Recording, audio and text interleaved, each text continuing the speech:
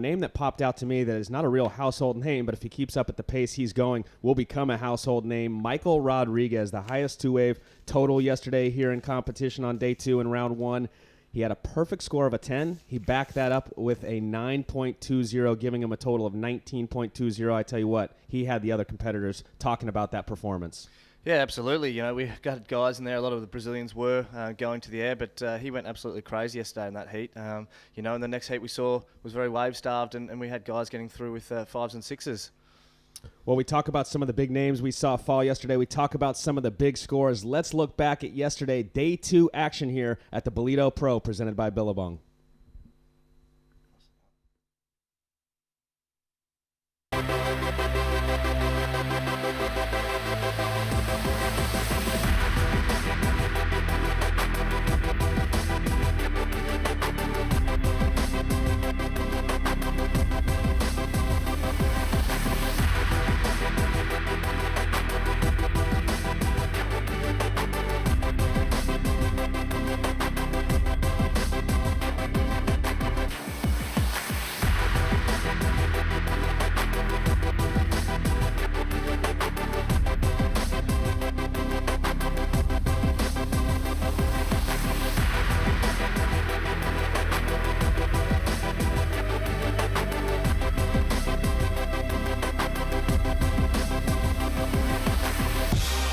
Rolling out to do it big, live a life. They wish they did. Gotta go for yours, no hesitations. Make the haters say congratulations. Yeah, I said it. It's funny how they seem to love you more once you read it. So said it or did it, cause I won't let it get into the way of where I'm headed. Forget it, embedded in my mind as a youngin'. I'ma grow up to be something. I know, you heard it all before. And I'ma hit the ground running, cause you gotta turn nothing to something. Cause I ain't selfish, but I can't help but go away.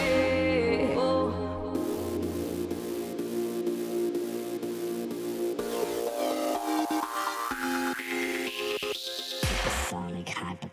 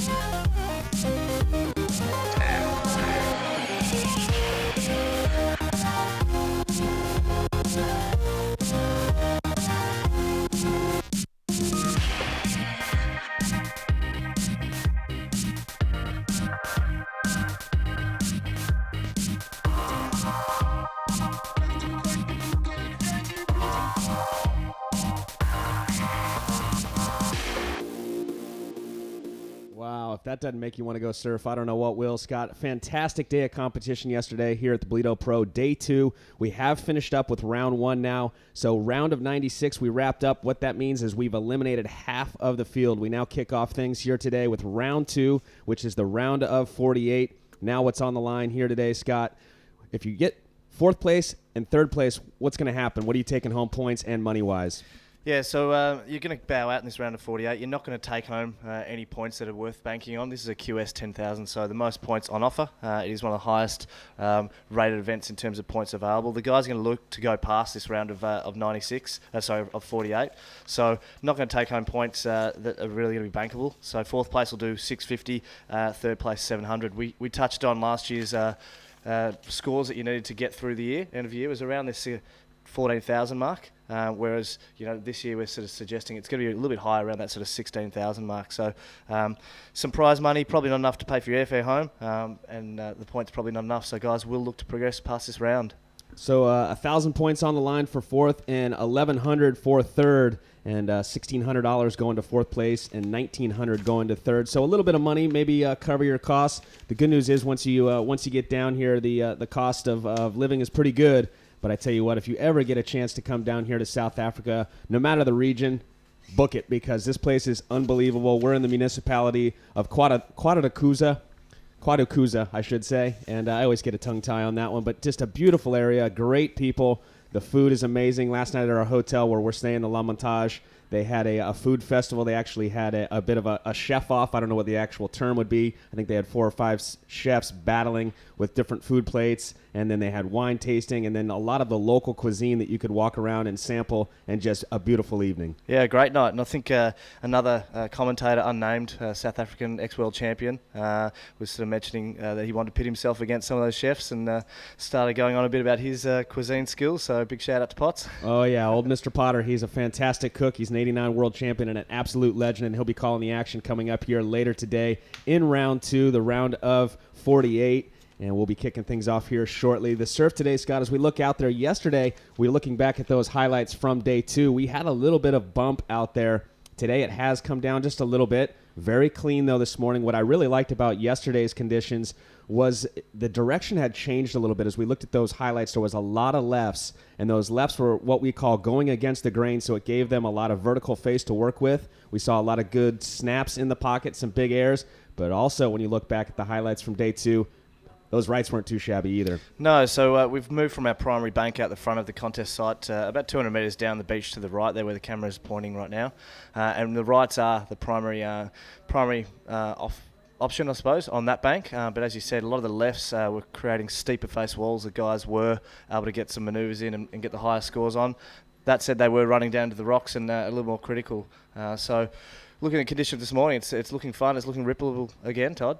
Well, coming up in heat number 1, we've got a massive matchup. I mentioned, as we were looking at the highlights and kicking things off this morning, that we lost a lot of our top surfers from the championship tour. Well, in this one, we've got a couple, and one of the surfers that was a former championship tour competitor. We got Wiggly Dantes, who currently is on the championship tour in the red. Aleo Muniz, who we just saw coming off of a wild card at the Fiji Pro, former championship tour competitor looking to get back there, and Billy Snarman there in the yellow, and Matty Banting, who is also on that championship tour currently right now. So a great matchup coming up here in just a few minutes. We'll kick things off. Stay with us. More live action coming to you here from South Africa.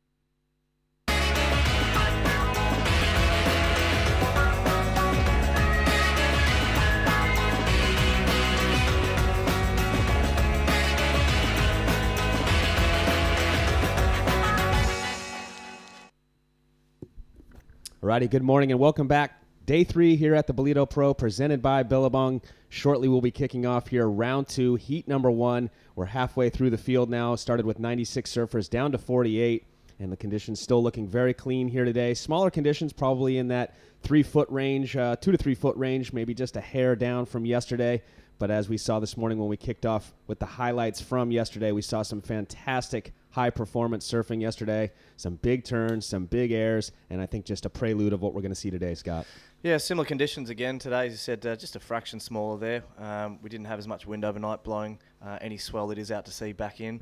But as you can see, really rippable conditions. The guys are out there warming up right now and really getting the job done. So we'll hope that those conditions continue to send opportunities the guys' way this morning, and we see some more of that high-performance surfing we saw in that highlights package. We're here on the east coast of South Africa, and I tell you what, the sunrises here in the morning are so stunning, just unbelievable. It gets you can see it right there. I mean, look how beautiful that is. It's postcard every morning we wake up here, Scott, and just an absolute beautiful place to visit if you ever can get down here. As I mentioned earlier, check it out. This place is awesome. After this, we're heading down to Jeffreys Bay for the 6th stop on the Samsung Galaxy World Surf League Championship Tour. The Jeffreys Bay Open kicks off hopefully on July 8th through the 19th. I know for about 2 weeks now, Scott, there's been a lot of surf at Jeffreys Bay. We've seen through social media and as well as the different media outlets, a lot of footage coming out of Jeffreys Bay, and I hope that that machine doesn't shut off before we get there. Yeah, a lot of these CT guys yesterday who did bow out of competition, and obviously that was their next focus and the thing they're excited about getting down there and hoping to get the same sort of conditions. I guess the reason why we've moved banks is we did have a big swell a couple of weeks ago, which is taking apart the bank out the front, our primary bank, and that's a sort of swell that we saw light up Jeffreys last week. Just on a side note, I also heard they've had a bit of sea life down there. We've had mention of sharks before, but they've had an orca going up and down the point, I heard, a couple of weeks ago as well. Where at? J-Bay. Really unusual.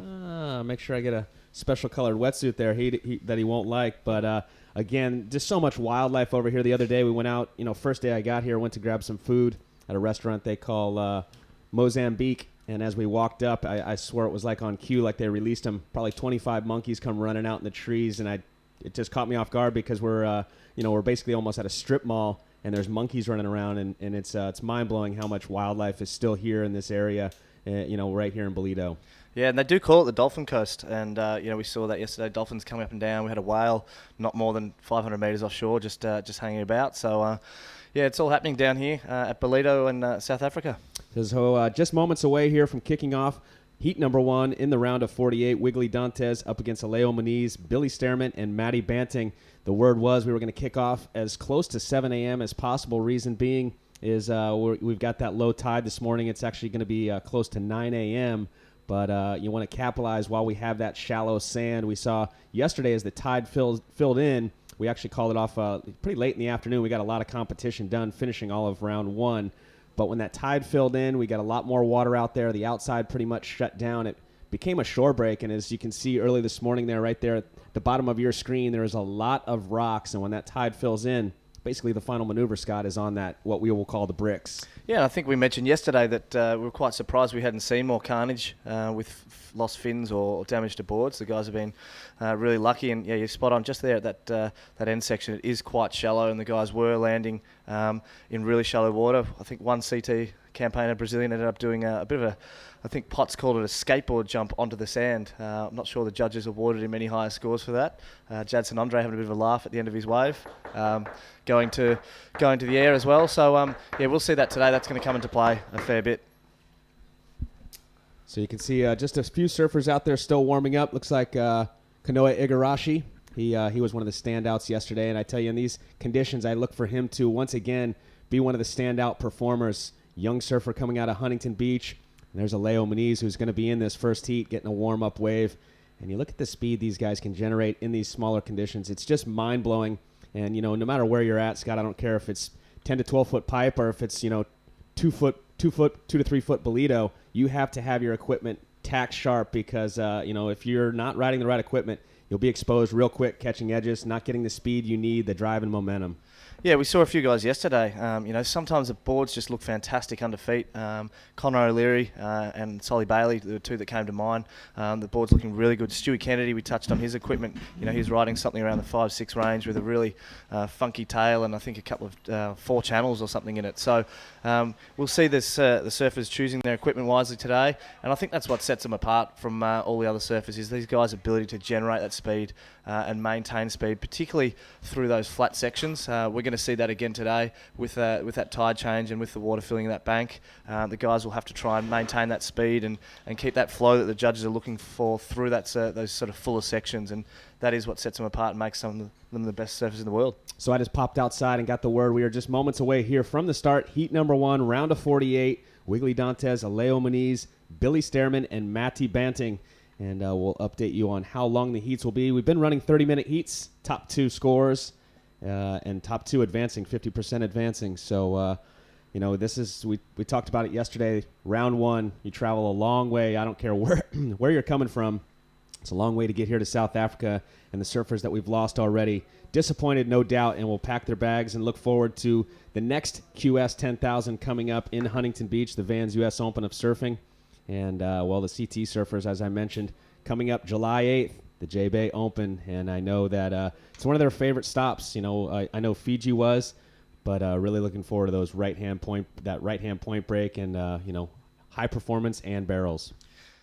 Yeah, absolutely, Todd. So as we continue on through the round of 48, we do have another four-man round of surfers. So we'll lose half of the competitors off the back of this round, and then we'll move into the round of 24 where it goes into 3-man heats. And then, again, 2 of those surfers will progress. So guys will be really looking forward to trying to get through this round and progress to that round of 24 where they've sort of got a bit more of an opportunity, I guess a 2 in 3 chance of continuing on into the real money and points round. Looking back at the round 1 competition, let's look at the highest 2-wave totals. Starting with Brent Dorrington, 16.60, and one of the standouts in the highlights we watched in this morning's package, Chloe Andino, 16.67. Italo Fiera, we also saw him go into the air quite a few times in that highlight package this morning. Cooper Chapman, Australian, going mad yesterday, 17.27, and the surfer that hands down had the day of the competition. 2-wave total, 19.20 for Michael Rodriguez, the young Brazilian coming up. He had a 10 and a 9.20. Pretty mind-blowing to think in these conditions he was able to perform a perfect wave. Yeah, we weren't calling that heat, and I said I only just saw the back of that wave, and it was absolutely crazy. He went to the air and really tore that thing apart. So great to see that the judges willing to throw down those 10s, and it was certainly worthy of that. It was far cry better than a lot of the other waves in that heat that we saw, and as I said, deserved of that 10-point ride. So. Well, as we heard the beach announcer counted in, we have started. It looks like we will have 30-minute heats once again. Drawing first blood, it looks like blue and red wanted a piece of that, and red being Wiggly Dantes. But on the end of that wave is Aleo Moniz starting out with a nice carve and another one. This guy is so fast, straight up into the lip once again. Throws the tail out, pulls it around cleanly. Wow, Aleo Moniz setting things down right here. He's riding a Marcio Zuvi Sharp Eye surfboard, shaper out of San Diego. It's the same shaper for Felipe Toledo. We've seen the performances he's had on that type of equipment. Now out the back, this is going to be the surfer in blue, Matty Banting. Seen him warming up every morning early, getting out there, trying to get a piece of this beach break to get in tune for these heats. Small wave, but staying with it, looking for the inside connection. Nice little snap. Look for a final turn here. Carves it back, and he will kick out. So a good exchange there between Aleo Moniz in the white and Matty Banting in the blue. Almost a copy of what we saw yesterday. Alejo, obviously, again, trying to get busy. That's what he did in his heat yesterday. Got on the board early, got some waves early, got his scores early. He's looking to do that again in this heat. Interesting enough, he's actually staying right in front of where that bank is, and he said, I think in his post-heat interview yesterday, that he was quite lucky that he'd been practicing on the bank, which suddenly, when they moved the contest, became the contest bank. So he felt really confident on that bank, said he felt like he knew that wave really well. We obviously saw that, and he's got a high level of confidence. So let's go back and have a look at that some of that first exchange there. As we see Aleo here, nice little hook in the pocket there, really just jams it. Again, another one, nice vertical section, so really good flow between those two turns. Here sets this one up and just real control, throws the fins for a bit of variety and brings that round, and a really good opening wave there with for Alejo. So it'll be interesting to see how the judges deem to score that one. They'll hold off their decisions and wait for a couple more waves to come in, and they'll set their scale according to that. But I'd suggest it's going to be a really good wave for Alejo Muniz. It's an excellent score, and it's up in there into that 8.33 range. Beautiful surfing there for Alejo Muniz to kick things off. And looking at Alejo Muniz, I mentioned when we started this heat, former championship tour competitor. He had been on the tour for 4 years. Last year, he finished up 26th. He was the first surfer on that championship tour not to re-qualify. And he's got the call-up, though, 3 times this year as a wild card. Let's look back at that wave one more time, the 8.33. Yeah, so not much of a wall. So he goes, right, I'm just going to jam the back foot here just to get myself back to the power source. Here you can see it's a bit of a grower. We saw a few of these yesterday, and here he gets a really nice steep section. That's really confident in his equipment there, not bogging the nose. And again, here comes off that bottom turn. We talked about how important that is, and that set him up for that third turn. And here knows he's done a couple off the top. He's got to do something different, bit of variety, and just pops those fins out. Throws the rotation, nice and compressed on his board, real control, and that's why he got the 8.33. Fantastic surfing there for Alejo Muniz to kick things off this morning. We saw him just prior to the heat starting get a really good warm-up wave. So getting out there this morning, getting his rhythm and coming in and kicking it off with an 8.33. We also saw in that first exchange, in the surfer in blue, Matty Banting, he got a wave of a 4.67, so he's on the board. So the early situation is Alejo Muniz in the lead, Matty Banting in second. 26 minutes on the clock, Wiggly Dantes and Billy Stearman out the back looking for a wave. And it looks like we might have a little bit of a set approaching. We'll see if one of these surfers can get in position to get a scoring ride. And going back and looking at Alejo Muniz, as I was mentioning, Scott, he'd been on the CT, the championship tour, for 4 years and was the first surfer not to re-qualify last year. So he's got the call-up by injury replacements. And he's been able to surf the Drug Aware Pro, the Rio Pro, the Fiji Pro. At the Drug Aware Pro, he got a 25th, Rio Pro a 25th, but getting a decent result. He was able to make it into that third round. He got a 13th at the Fiji Pro, and I saw him down there, and he had some great surfs. But I tell you what, he loves that place. They love the Fijian people. We see him up again, just a quick wave there to back up that 8.33. That's not going to probably stay in his scoreline, just a quick up and down. Yeah, just on that, Todd, this year I think the WSL, you can correct me if I'm wrong here, allowing the surfers who do get those wild cards to retain those points towards the qualification. So in past we might have seen, we'll come back to that. Yep, they are allowed to keep those points, but we'll go to live action here with Billy Stearman. A couple of quick hits on the backhand. Nice finishing maneuver there. So 3 hits, and then he kicks out. Looks like behind him there won't be any more waves. So Billy Stearman getting onto the board there. Going back to your conversation, Scott, yes, the surfers are able to keep their points this year. By way of wild card. With that conversation going, let's talk a little bit about Dane Reynolds coming up. He's got the wild card once again going into the J-Bay Open. He had a great result down in Fiji, and one of the best free surfers in the world, recent father. And it seemed to be when he was down there at the Fiji Pro that his mindset has changed a little bit in the years past. When he was on the championship tour, you'd see a heat where he would absolutely go mad. Another one where it looked like maybe his mind wasn't there, like he really didn't want to compete. At the Fiji Open, he looked like he was there to win. Yeah, absolutely. And we'll come back to that as we look at Billy Stearman's here. Just a nice little turn in the pocket there. It gets steep here, so he tags that sort of first section, and unfortunately that's our first left-hander, which and that did run away on him. So nothing too critical, not a whole lot of flow in that one. I can't imagine that one being a high score for Billy, but he's got plenty of time with 25 minutes remaining. Just on that, Todd, I sort of saw an interview with Dane, and he said, in the past he'd been given these wild cards, and particularly the Quickie Pro at the Gold Coast as an opener, and he'd often just go and be Dane, I suppose, and just go crazy. But this year, given he's been given a few, he said that he's really wary that there might be other people who are more deserving of that. So he feels a need to really make good use of that wild card and really give it his best shot. And he's as you said, going down to J-Bay, which will be just incredible to see him if we do get the same sort of conditions as last year. We'll see him in the world's best, the top 32 converging in Jeffreys Bay area July 8th. And as I said, coming off the Fiji Pro just recently, wrapping things up down there. And I tell you what, the performance Owen Wright displayed down there, 2, not 1, but 2 perfect heats. He had 2 10s, and I think it was round 5, and 2 10s in the final. That was history in the making down there. And as I reflect back on that, I hope that we start to see those types of performances nonstop, because I tell you what, it was chicken skin almost nonstop as we sat there on that ferry watching that go down with Owen Wright. Yeah, when I checked in with the judges at the start of this event, that was the first thing I asked them. I said, how was that? And in particular, it was all about the barrels, and it was really critical. But they were really impressed with his turns on those waves as well. Waves of consequence over there, and they were really powerful man turns that he was doing, as well as just unbelievable barrel riding. Yeah, good point. I mean, obviously the barrels were the barrels, but when he would get out onto those faces on those 8 to 10 foot waves, 15 to 16 foot faces, he was carving like he was at lower trestles on the lefts and making it look so effortless where, as a lot of guys, we're still putting it on rail, but not to the extreme that he was. As we see live action here, Billy Stearman, he opened up with a 3.83, snaps it back, floats over that section there, and it's showing a little bit of frustration potentially there. Either that or just wants to get out the back and get a better wave. Here we go now. Wiggly Dantes. This is going to be his first wave as he opens up with a backside snap, climbs up over that whitewater. This is where we saw yesterday kind of a mid-zone where it got flat, but he's able to generate his speed through it. Carves it back. You can see all that warble, the refraction coming off the rocks that are right there underneath him now, and he'll kick out. So all 4 surfers on the board, 22 minutes to go. As we look out there onto the horizon here of the east coast of South Africa, a beautiful morning.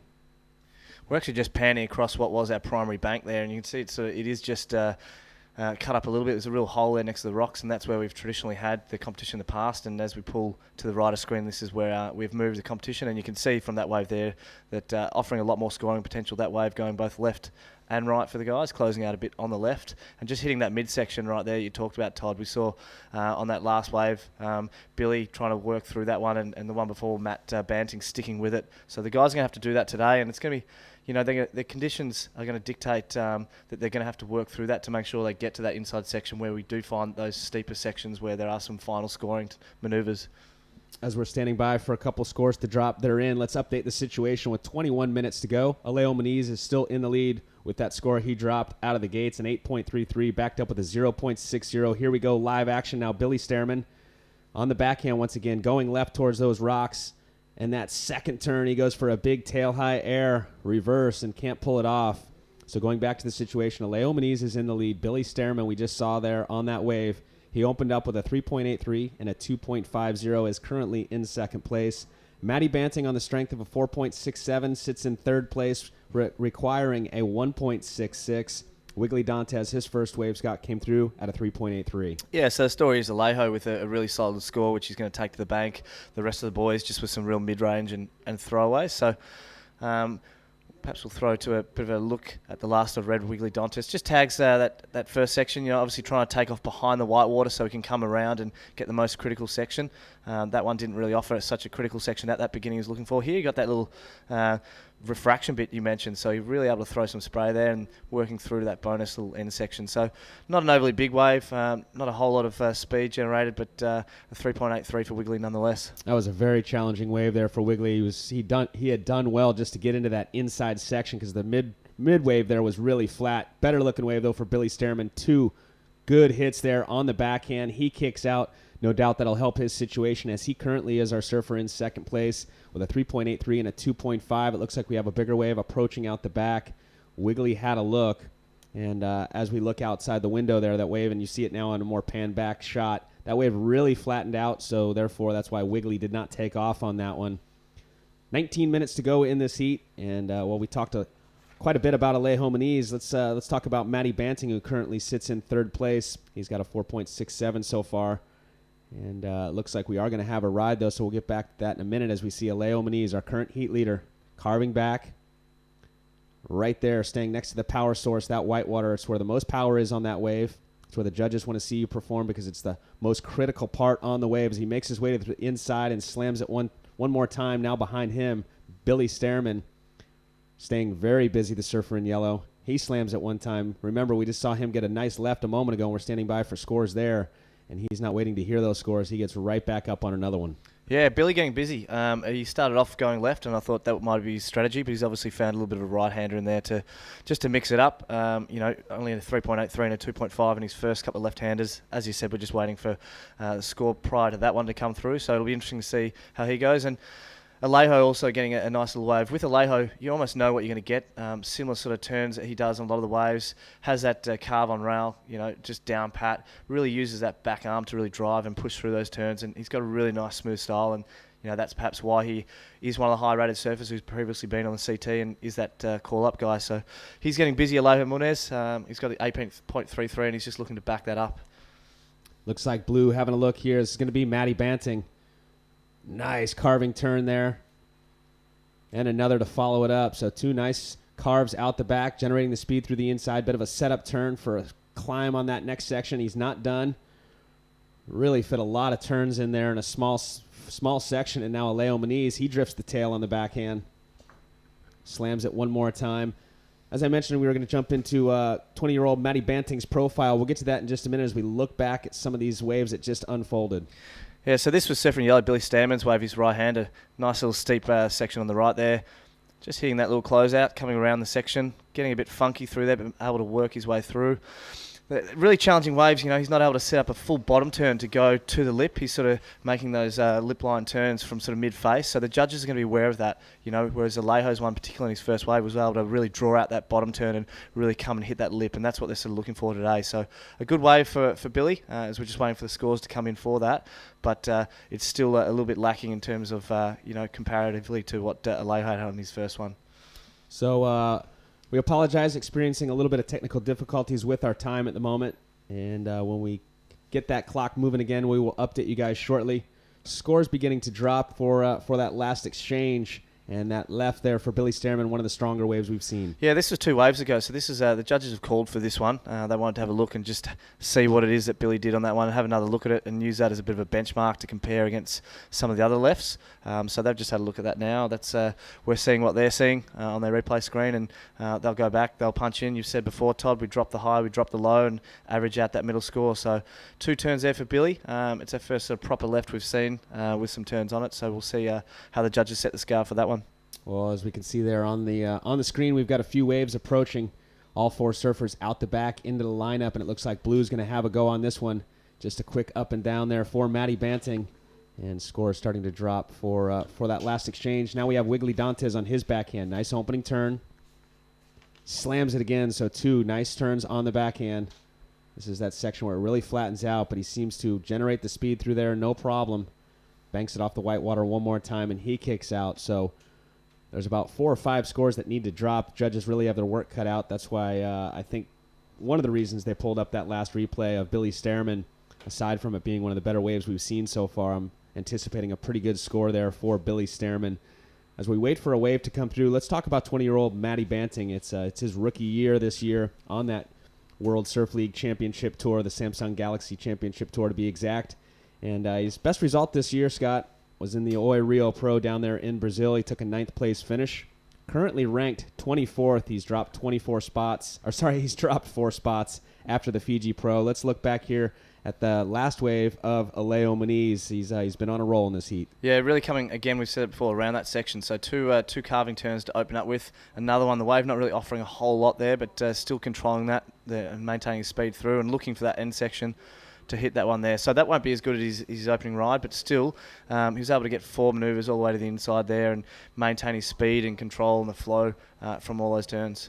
Just on Matty there, he's sort of, sometimes he can look quite laconic. He can stand up quite straight and really conserves his energy. Looks almost like he's disinterested at times when he's surfing, but he is one of the most technically savvy surfers I've seen. Throws a lot more spray than a lot of the other surfers, despite the fact he isn't that big, because he really understands those rail-to-rail transitions, and as I said, he's a really technically savvy competitor as well. One thing that impresses me outside of what you just pointed out, Scott, is his maturity at the age of 20 years old. He does a lot of training. He's got a coach whose name is Mick Kane, and his fitness is like no other. He's right there with the top surfers in the world, our past world champions and our current world champions. And at the age of 20, I think all of that being said is what has given him his confidence coming into competition. And speaking of Matty Banting, let's look back at his last wave. Yep, just holds up on that last one, drives off the bottom again. So both of those top turns, he really drove and was able to set it up from that bottom turn, which is one of the most important things in surfing. Here he's just still maintained that speed all the way through, and just at the very end there, going, righto, I can just hit this end section, but that's not going to be enough. I've really got to, lean back on that back foot and just sort of slide the tail a little bit, just to try and up that score as much as we can. So again, thank you for bearing with us. We will update you on the situation here in just a few moments, the times and the scores here in heat number 1, round of 48 at the Ballito Pro, presented by Billabong.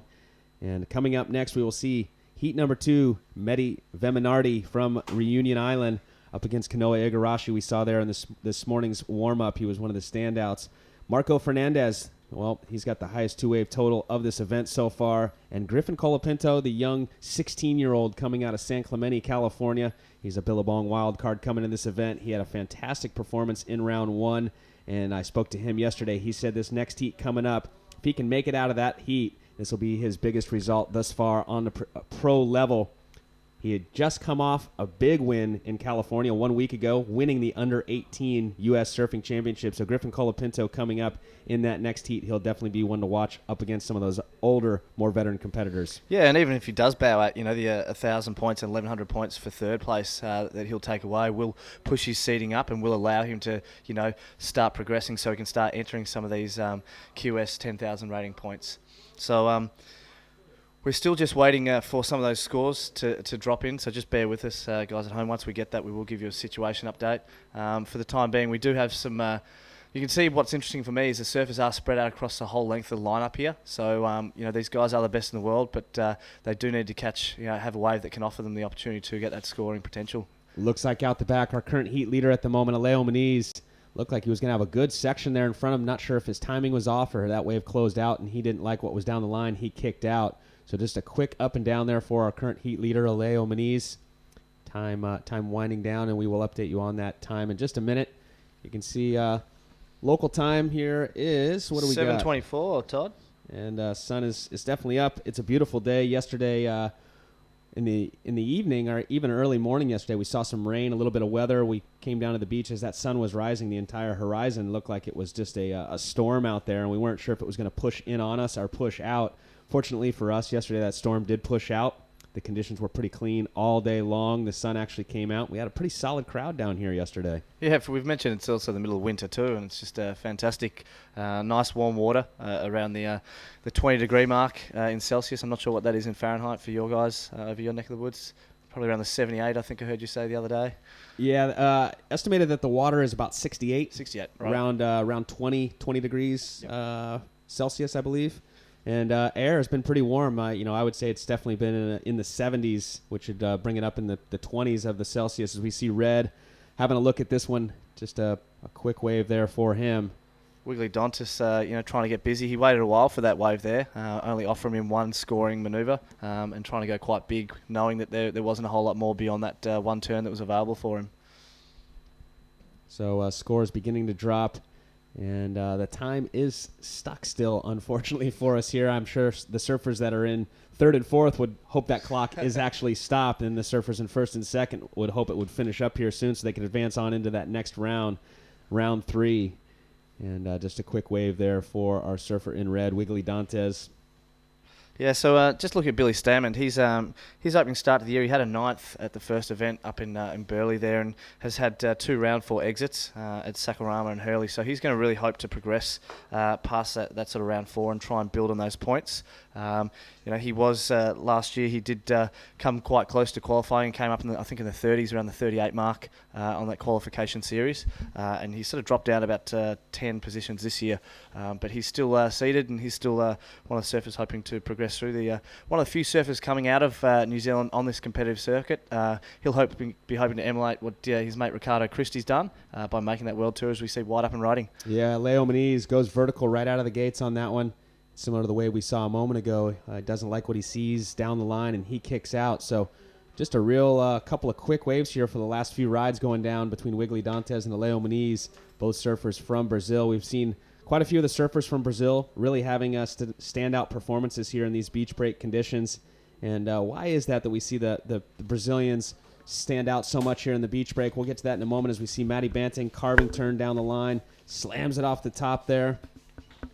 Snapping it back one more time. Look for something solid here to finish on the inside. Hoping for some vertical face as he slams it off that whitewater one more time. So standing by for scores, timing update.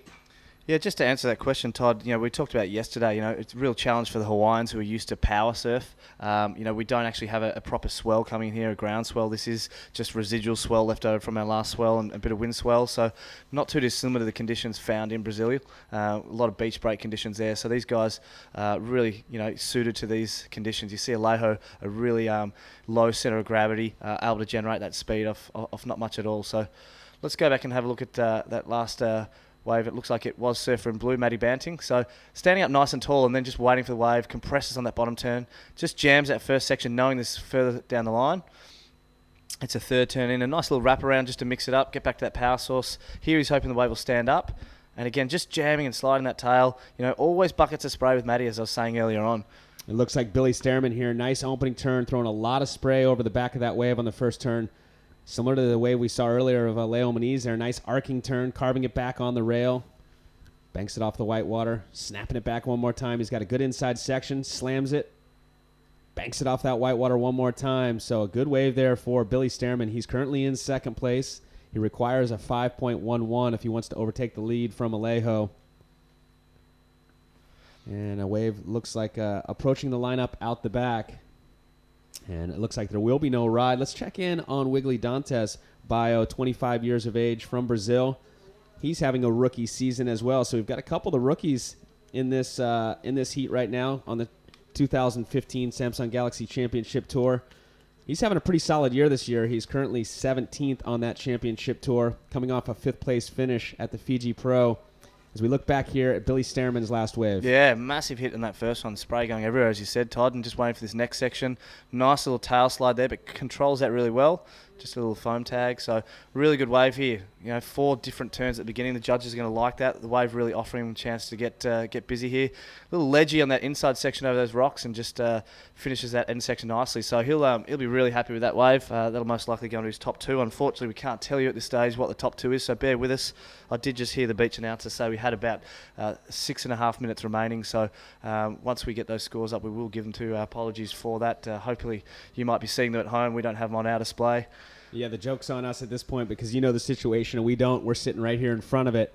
However, our screen, our monitors are not technically functioning for us at the moment, but we will call the live action for you, and hopefully you guys are enjoying the live action from probably around the world from wherever you're at. This is an international field, and we know we have an international audience. Thanks for joining us here at the Ballito Pro, presented by Billabong. You saw one of the surfers there pointing at his wrist, asking for the situation from our beach commentators. They are right there, and they are connected with the judges, so they would have the accurate information at the moment, scores and time to update the situation out in the water. And that's one of the challenges with our sport, Todd. We're not on a field with set bleachers where people go and sit in. We're at mobile sites. We get scored. We had the wind come up yesterday. A lot of the guys couldn't hear the scores. Some of them didn't even know whether they'd got through or not, as we see up and riding, surfer in yellow. Yeah, just a quick up and down there for Billy Stearman. Yeah, you know what? It's one of the things I actually love about our sport is the variables. It makes it so unique. There's a lot that makes the sport of surfing so unique. As you point out, it's not like showing up at a football field, putting a ball on a tee, and at noon we're kicking off. We show up here in the morning every day before the sun comes up. The tour commissioner, Travis Logie, assesses the conditions along with our head judge, and a lot goes into making a call here in the morning as we see Billy Stearman just to get a quick wave there out, up and out. But again, you go to a football field or you go to a even basketball. It's a structured format. It's basically it's turnkey. You know exactly what you've got. The rim's at X height. The field is 100 yards. Here, every day, every moment for that matter, the field is changing. We know that the players are going to be in that 30-minute heat, but what changes is that field. It's whoever finds themselves in the right rhythm with the ocean, gets the better waves, and can perform on those waves, it's going to come out on top. Yeah, we sort of mentioned it over the last few heats, as these guys have all got the potential to get through. We saw the top seeds going down, some of these younger guys getting through, some of the guys who might be lesser knowns, hoping to become more known, getting through as well. So, it's just about can they find the waves that are out there. Alejo knows this. He sort of surfed this time yesterday morning, so he knows what's going on. And I think that's why he got out of the gates nice and early, going, righto, I've got to get busy, because the ocean can do what it's done now, and just gone a little bit flat, send a couple of funky ones through. So he's sort of got the highest heat score that we can see on our our non-refresh screens, and that's why he's getting busy. Competitors in the next heat will be watching really closely. They've been out for a free surf. We saw Kanoa earlier on. They're going to be watching this and hoping to probably get an early start as well, as we see White up and riding. Yes, we believe still our current heat leader, Leo Moniz, as he goes for a massive slam there. Forehand snap. We saw all three of his fins as he laid back but couldn't pull it off. He opened up this heat with a good score, not a good score, an excellent score, an 8.33. And here we go. We are refreshed. Thank the Lord. We've got 3 minutes remaining. Leo Moniz is still in the lead. He's got an 8.33, a 6.47. Billy Stearman, by the strength of that big left-hander we saw earlier where he got a couple of nice vertical hits. He's got a 7.33 backed up with a 6.67. He's our surfer in second. Matty Banting in the blue. Very much in this heat, but he needs a pretty solid score, a 7.18. He's got a 5.9 and a 6.83. Wiggly Dantes, one of our championship tour competitors right now, looking for a 7.77, and on cue, he gets to his feet. Let's see what he can do here. Trying to get some speed down the line, climbs up and over that section. Not a lot of wall to work with, but he's doing the most that he can as he carves back, draws out that bottom turn. Beautiful hook right there under the lip. Good surfing for Wiggly Dantes. And if he can get on one of the bigger waves out the back like we saw Leo Moniz drop that 8.33, we know the talent that he possesses. We'll see, though. That could have been the score. Your thoughts on that last wave? Yeah, 7.77 searching for Wiggly. Right on cue when you said there wasn't much wall to offer, that thing stood up for him and he was able to get a couple of turns in there. It was nice and steep on the inside, had good size, a bit of a set wave. So, nice speed, transitional turns on that. So, maybe 7.77, I'm not sure. We'll see how the judges view that one. For mine, it'll go close getting there, I'd say, Todd. Well, the money's going to go, or I should say the points are really going to go to that last turn. It was the most critical section, and he capitalized on that moment, getting right up into the pocket, slamming it into the lip, and pulling it off cleanly. And that's where the judges want to see those maneuvers performed in the most critical part of the wave. And we will talk about that judging criteria in just a moment as we look back at the last wave here of Wiggly Dantes. Yeah, so a little grower. It's probably about sort of hip to waist high, and as we get down the point, it gets a bit bigger. He foam climbs around that section, and here's where it gets nice and steep and really sets up. That's that money turn, boom, right there. The thing's quite shallow there. It's throwing over, so really good work, and looks like live action. Wiggly up again. And a smaller inside section here. Similar to the last one, he goes for that critical turn on the inside, but unfortunately he goes down on that one. So we head to the final minute. Wiggly obviously not sure if he got that score or not. So recognising the need to get busy under that fourth priority. He had the liberty to be able to do that in the inside, just pick off anything the other guys didn't want. So looking like the same sort of stories yesterday, Todd. Mid-14, 15-point heat scores are going to be the average the guys need to get through. So Matty Banting, 6.83 is a good score. He's looking for a 7.18. Same with Wiggly, looking for a 7 as well. So the guys are going to need to get more than those mid-range 6s to progress through today. Yeah, and looking at this heat right now, still plenty of high-performance surfing going to be on offer today. Just a hair smaller than yesterday. We saw the onshores kick in later in the afternoon, and this is Matty Banting here. He's looking for that 7.18, as you just pointed out, Scott. Slams the section there, trying to keep that speed to get around the whitewater so he can have some open face to work with. Look for something big. Look for an aerial possibility here on the inside. It's exactly what he goes for. Throws the tail up and over. And unfortunately will not ride out of it, though. Unofficially there, it looks like in heat number 1, round 2, the round of 48, Leo Moniz with the win. Billy Stearman in second, Matty Banting in third, and Wiggly Dantes in fourth. Stay with us. More live action here from South Africa at the Ballito Pro, presented by Billabong.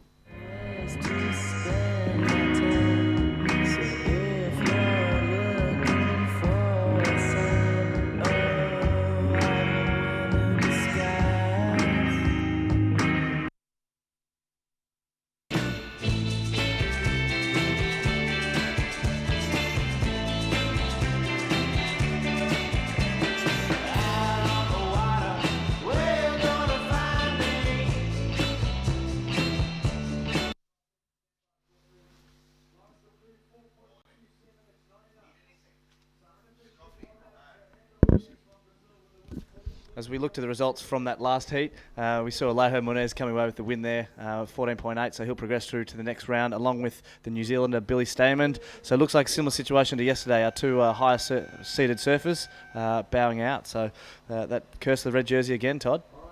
Yeah, unfortunate there for Wiggly Dantes as well as Matty Banting, two of our championship tour competitors. bowing out as we kick things off here. Heat number 2, round 2. Another great matchup. I talked about one of the juniors coming up in this heat. Young 16-year-old Griffin Colapinto there in the blue from San Clemente, California, getting the Billabong wild card. We're going to kick things off here with Kanoe Igarashi, another junior in this heat from Huntington Beach, California. Nice carving turn there. And I tell you, in the smaller conditions, this kid, he's grown up in Huntington Beach. It's amazing the speed that he is able to project down the line. And, I'm looking forward to watching these two juniors up against Marco Fernandez, who was the highest two-wave total surfer yesterday at 19.20, and Mehdi Veminardi. Yeah, I'm going to go out on a limb. Kanoa's going to win this thing. It's my call. I think he's been surfing great, and as you said, these conditions really do suit him. He's had a couple of wins in the junior series this year. He's surfing really well. As we see up and riding, surfer in yellow, Marco Fernandez for his first wave. Goes vertical on the backhand, and another nice follow-up turn there. So 2 quick backhand hits there. Quick score of a 3.17 for the surfer in white. Now outside, we're looking at Griffin Colapinto, the young 16-year-old surfer. Carves it back. Banks it off the white water. That midsection really flattening out, but he's not going to give up. He's anticipating an inside section, and it looks like he's found one. Nice snap there. Slams it again, bit of a double-up section, and he rides out of it. So did well to stay with that wave. Many surfers would have given up, thinking it wasn't going to reform for him. Maybe some of the surfers wouldn't have been able to project their speed through on that reform, but little Griffin Colapinto was able to do it. Yeah, we talked about him yesterday surfing a real mature heat. He did, similar to Alejo, get busy early, looking to do the same again today, obviously. So let's go back and have a look at that first of white for Kanoa Igarashi. As you said, used to these conditions, just checking inside to make sure he didn't drop in on the other surfer there. A nice little carve to start, wrap around to the white water for a second one. Not much wall on offer here, but just still able to get over that little bump under the little high road and just finish that with a turn as we go to Marco Fernandez's wave on his backhand. So a nice little vertical hit there. Another one even more vertical with a lot more punctuation on that sort of last turn. So that's a better sort of wave for Marco Fernandez there. And I stand corrected. I believe I said Marco Fernandez was the one that got the two-wave total of 19.20. It was Michael Rodriguez. So my apologies there. But I know yesterday Marco was one of the standouts in the free surfs as well as in the competition itself. And this is going to be a fantastic matchup here in heat number 2. Young Kanoe Igarashi from Huntington Beach, California. He won a Pro Junior, a massive one this year at the Hurley Australian Open. And, it just is a testament of his talent that he's got at such a young age coming up. And he's looking to crack it here on the qualification series and try to make it to the big stage, the championship tour. Yeah, and he's a funny little kid too. I think I remember from the Newcastle event, I think he only made one round there, and he beat Ezekiel Lau, who's perhaps 5.5 times his size. And it was quite, I think the commentator asked him, as we go live action, we'll get back to that. Yeah, this is Griffin Colapinto as he carves back, hits the white water, and he kicks out. He'll see surfer in white here, Kanoe Igarashi. Nice turn to open things up here. You see him open those shoulders to get that board on rail and cut back to the white water. Carving it back one more time, all the way back to the white water, and banks it off. Nice rail surfing here for the youngster out of Huntington Beach, California. Goes down on the end. The opening wave there from Marco Fernandez was a 6.17. Surfer in yellow out to an early lead. Kanoe Igarashi, a 3.17. Here we go, Griffin Colapinto. He's staying real busy in this heat, Scott. And just a quick up and down, though, for the youngster. Yeah, we sort of, for mine yesterday, Griffin, his board looked really good underfoot. He's really smooth, got a nice buttery style. Always opening up. I think most of his waves yesterday, he did one of those roundhouses and just, never caught a rail once and managed to, set up some really good scores off the back of that and then going vertical once he's in that white water space. Looks like we were sampling our picture-in-picture coming up. We will have the winner of that last heat and get some insight on the conditions and his performance. Scores dropping. 4.33 for Griffin Colapinto and a 1.50.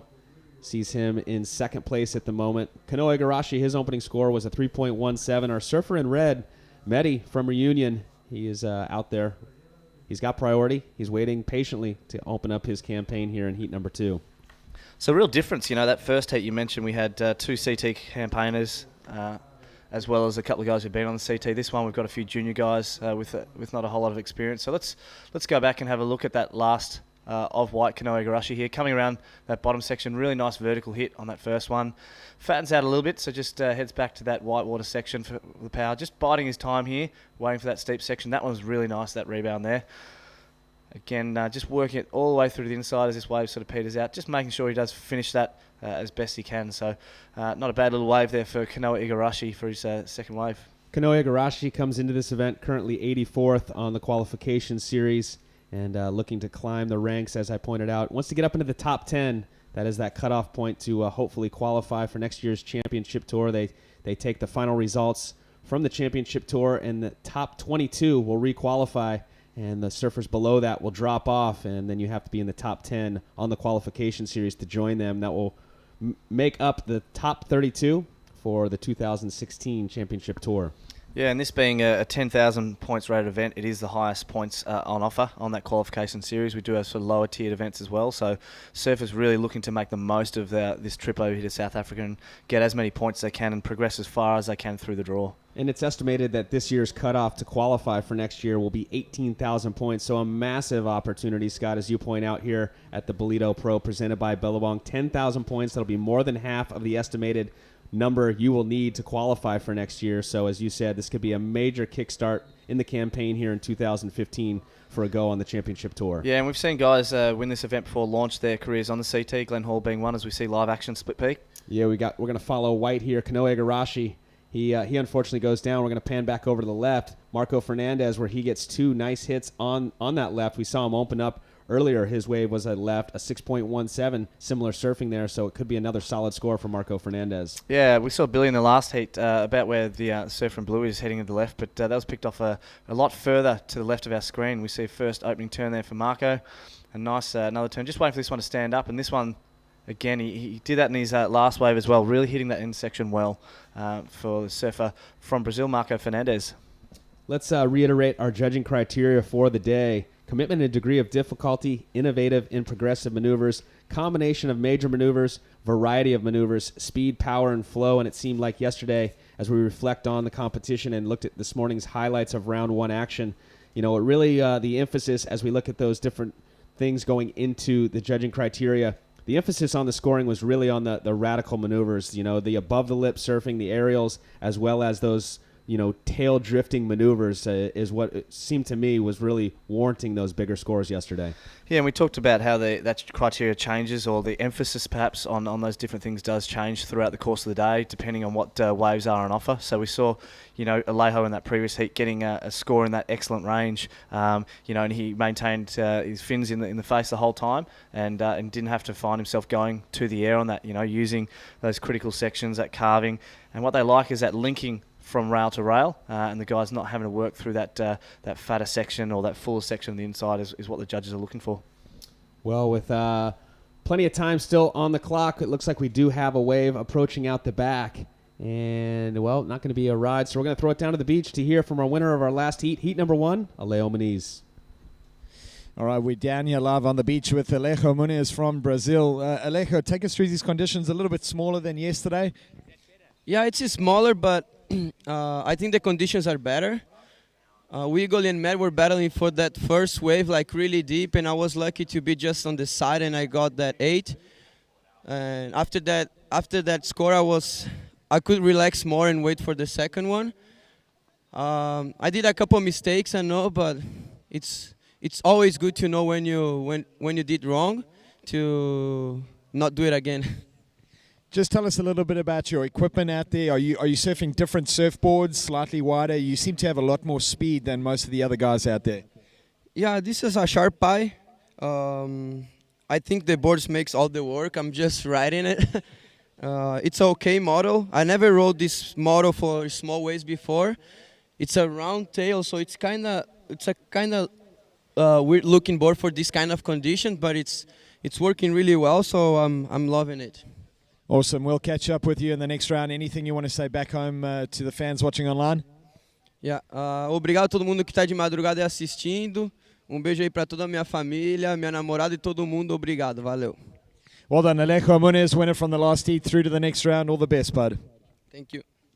All righty. Fantastic surfing there by Alejo Muniz. He's given all his credit to his board, but I'd have to say It wasn't the arrow, it was the Indian, and fantastic surfing there by Aleo Moniz. Moving on into that next round as we check in currently on this heat. No waves really being ridden during that interview, but Aleo Moniz really finding his rhythm there in that first heat. Yeah, and not surprising. We've said that the Brazilians are really akin to these conditions, and as we see the early stages of this heat, his countryman Marco Fernandez also fitting in really well and really suited to these conditions, and he's sitting in first place. So. Yeah, Marco Fernandez, his scores on the board right now. In yellow, a 6.17, a 6.00. He's out in the lead. As I pointed out, we saw that first wave he got. It was a left, a 6.17. And as we watched his second wave come through, I thought it was very similar to his first one. The judges felt the same right there in that same 6-point range. So he's out to an early lead. Kanoe Igarashi, his score line, he's got a 3.17 and a 5.77. Has him in second place, requiring a 6.40 if he wants to overtake the lead from Marco. Griffin Colapinto, 16 years old, from San Clemente, finds himself in third wearing the blue jersey, requiring a 4.62, so a very obtainable small score there needed by the surfer in blue. And Mehdi Veminardi, he hasn't caught a wave yet. Yeah, and look, that wouldn't be my strategy if I was out there. Knowing that we've got these flat spells, you would have been watching that last heat. You can't afford to be out there waiting for these scores, because you're going to find yourself in a situation that Mehdi is, where he's looking for a really high score, and we'll need potentially a combination of scores if he doesn't get busy soon. Well, here he goes. He's listening to you. He's going to take off on the backhand. Nice opening turn. Snaps it off the top again. So 2 quick hits on the backhand. Snapping it back one more time. Mehdi Veminardi from Reunion. And finishing strong there on the inside, so maybe the patience paying off there for him. A pretty good start there for our surfer in red. Yeah, curse of the commentator there. As soon as I make a judgment call, he goes and proves me wrong, and perhaps that's why I'm in here and not out there with them. A really good wave by Mehdi there, able to find one that offered him some scoring potential, able to make that all the way through to the inside. Some nice steep sections, so a really good wave on his backhand. Let's go back and have a look at that again. So you can see he sort of fades to the right there to set himself up, waiting for that wave just to stand up. So there, just again, another little stally section just to get up and around. Here it sort of grows. We've seen a few of these waves do that, tagging the white water there, and here it gets nice and steep, and that's where that sort of money turn is, hitting that end section. So a nice little wave for the surfer in red there. A couple of foam climbs, but right at the end, that's where the money's going to be, and that the majority of the points are going to be allocated. Yeah, he was fortunate to get that wave all the way through to the inside and get that last vertical hit there. So a well-surfed wave there for Mehdi Veminardi from Reunion wearing the red. He's on the board now. He's in this heat, and we'll update you on the situation as soon as those scores drop. 17 minutes to go here in this heat. Currently in the lead, Marco Fernandez. Kanoa Igarashi in second place, looking for a 6.40. And Griffin Colapinto sitting in third. 16 years of age, Griffin Colapinto, as I pointed out, from San Clemente, California. An interesting little backstory. His father's a school teacher, and in the summertime, he runs and operates one of the most successful surf camps in San Clemente, Cola Surf Camp. And it's cool to see his father giving back to the sport that's given his son so much opportunity here, as we see the surfer in blue right now, Griffin up and riding. Nice turn there on the rail. Throwing a lot of spray, climbs up and over the white water. And this is where it really flattens out, but he's staying with it. Looks like he's going to make it through to the inside reform section. Here we go. Slams it off the top, so a good surfed wave there for Griffin Colapinto. As I pointed out a moment ago, Scott, he doesn't need a massive score, only a 4.62. Were you impressed with the surfing of the 16-year-old on that one? Yeah, I like that one. We see some of these younger guys, and perhaps in the past they might be a little bit flappy, in their surfing style. But these guys are really on rail, really on point, and we saw that again from Griffin. I really enjoyed his heat yesterday. I thought it was a smart heat the way he surfed. He's in a good position. We're at the halfway mark, or just over the halfway mark of this heat, and 4.62, as you said, isn't a too big a score, and I'd say you might get that on that wave. He said he got the call up about 3 weeks ago from his sponsor Billabong to get into this event. He is a wild card by way of the sponsor Billabong, who is our presenting sponsor here at the Ballito Pro.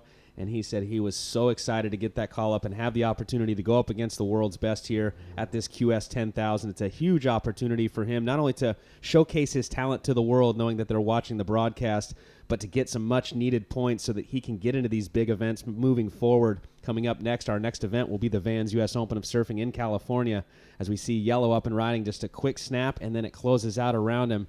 That was our current heat leader, Marco Fernandez.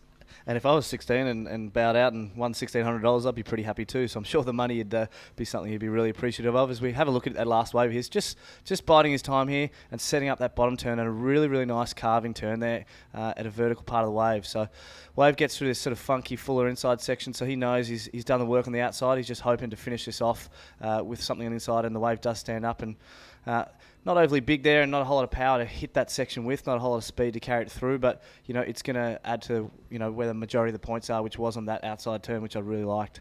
He had a big result at a professional level earlier this year. He got a third-place finish at the Shoe City Pro in Huntington Beach. And as I mentioned, I was catching up with him yesterday afternoon because he would have been the second heat in the afternoon, but we, due to the conditions, called it off. And so I had a little time to catch up with him, and he mentioned that this heat right here would be, if he can make it out of this heat, his biggest result yet, though, at a professional level, being it's a QS 10,000, as we see up and riding. Nice opening turn here for Kanoe Igarashi. Nice follow-up as well. Big slam off the top, throws a lot of water. Hits it off the white water. Now he's looking for the inside reform here. This kid can take to the air if he gets a nice ramp in front of him. Just a nice clean finish there, hitting that whitewater section oncoming. So another well-surfed wave there for Kanoe Igarashi. He's currently our surfer sitting in second place, and he's looking to better a 3.17. If he wants to take the lead, he's going to need a 6.40. Yeah, so the two younger guys just getting busy in that last little exchange and surfing both, really quite well. So we'll be we might see if we can't pull up that replay of that last of Kanoe Igarashi looking for a 6.40. So we'll cut to that now and just really break down Kanoa's wave here. So nice little wave again. He just holds off before he goes that first section. Gets the fins free a little bit, but controls it nice and section there and getting through. So he's got two turns on the outside as well as that little tag section. You said he can go to the air. You could see he was hoping it'd stand up. It didn't quite get there. He recognised that, but still knew he needed to finish it off with a nice little tag on that shallow inside. Well, he's lucky he got that wave because score is starting to drop for Griffin Colapinto. Before that exchange, Griffin only needed a 4.62, and it looks like he's going to get that. But what's going to change now is that last wave for Kanoe Igarashi as we look back at that replay. Fantastic surfing for Kanoe Igarashi. Scores in an 8.33. Wow, for last of white Kanoe Igarashi. So now he is in the lead. Griffin Colapinto, his last score would have been what he needed, but because that score dropped so high for Kanoe Igarashi, the 6.07 doesn't change things for Griffin Colapinto. He still sits in third. He needs a 6.11. Look at this. The drive that he gets off this bottom turn and sets up that big, massive turn that warranted the 8.33 on this wave. Yeah, just held off on his bottom turn on both of these, just waiting for that wave to stand up. So really mature surfing, two really big turns, two of the biggest we've seen in the first couple of heats here. Just see how low he gets so he doesn't fall off in that lower flat section there, Todd. And what I saw on the back of that screen there as we're watching this replay was our surfer in red, Mehdi, was looking in and would have seen fins and spray on both of those turns out the back. And we see live action now. Griffin Colapinto, our surfer in third place, floats over the first section. He's got some speed and momentum. Nice carving turn there. And unfortunately, wow, interesting situation. Not a real critical whitewater rebound there and just uncharacteristically falls off. Yeah, it might have been the sort of wrong move there. He went for a bit of a slashing turn and the power of the wave just wasn't there to carry him through that. Perhaps needed to get a rebound just to get him through to the inside. But still some time on the clock for Griffin Colapinto. Certainly a score he can get. But yeah, back to Kanoa's wave. A really good wave for him, an 8.33, one of the better waves we've seen surf today. So if you want to get those high scores, that's what you got to do. And we saw him, instead of racing down the line and getting all excited at that steep wall, he just waited for the bottom turn. Here we go, Mehdi on his backhand. Nice opening turn and another. So two big hits right here out the back and a third. Look for this thing to go up through the scores. It's going to be a nice wave for him, and he's not done yet. Goes vertical one more time. So that's only his second wave. He's been very patient. He needed a 6.77, so a very mature approach and patient approach for Mehdi from Reunion Island. His backhand attack, super solid on that wave. Yeah, look, finger click at the end. He was quite happy with that one. That'll probably be up there. Well, it's obviously going to be second wave, so he'll be happy with that one. Just to get a little critical on that, he had the real linking, which was great. He linked each turn to each turn. Didn't have to wait for the sections. The judges will like that. What they will sort of score him down on was there wasn't a whole lot of variety. It was three of the same sort of manoeuvres, and even that end manoeuvre was really similar. They were just sort of hooks in the pocket. He didn't sort of mix it up. So really good flow, but not going to come into with the variety component isn't going to come to play. I think it's going to be a big score, Scott. I like the power personally. We'll see what the judges thought. They're either going to go your way or my way, but I like the power that he put into it. Even though you're right, definitely point that out. It is a little bit repetitious, but his performance on that wave and the power he was able to throw into those turns on the backhand, I was thoroughly impressed. He's looking for a 6.77 live action here with Marco Fernandez. Nice opening turn. He's going to throw it on rail and cut back, staying next to that power source, banks it off the whitewater. He's got another little section there that'll come and tap off the top. It looked like someone having a look out the back. We'll get to that in just a minute as we follow through the inside. The surfer in yellow, Marco Fernandez, our surfer in second. So not able to get those bigger turns that we saw Mede get on the wave prior. Yeah, it was a little bit of a bigger wave, that one, as we see surfer in blue, Griffin up and riding. Yeah, Griffin here. He's got a lot of whitewater on the face, but he's still able to throw it on rail and carve back. Snapping it back one more time. And again, carving back, staying right next to the whitewater, looking for the inside connection.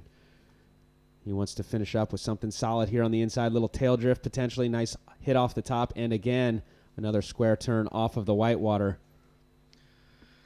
So let's have a look at that wave of Medes again. So drives off, nice searing backhand turn. Then again, straight into the next one. Bottom turn to top turn. Really searing, really precision, rail-to-rail surfing. So, yeah, really good wave there, Todd. You called that. That will be a good sort of score for him and punctuates that end section. He's happy with that one. So that was a good wave for him. As we have a look at yellow, Marco Fernandez. Nice little tail slide at the end there. Just sears through that section there. The board looking a little sort of wobbly underfoot. And somehow, I don't know what he's surfing here. He's left, he's right, he's high road, low road. Manages to get onto that sort of inside section. So really well to stick with it for Marco there. And unfortunately doesn't stick that end turn. Look at the scores that just dropped for Red.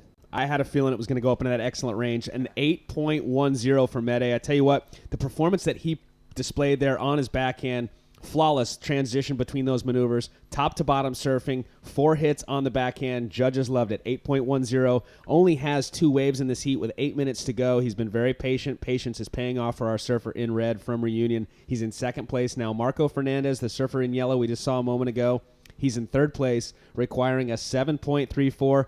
And unfortunately, our young 16-year-old Griffin Colapinto wild card at the moment.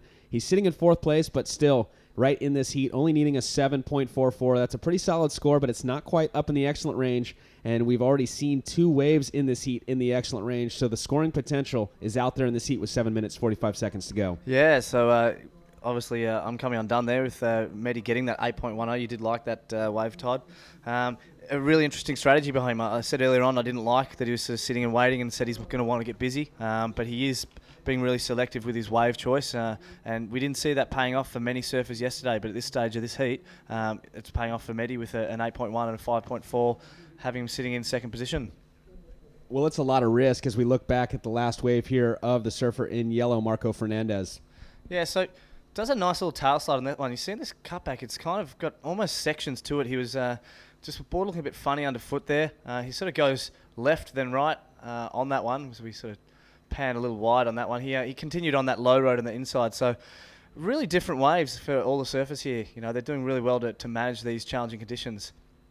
So let's just have another look at it there. So nice little drift. You see this roundhouse, it's kind of the board's looking a little funny underfoot. I don't know if it's because it's a little bit wider or the wave's a little bit funky. You can see that wave runs off on the left for him, and he gets back to the original wave on that sort of low road we talked about. Hits that shallow section here and manages, just drifts those fins and they come undone, and he comes undone as well. Yeah, that was a really tricky wave there to surf for Marco Fernandez. As you saw after his second cutback, there was a rib coming up the face. He went ahead and went over it, rebounded off the whitewater, came back, and was still able to jump down into that what we call the low road. And, similar to Brazil, Australia, Florida, I don't care where you are, beach break conditions, it's all about connecting the dots, and he was doing his best right there, Marco Fernandez, to connect the dots. Our surfer currently in second place here, Mede, once again going on the backhand, gets 1 vertical hit, 2 snaps now on the backhand, and again, he's looking really solid, really consistent, Mede is, and you can see, once again, he's got a wave that's lining up for him, allowing him to go top to bottom. He's looking to better a 5.40. Yeah, no finger click on that one, but a lot more turns on that one than his previous 8.10. Not as much linking from turn to turn as that 8.10, but that was still a good wave nonetheless. So he's starting to get busy at the back end of this heat, so that'll also be a good wave for him. He's looking to replace a low score of a 5.4. I feel like he might be able to do that on that wave and further solidify that second position, potentially move into first. Mehdi Veminardi from Reunion comes into this event currently 216th on the qualification series. And so he would have come into this event by way of his seed from last year. And as we head into the next event, the Vans U.S. Open of Surfing in Huntington Beach, after that event, we will reseed for the remaining of 2015 on the qualification series. Yeah, nice first hit, really committed to it. And again, a lot of body torque there, just driving off that bottom turn and hitting that one here. It stood up for him again, so nice smooth wave. So really offering the opportunity to just go from top to bottom from that pocket there, bottom turn, hitting that pocket there in the corner. A lot more turns on that wave than his 8.1. First couple of turns on that worth probably the most points out the back there. So another really good wave by Mehdi. He's surfing a good heat at this moment. He's currently sitting in second place, looking to better that 5.40 as we see a surfer out the back having a look here. Our surfer in fourth place, Griffin Colapinto. You can see him setting up this big roundhouse cut back here. He goes all the way into the white water, rebounds off of it, and right there in that midsection loses the power on that wave. He kicks out. You can see almost a little bit of frustration. No reason to show any frustration at this point. He's got plenty of time on the clock, 4 minutes, 15 seconds to go. And we know he's got the talent. He had a great performance yesterday in round one. And here we are into round two. He mentioned this is the biggest event he's ever surfed in here in round two of a QS 10,000. A lot on the line here for him, but he was excited to have the opportunity and getting that wild card by his sponsor, Billabong. Yeah, and it's a great thing to be able to offer that for these guys. He's going to grow in stature and confidence off the back of this, irrespective of what is the outcome of this heat is. He's going to learn a lot from this, and we often hear that from the wildcards. They've got nothing to lose, and sometimes can be the most dangerous. Well, we've got a big change in the situation. Last of red, Mehdi Veminardi. He's only got 3 waves in this heat, but he's got some good ones to his name. Another excellent wave, 8.30 for his backhand attack. He's pumped. He's slapping the water. He's happy. Oh, he's pumped, all right. He's on into the next round at this point. Kanoe Igarashi drops down to second. He requires an 8.07 as we see a solid wave out the back. It looks like we might have a surfer in position. Surfer in blue there was just a quick up and down, Griffin Colapinto. And going back to the situation, Marco Fernandez from Brazil in yellow finds himself in third place outside of that advancing position. He needs a 7.94, Scott, to get up into second. And Griffin Colapinto now really has his work cut out. He needs a score in the excellent range to get up into second place. He needs an 8.04 as we see Marco Fernandez. A lot of speed down the line. Goes for the huge backhand aerial. Unfortunately, with these offshores, he didn't grab, and his board flies out from under his feet, unable to pull it off. Yeah, so you mentioned those offshores there, Todd. The guys like doing those aerial maneuvers, as we saw a lot more yesterday afternoon with that light onshore wind, because what that does is that holds the board to their feet. Unfortunately, Marco getting a little unstuck there on that wave and not completing that turn. Interesting, the guys have been moving up and down this lineup. They're sort of moving from left to right of the screen as we speak. A bit of priority tactics are going to come into play in this last 2.5 minutes. To make sure that the guys with priority are going to try and hold the best waves, or try and hold the guys with the necessary, needing the scores off those really good waves. You could see blue there on your screen. Griffin Colapinto motioning to our beach announcers, asking for a situation update, wanting to know how much time is left and where he currently sits in the positioning out there. He's in fourth place, requiring an 8.04, so our beach commentator would pass that information on as we look back at that last wave, that 8.30 here for the surfer in red, Mehdi. Real body torque to just get into that turn. It's a little bit smaller before it starts going down the line. Again, just opening up those shoulders and throwing everything into that turn there, which is great. So 2 big turns on the outside. He likes it. Here's where it starts to grow for him. Managed to hit that end section, just heads back to the white water where he's going to find the power. And here it's just nice and smooth. Almost a bit of a escape bowl sort of for him here. So really easy to surf these. Just comes off the bottom, white water, hitting the lip, not overcooking it too much, not throwing the tail. He doesn't want to come undone from what he's done on the outside. Really compressed through that inside section where it's nice and shallow, and just finishing that wave off, 8.30. Great wave for Mehdi there. 1 minute, 20 seconds on the clock. Heat number 2 in the water coming up next. Heat number 3, Keanu Singh, Joan Duru, Tanner Hendrickson, and Thomas Fernandez. So we got 2 Hawaiians coming up in that next heat, Keanu Singh and Tanner Hendrickson, and Joan Duru representing France. And Thomas Fernandez. That'll be coming up in 1 minute remaining here. Time winding down for our surfers in third and fourth. Griffin Colapinto is looking for an 8.04. We saw him have a look there at that wave. And Marco Fernandez, our surfer in yellow, requiring a 7.94. So a great strategy here. We hadn't seen it really pay off, the patience game yesterday anyway. But for Mehdi here, the surfer in red, He's caught only 3 waves in a 30-minute heat, and he's got 2 scores in the excellent range. So a very consistent heat once he gets to his feet, an 8.10 and an 8.30. Yeah, you said it earlier, Todd. High risk, but it's obviously paying off for the surfer from Reunion Island at this point of the heat. Again, 14 points and above is what the guy's going to be looking for to progress through to the next round. So at this stage, you know, Marco Fernandez has surfed a good heat. He's got a pair of pocket 6s, but that 12 point isn't going to be enough. The guy's going to be looking for a couple of scores, or at least a score, north of that 6.57 range to make sure they're going to get themselves into that next round and out of this round of 48. So we hear the beach announcer counting this one down, Todd. It looks like unofficially. Yeah, it looks like unofficially with the win, Mehdi Veminardi in the red, and second place, Kanoa Igarashi in the white.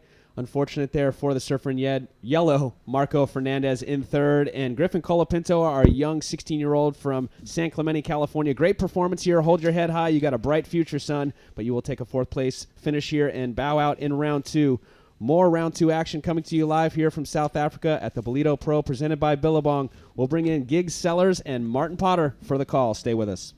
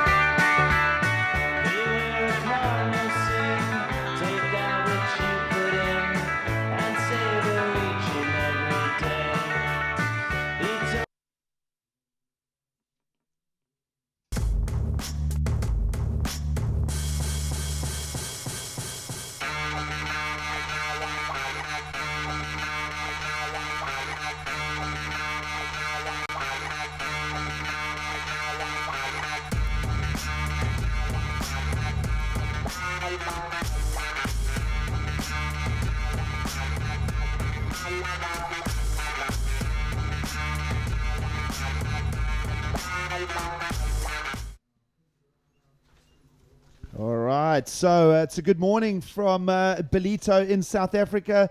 Giggs Sellers alongside former world champion Martin Potter, Morning, one of the Giggs. best analysts of the sport.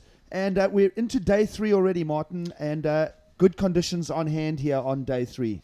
Absolutely right. Perfect conditions, nice, clean. Maybe not as big as yesterday, but still really high performance surfing. We've seen some great heats already go down.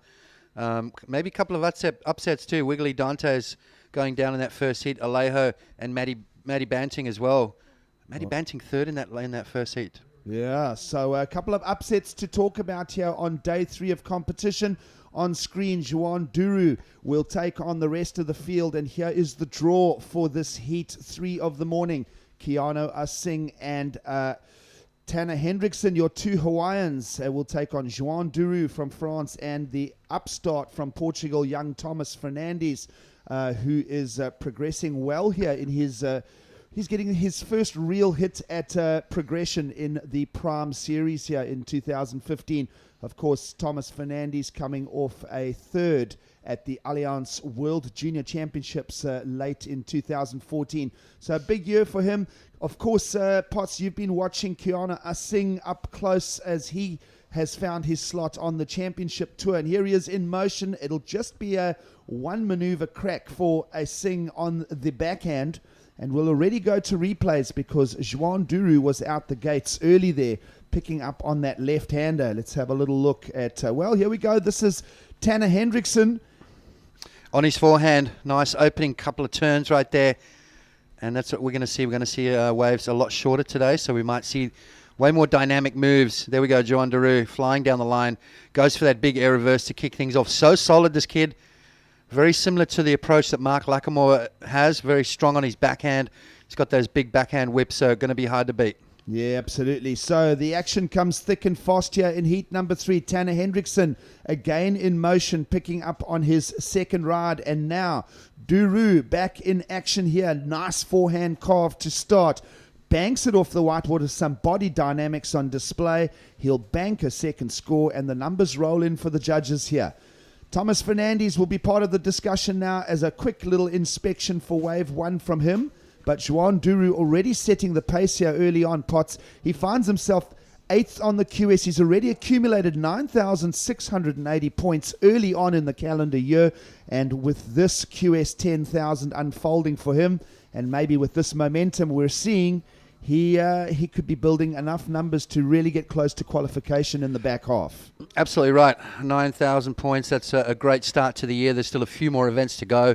Finishes off in Hawaii. It's Sunset Beach. So these guys are going to make sure that they're in the running going into Hawaii, and then hopefully post some good results over there at Haleiwa and Sunset. So it's going to be a tough year, though. There's a lot of good guys in the WQS, as well as a lot of guys that are trying to re-qualify through the CT as well.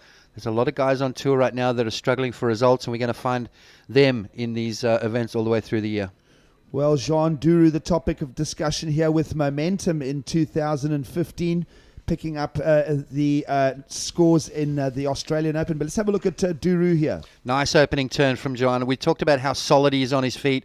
Right there is a perfect example. Just laying that board into it, banging off that whitewater right there, showing a little bit of style in that layback snap there from Joan Duru. So 2 solid turns. As I said before, we're not going to see long waves. We're going to see really short, quick, dynamic stuff, and quite possibly those big one-maneuvered waves as well, Giggs. Absolutely. So there's points on offer, and it's all going down here on day 3 of competition. And with that, let's go down to the winner of that last heat. All right, thanks, guys. We're down here live on the beach with heat winner there, Mehdi Viminati from Reunion Islands. Mehdi, just tell us a little bit about what's happening on the QS this year. You've only had one event in Brazil, I think last month back in May, and you're coming off a bit of a bad injury. Yeah, I had not a huge injury, but I had a big strain in my big toe. I almost broke a ligament. So I went to Brazil like that, and unfortunately I lost in the first round. But yeah, that's my second event of the year, and I'm happy I'm doing good now that I'm injury-free, you know. Well, you must be pretty chuffed now getting through to the next round as well, and with 2 8-point rides, no less. Pretty stoked with the conditions this morning. Yeah. My first 8 was like at half time of the heat, so I was kind of stressing. Like around the 20-minute mark, I was like, damn, I really got to catch one. And like luckily, I got two 8s like in 5 minutes. So yeah, like took some pressure off my shoulders. Well, I'm sure you're feeling a little bit less pressure now getting through to another round. Anything you want to say back home to fans maybe watching online? Ben encore une fois, tous les gars à La Réunion, merci pour le soutien Megan sur Facebook. Franchement, il fait plaisir. Et voilà, La Réunion, on est là jusqu'à l'Afrique du Sud. Yeah, allez ouais. Just one thing. Willy, Davy, Zé, merci pour le soutien. Et Tobrada, Verdum Team Bordeaux, merci. Oh, there you have it. Mehdi Viminati from Reunion Islands, a strong win there in that last heat, and we look forward to you watching in the next round. Well done, Mehdi. Thank you.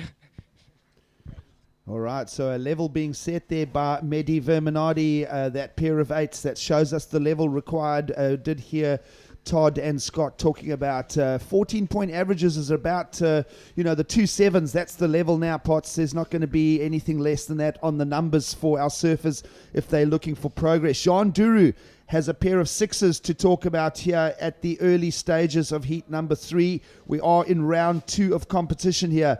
Duru now a 6.67 and a 6.17 for his pairing of 2 scores. He is momentarily in the lead. Tanner Hendrickson, the young Hawaiian in yellow, dropping numbers of a 4.67 and a 3.17, way short of that level we're talking about there, Potts. And of course, nothing really on the cards yet, but here we go. This man on the big stage in 2015. Big backhand hits for the Hawaiian Keanu Asing. Now, Potts, you've been keeping a close eye on him from all the Samsung Galaxy Championship Tour stops. Your impressions of Keanu Asing here on the big stage? Oh, Keanu's amazing. I mean, his work ethic is second to none. An amazing little surfer. Works a lot on his physical fitness. He took down the current ratings leader in Brazil, did a massive alley-oop, which I've never seen from him before. And it was kind of one of those things where you go, well, you've got to have a complete package to be on the world tour. Keanu Singh has never done an alley-oop like that ever in his life. He pulled one out against Adriano de Souza in Brazil in front of 60,000 people. It was absolutely amazing. So this kid's got game. I've been watching him come up through the ranks, the ISA World Juniors, all the way through the QS, and now here on the big stage. So finding his feet, started off a little slow this year, but he's looking pretty good at the moment. All right, well, Kiana Asing currently 24th on the championship tour. Let's have a look at that backhand attack. Yeah, nice vertical turn there and finished off with a beautiful bang. So 2 solid maneuvers from Kiana. He's back in the heat right now at the moment with Daru with those 2 solid sixes. Well, now Asing back in motion again, picking up on a third ride here through to the inside, sweeping away onto the inside. He'll make that link. You saw typically the pattern and the shape of the waves not unsimilar to yesterday. Big hits on the outside, links to the inside, and we are moving into that low tide part of the discussion now. Here we go, the wrapping turn from the young Portuguese surfer Tom Fernandes. He is from the Ericeira area just north of Lisbon in Portugal. And he will be looking for some numbers here in 2015. This is the best he's done thus far. He's very excited to hit the water this morning, chatting to his roommates.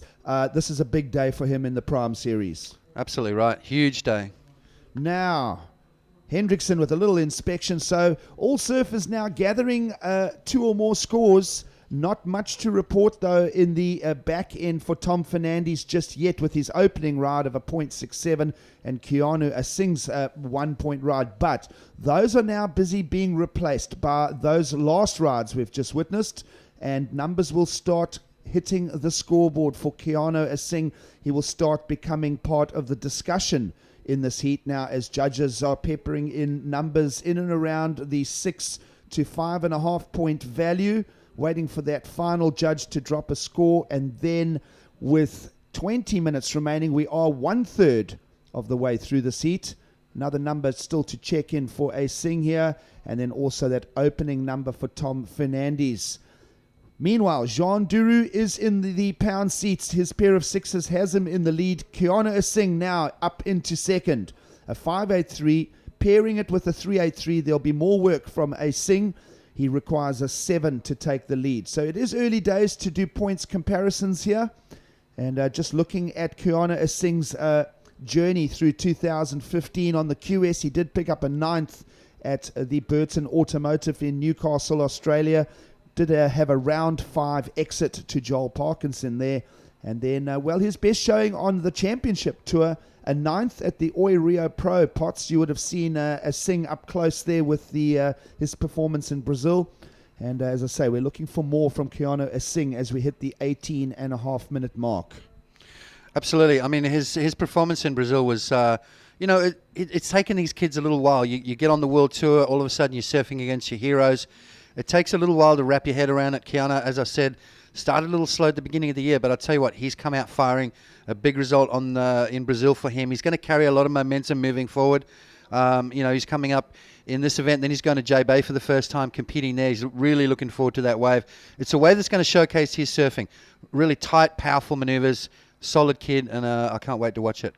Absolutely. Just continuing on that discussion, the difference between the beach breaks and the big open, powerful waves of the championship tour. But let's have a look at Duru here as he builds his scores. Yeah, Juan Daru, powerful kid, throws it up and over the top of that one there, comes out. So that was his 6.17. That got the ball rolling for him and then backed it up. Look at the size of the waves he's finding. Good, solid waves for Juan. Using his front side at the moment. But his backhand is his weapon of choice, but going to his front side. Watch this turn right here. Lays back into it, bangs off that whitewater there, uses that whitewater, a bit of a springboard, gets him back out there. A little bit of a slide at the end, so nice variety of maneuver there for Juan Daru. Juan Daru looking in good form here in 2015. We already spoke about his massive points accumulation, 9,680 points already to his credit on the qualifying series here in 2015. Currently ranked 8th and going off good results with the 9th at the Hurley Australian Open and also a 9th at the Oakley at the Lowers. Now let's have a look at this, because Tanner Hendrickson is one of the younger competitors in the field, and he will slide the tail out for this roll of the dice. It is his wave number 5 of the heat thus far. No real big numbers yet for the young Hawaiian, a 4.67 and a 3.17.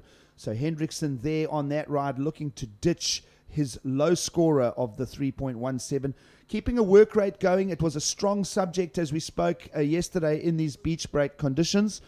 Momentum is part of the strategy here. Yeah, let's have a look at this wave here from him. This is going to get him back in the heat. Beautiful turn right there. ditching the fins out the back, and now just gets the boogie on, snaps it off the whitewater, lets those fins slide, brings the tail back around. Great control there from Tanner, and one last little maneuver there. So great little wave there, combination maneuvers. The first turn I thought was pretty dynamic, and that's he's looking for a 5.0. Don't be surprised if he drops that. Well, we'll say goodbye possibly to that 317 as those numbers now being worked on by the judging panel. And let's have a look at a replay of Tanner Hendrickson here.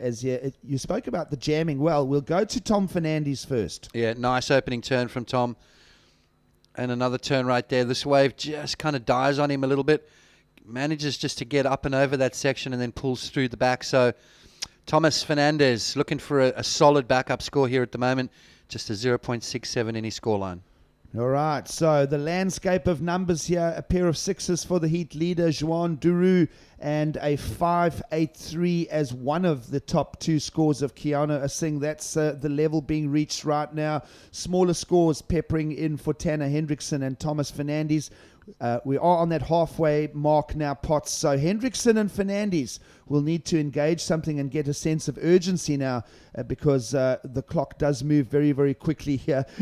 It's always like, I liken it to the egg timer. The first part of the sand pouring through always goes so slow, right? Yeah, exactly right. And then the back part just pours through. So, Gigs, what do they say? Time flies when you're having fun. Yeah, exactly. So having a look at the clock, it is just in the second half now. 30 minutes on offer again here on day 3 of competition. And you are watching Tom Fernandes. He'll go backhand this time. Just a sort of angled squirt on the first turn.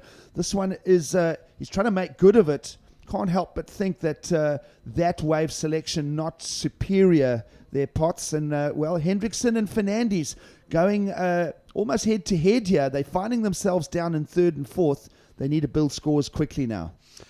Good little score coming through for Tanner right now, leading a 5, and he drops a 6.13, so overtakes his fellow countryman Keanu Asing. Keanu now down into that third spot. He's only looking for a 4.72.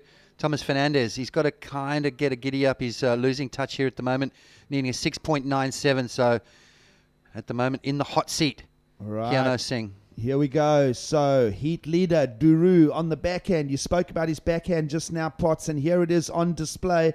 Typically through to the inside now with that link. That's a good crack as well. We are on the low tide conditions here at Ballito. 9:20 in the morning will be the low tide, and we are close to spring tides, so what the Australians call the king tides. And right now, local time, 8:30 in the morning. So, just about 50 minutes to go now to the bottom of the graph. Talk about that backhand. There it was, as you said, Gigs, on display. And a couple of massive turns from him. A 6.17, a 6.67. I think that's going to go into his top 2. Just a nice series of maneuvers. Didn't quite finish that wave off, but all the damage was done early. Well, that one hard power turn of Tanner Hendrickson pushed his last ride into the 5.87 category. But with the power that Duru's got here, bang, look at that right there, just unleashing it straight into the next one. Nice tight arc on that second maneuver. Brings it all the way through, snaps it off the top again. So 3 consecutive turns and one more for good measure. Didn't quite ride out of that last one, but as I said, all the damage was done. On the flip side of the coin, Keanu Asing decided to go left on the split in the peak with Johan Daru, and maybe not quite getting the rotation he needed on that one. Looking for a 4.72 to get himself back in the lead, but what a wave from Johan Daru. Yes, so we'll wait for some numbers to check in now from the panel. A quick in and out for Duru. We'll just throw his total wave counts up to 4. But that wave 3, the previous ride of Duru, the big backhand attack, is the one we're after. He built his 2 scores on the left there, Potts, now bringing his backhand attack into the discussion. Typically, we did see the lineup look very similar to this. So the sandbar hasn't moved, not a strong enough swell to change the lineup in any way. So a reliable day 3 here at the Willards Beach in Ballito for our surfers. Looking for all important points here in 2015. Yeah, exactly. I mean, I think all the surfers that have moved through to round number 2 are going to be well versed in what they've got to do out there. And they've had a couple of days of practice. We had 2 days of full competition. And then now all the guys that are through kind of know what to expect, what kind of waves that they'll be looking for. and some good surfing done here in round 2. But I'll tell you what, the action's still to come. Those quarters, semis, and finals, that's where we're going to see these boys light it up. Absolutely. So judges working on numbers now for Asing and Duru, but meanwhile, there's that big rotation, and he loves it. He's happy with it. A big hit on the backhand for Keanu Asing, momentarily finding himself down in 3rd position, but judges owing him some scores, and now they'll owe him a fair, reasonable score for that one. Well, we talked about Joan Daru's backhand attack, 8.33. The judges loved that approach. Let's have a look at Keanu Singh, a little bit of a different approach. Right there, perfect rotation. All the way around, got that nose facing the beach, came out nice and clean. Keanu looking for a 4.72.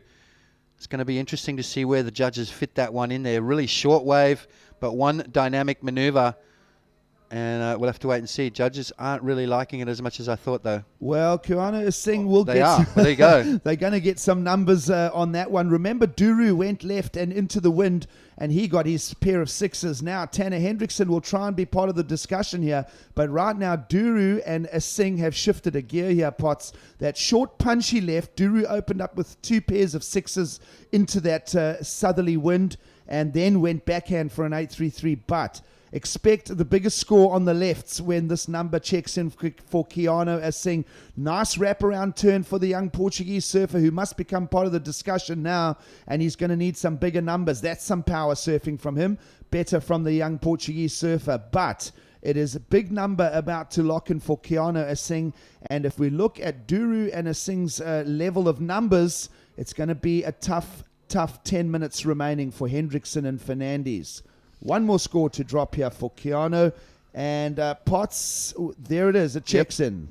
8.67. So I was looking at that one before that he dropped a 4.17 on, and now backed it up. 8.67, moves himself up into that 2nd spot. Perfect timing right here. Bangs it off the top, gets that full rotation. Watch when he lands. The board is literally facing straight to the beach. Very difficult to do that. Very little speed that he was carrying, so got that body spinning really quick off the bat. And wow, what a score, 8.67. Now, Asing has got some momentum, and he'll go back to the left-hand peak as an option.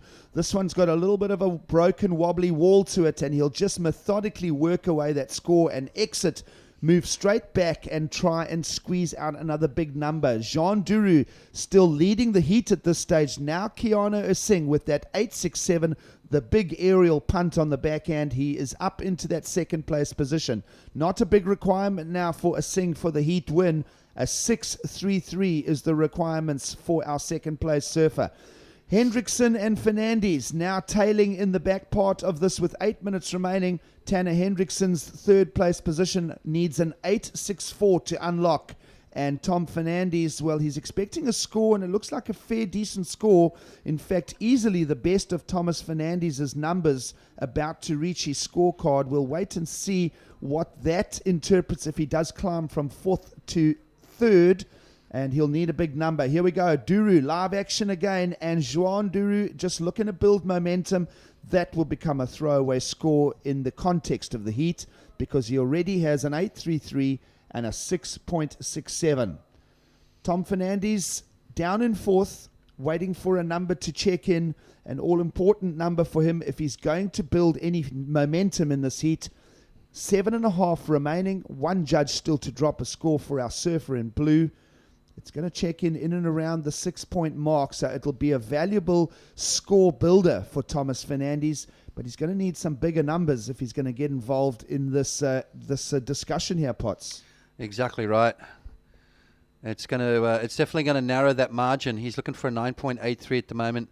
One more score to be dropped in for him, and it's going to put him in. It's going to chip away at that lead, is what it's going to do.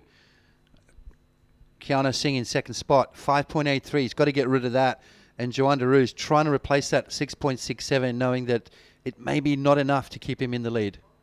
All right, so a healthy struggle here in heat number 3. Let's have a look at Tom Fernandes trying to get some points and momentum. Yeah, nice vertical turn right there for Thomas.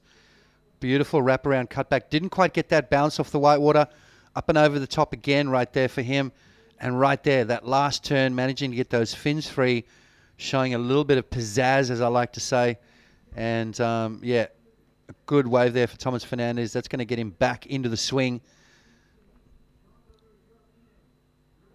So Joan Deroux still got that first place at the moment. And by way of that 8.33 and the 6.67. It's all about the backups here at the moment. Kiana Singh just dropped to 6.27. So still keeping him in that second spot, requiring a 6.33. All right, so now 6 minutes on the clock. If you're just tuned in, it's a beautiful Wednesday morning in South Africa, and we are in Ballito. It is the Ballito Pro presented by Billabong. We are about a 30-minute drive north of Durban, the big port city on the East Coast. And this place boasts some of the best all-round climate annually. It is a favorite holiday destination for a lot of the hinterland and the interior holiday makers.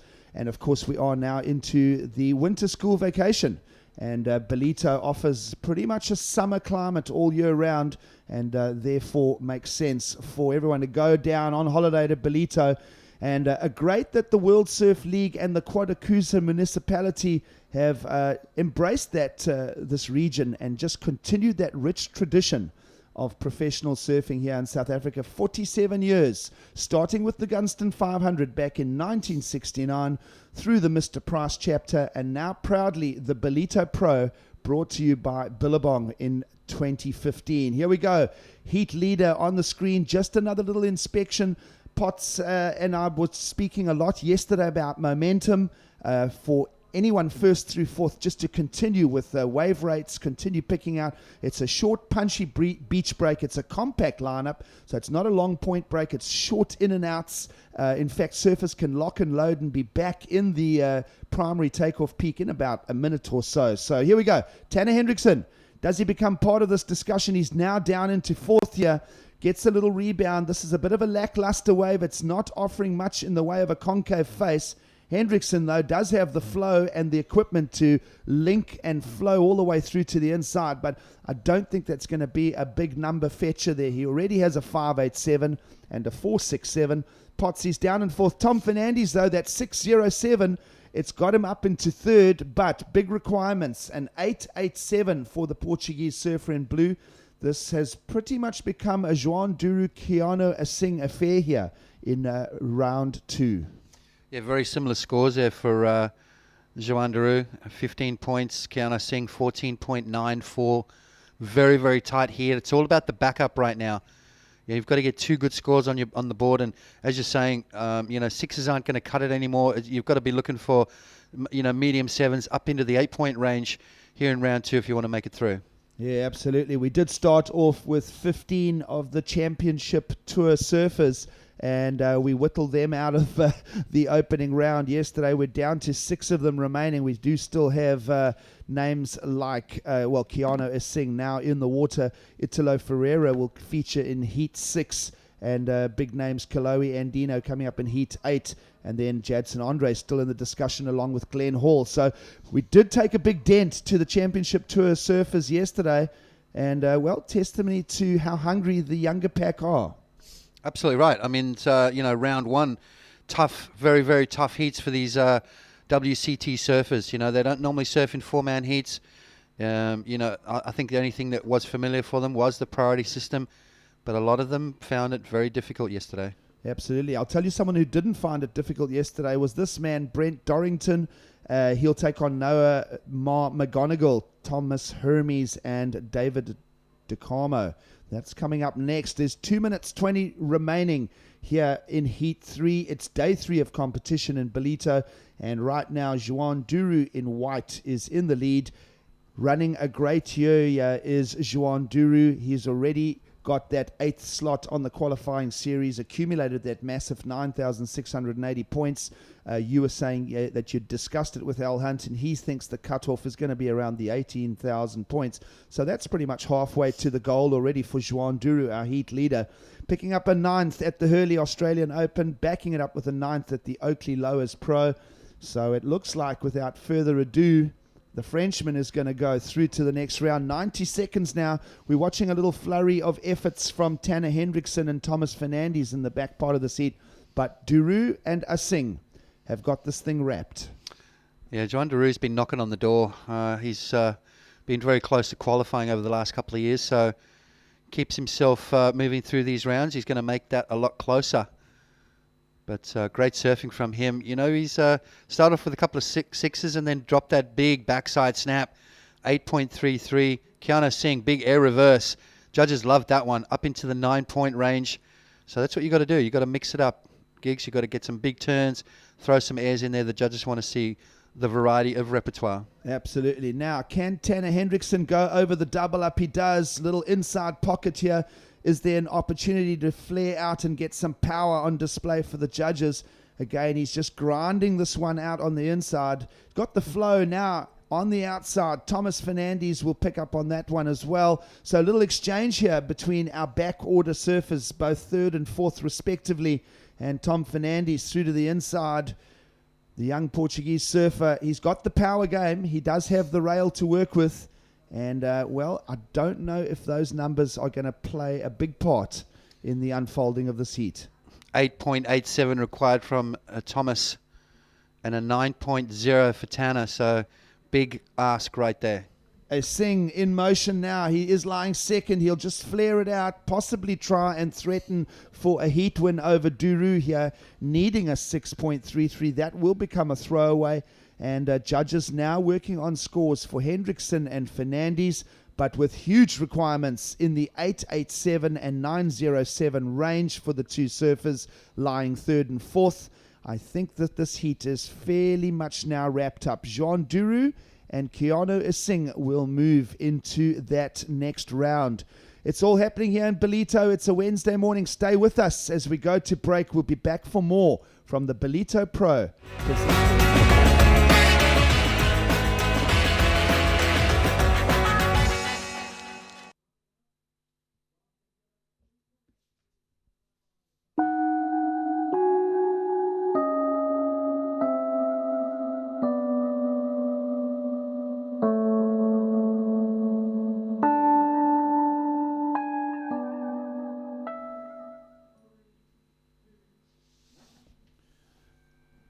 Well, results now official here in Ballito, South Africa, with Juan Duru and Keanu Singh, and a very closely packed set of points there. They progress into the next round here at the Ballito Pro. Great surfing all round here, and we continue the action here on this Wednesday morning. Brent Dorrington will wear the red singlet. Noemar McGonigal in white from Costa Rica. Thomas Hermes from Brazil in yellow, and fellow countryman David DeCarmo in blue. Again, those Brazilian flags flying strong here in the offshore breeze in Ballito. And it has been a great lesson from the hungry Brazilians here. Of course, there is the world stage to talk about how the cliched now Brazilian storm. But you can't ignore the facts. DeCarmo out the gates first. The Brazilian flares it out. These guys are loving these beach break conditions. Feeling right at home. You know, we've heard a lot of the post-heat interviews talking about the conditions, talking about how the fact that they've all grown up surfing beach breaks very similar to this at home, and they're translating that into good results. David DeCarmo, his claim to fame, well, he took down Mick Fanning in the Rio Open a couple of years ago, and then had Mick again this year, and it was a very tight heat, but Mick Fanning paid him back. So David DeCarmo, no slouch. Absolutely. So DeCarmo will open with a 1-point ride, a very exciting athlete from Brazil. And, of course, we'll wait for Thomas Hermes, his countryman, to unlock an opening score as well. Looking at the discussion with Brent Dorrington and Noemar McGonigal, I saw McGonigal last year at the Allianz World Junior Champs, completely impressed by him. But Brent Dorrington is in form here in 2015. And so are a bunch of the Australians. I mean, I'm looking at Stu Kennedy, Davey Cathels, Brent Dorrington. They're all in great form here. So they've obviously been working hard on equipment, really, really getting their minds and their bodies in the game and having a go at it here in 2015. Yeah, Brent Dorrington's, he's had a lot of wild cards on the Gold Coast in the Quicksilver Pro. Here we go. Thomas Hermes up and running. Right. Hermes, one of two Brazilians, will start his momentum here in heat number 4 through to the inside. The judges want to see the power on the inside. He just squares it out. Nice little angled flare off the lip there for Thomas Hermes for his opening score. So Dorrington has opened with a ride. DeCarmo, a small throwaway score in the context of the heat. Now Thomas Hermes, his opening ride for the judges to consider. No rides on the cards at this stage for Noam McGonigal. 30-minute heats on offer here for the day's duration. It is day 3 of competition here in South Africa. And this one now still a full 27 minutes remaining.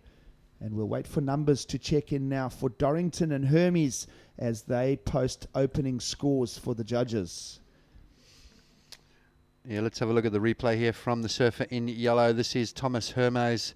Nice opening maneuver. Snaps it up through the lip again. Real solid kid. Real power-based as he brings that through the inside. Bangs it off the top there. Finishing off on his feet. Very important to finish your waves off here today. Not a lot of opportunity. We've only seen a couple of big scores in that last heat, both from Joanne and Keanu. The rest was that in that 5 to 6 point range. All right, so the momentum continues here. Little inspection there by DeCarmo. It will count as a ride because his hands did leave the rail, so it'll just be a little decimal number. There's always that defining point in motion where the intention for the wave actually becomes a registered ride with the judging panel.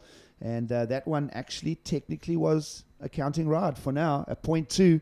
So throwaway scores here now. Out the gates comes Noam McGonigal. Big power surfer from Central America. And with a nice little knock to the lip there, he'll use the left-hander to start his momentum here in Heat 4. We'll wait and see what kind of numbers are going to reach Noam McGonigal's cards for his opener. No real big statements from DeCarmo yet. Dorrington looks like he'll check in the good range with his opening score. Now here's a nice whip around on the rail for Dave DeCarmo. He does know how to do the job and, gets a nice bit of rail slice in there. Shorter, more buckled left. I'm noticing that as we reach the bottom of the tide here, Potts, a little bit of a wobble to the lineup, and we'll discuss that when we come back because right now we're going down to beach interview. All right, we're down here live on the beach with heat winner from that last heat, Jean Deroux from France. Jean, slightly smaller beach conditions compared to what you used to back home. Yeah, it was a little bit small, but it started to be clean now, and it was some good wave. I got lucky to have 2 on the start of the heat. It was easier after to wait for a good one. Jean, just tell us a little bit about your tour on the qualifying series so far. You had a great year last year, coming just a little bit short for qualifying for the championship tour. You're currently in a good position, lying 8th, looking strong for hopefully qualifying this year. Yeah, last year I was missing 1 or 2 results, and I'm gonna try to don't do the same mistake and to do more hits every contest and be more strong every hit. Well, you're certainly looking very good out there. I'm sure you'd want to say how's it to a couple of people back home in France watching online. Merci à tout le monde de regarder, c'est peut-être le veto et au Chilion pour la suite. Awesome. There you have it. Jean Deroux, winner from that last heat. We'll see him into the round of 24. Another good result on the cards here for Jean. Thank you. So winner of that last heat, Jean Deroux, continues his momentum here at the Ballito Pro. Currently 8th on the qualifying series here in 2015. And one of the surfers that's also got a high number to his credits at this stage here is Noam McGonigal in the white singlet, waiting for scores to check in for him. It's a lowly 317 for that man, and he is ranked right now 12th on the qualifying series pots, 8,770 points already, so good number building from Noam McGonigal in that effort to break into the Samsung Galaxy Championship Tour in 2016. Big fan of McGonigal. He's got 25th at the Burton Automotive in Australia. Here he is up and riding again. The young man now posting wave number 2. Big squared out turn for him. Little bit of a disappointment to the wave selection on it. Not a great opportunity to really start unlocking, but nice exchange now taking place with Brent Dorrington again going to the lefts for that wave selection, cracking out another wave selection towards the south, and already opened with a 667 on his backhand there, Pot. So he heard that number, thought let's just keep building numbers on the lefts for now. Wait and see what offers on the rights. We are at the bottom of the low tide. We were speaking about that. I can't help but think this is just a little bit of a wobble through the low tide here in the lineup. Yeah, no, once that tide starts moving back in, as we saw yesterday, it got a lot more consistent. The right-handers came back into play, but there was a part of the day yesterday when it was all about the lefts. We saw big scores going left. We saw Keanu Singh drop an 8.67 on a backside air rotation. Brent Dorrington using those lefts to great success. 6.67 and another good one just about to be locked in. All right, so 22 minutes still remaining of the 30 on offer here in Heat 4. Dorrington expecting a score, already opening with a 6.67. Thomas Hermes, in the meanwhile, has banked a good number. Our surfer in yellow from Brazil, a 6.27. So that looks like where the numbers are reaching on the low tide here, into the 6s and into the 7s. This is a 6.27 for Thomas Hermes, already wave 1. And waiting now for McGonigal to drop another score. It's not going to be a big number by any means. And let's have a look at this last ride. Brent Dorrington on his backhand. Beautiful whip off the top right there. Straight into another one. So nice variety, nice transition between the turns. And finished off right there. So a series of good turns. 4 backside snaps. It's going to be a good score. It's going to go into that high 6, early 7-point range. And it's just going to solidify his lead. So Dorrington with momentum here in the first third of the heat. Potts, you're saying there, look, we could expect something in and around at least matching his earlier ride of a 6.67. So that'll be a useful contribution for Brent Dorrington from the Gold Coast. Only that single ride for Thomas Hermes at this stage, a 6.27.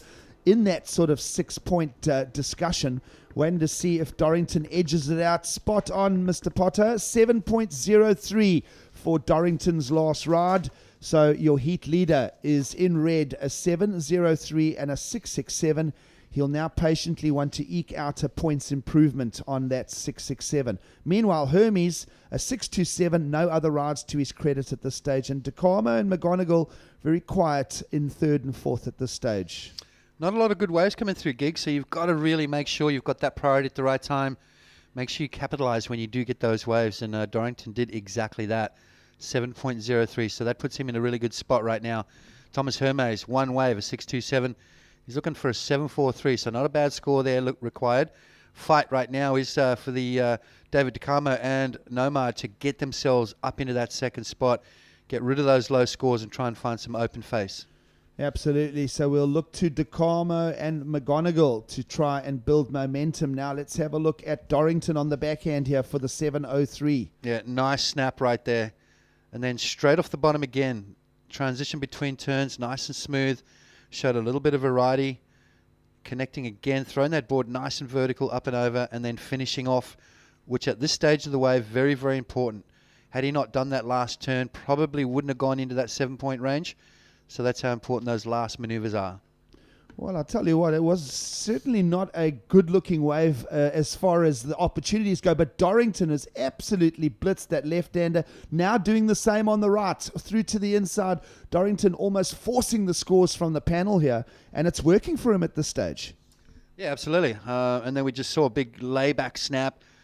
Almost fell off, but used that core strength to get himself back on his feet. Now, McGonigal on the backhand will get to work and start trying to build momentum here as we reach inside the 19-minute mark. That one is not going to be a secure banker for McGonigal. Low scores for him, a 3.17. Judges working on his second and third rides now. That third one we've just seen not really engaging in the opportunity here is McGonigal at this stage. Dorrington really hammering away there on that right-hander. We'll get another look at it shortly.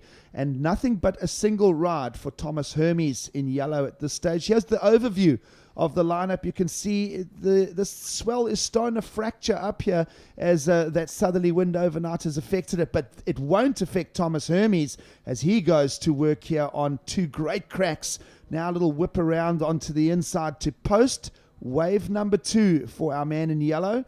And, a 6.27 was his opener. He'll want to pair that up as quick as possible and get in the discussion for the heat lead against Brent Dorrington.